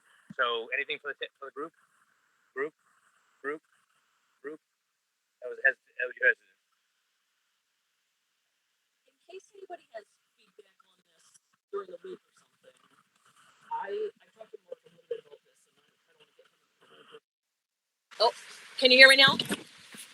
Just hold it. Okay. So I'm would propose not necessarily a subcommittee, but maybe a project on our infrastructure.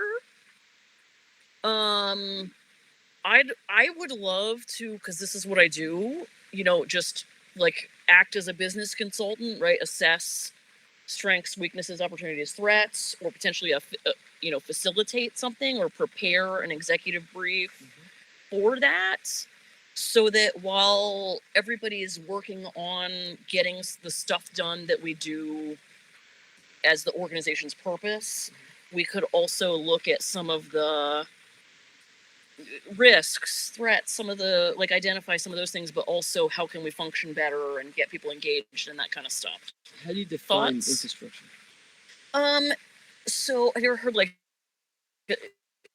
the thought of working in the business versus on the business, right? On the business, all the on the business stuff. Do we have KPI metrics that measure our, performance, that we agree are the health of the organization? What other things can we put on a cadence? How can I not get so many text messages? You don't like the text messages? I like them very much. I wish there was a business channel and a fun channel. You go on Slack. Because I like them both. Yeah. Well, exactly. This is the kind of thing, right? How can we help ourselves function better so that nobody feels overwhelmed and everything gets done in a more timely manner? It sounds like something, Weaves, you might have a perspective on. What do you think?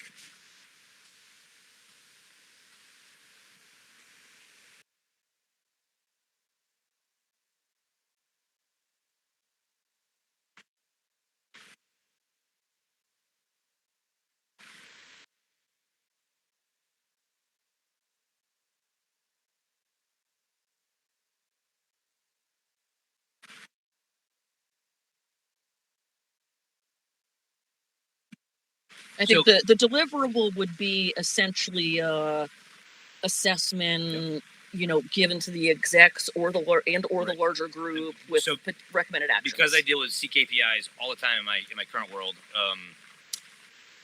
A nonprofit, no matter what we do, right? Whether we provide veteran support or whether we provide food to the homeless, there has to be a pretty standard existing set of KPIs that we could use to assess ourselves without having to reinvent the wheel. Yep. Would you be willing to kind of just research that a little bit? Yeah, the whole thing. Okay. Like, here's some stuff we should do. Here's how we can operate more efficiently. Improve the customer and volunteer experience. What subcommittee should maybe some financial stuff.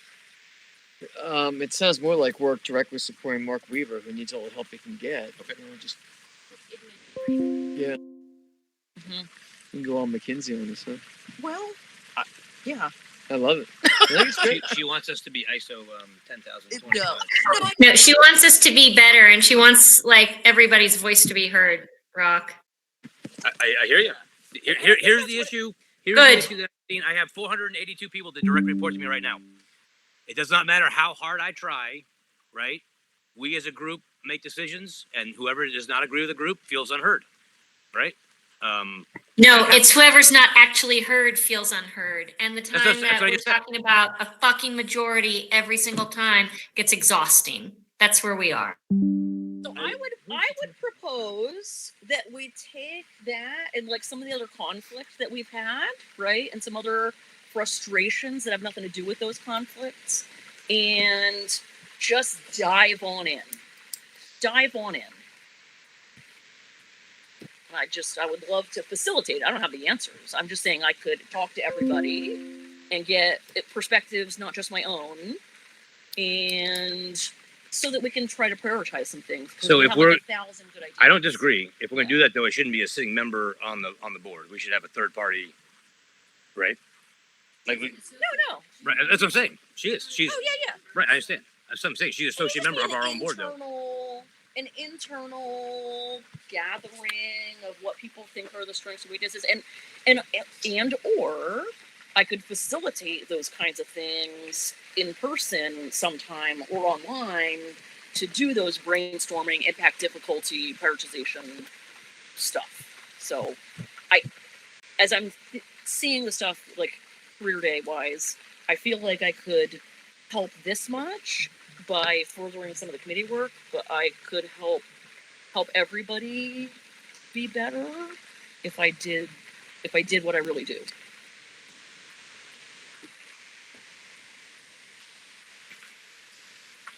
Discuss it in exec. Yeah. Okay. Right. Sounds good. plenty of time to discuss it. Okay. Yeah, I got feedback from Haley. She said, "Hi there. It was very. This is with regard to their bourbon sale. Hi there. It was very successful. We completely sold out and auctioned off the last 3 bottles for $3,000. We raised $9,000 total. Our AAR points are 1, don't charge $99, and 2, charge $150. It also helped with PR and esprit de corps within the class. People were super excited to get their bottles and post it on social media. The bottles showed up at gatherings, and people used it as an excuse to gather. Lastly, we had a really nice label. I guess this is different than just the sticker. It ended up getting 2 barrels. We'll keep doing it every few years. I guess we only had 2 AAR points. Charge more per bottle and buy more." What she said. Thank you for the feedback. All right, I'm looking for hot topics, emergency things, veterans in distress, or other things. No? I do have a hot topic. Okay. I just took some notes and I wrote them down because this is really, really important. I haven't one time talked to Rock about it. I think I have, but we kind of never really did anything. But I need everyone to kind of be aware of it, right? This place that we have, it supports people in need, and we need to take care of it.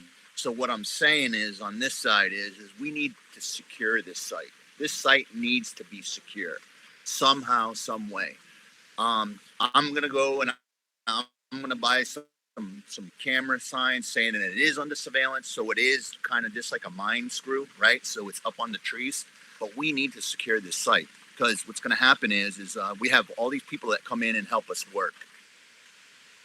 We don't know them from Adam, right? So Fritz brings in people, we bring in people. Now they know what we have, right? They know we have Connexes down in the back. We know we have tractors, we have 4-wheelers, we have generators on every one of these cabins. So whether it's a front gate, Rock, that we need to look at, putting a front gate in, that is a necessity. I'm telling you, when I sit at home and I get heartburn thinking about it because all it's going to take is one clan to come in here and just steal everything that we own, burn places down, take all our wiring from the cabins because they know that's what a lot of people do, right? They sell it all. It's going to be, it's all it's going to do is just, we're going to be set back. So we need to secure this site, whether it is a simple gate to start out, or maybe somehow getting some kind of surveillance cameras put up in here. You know, we got game cameras. We do. We have them set up, but the batteries run out in the wintertime. All it takes is just set. So I think that we really, really, really concentrate. We've got millions of dollars here. And,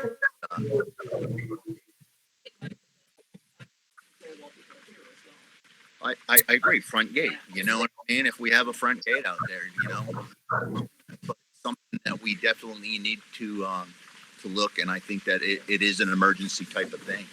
You know, yeah.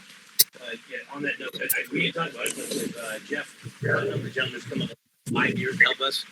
He's coming up to give a well, and the project he's on. So that is a start. It's a start. Yep. So it is a start, but I'm really thinking. Claymores. Well, we could do that too, but you know, then all of a sudden we get someone to come in here and work, and they don't know they're there. Anything else? Hot topics? Okay, awesome. Haley, any hot topics or veterans in distress or something? Okay. Mark, I'm just going to write down the line here. Anderson Puckett, any hot topics or classmates, veterans in distress? Hey, Michelle, we have a hot mic.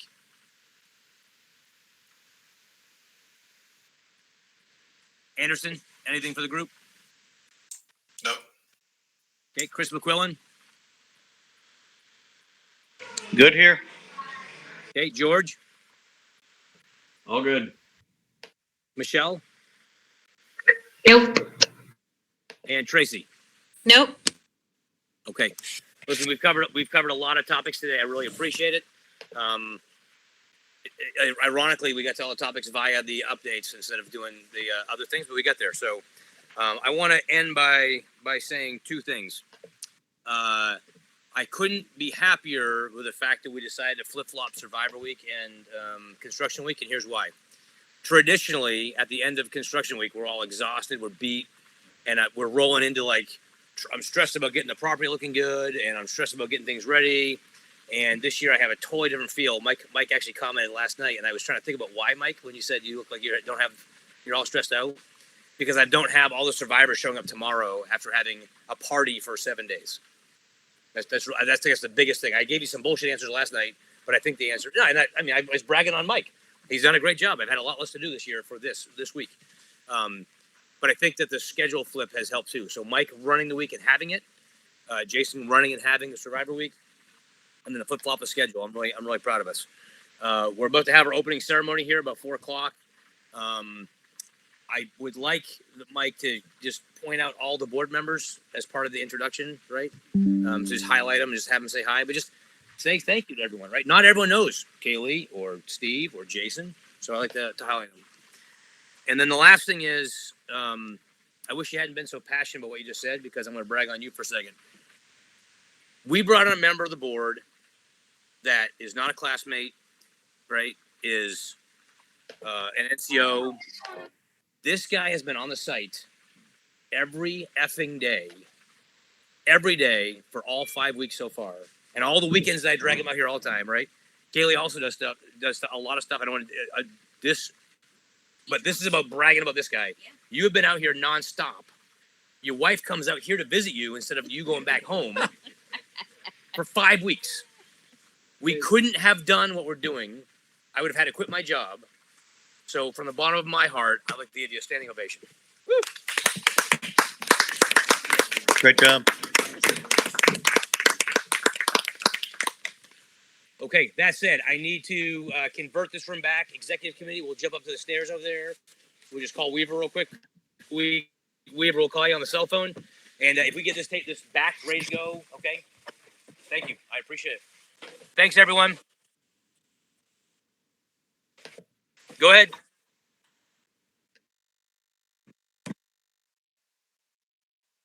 Thanks, Weave.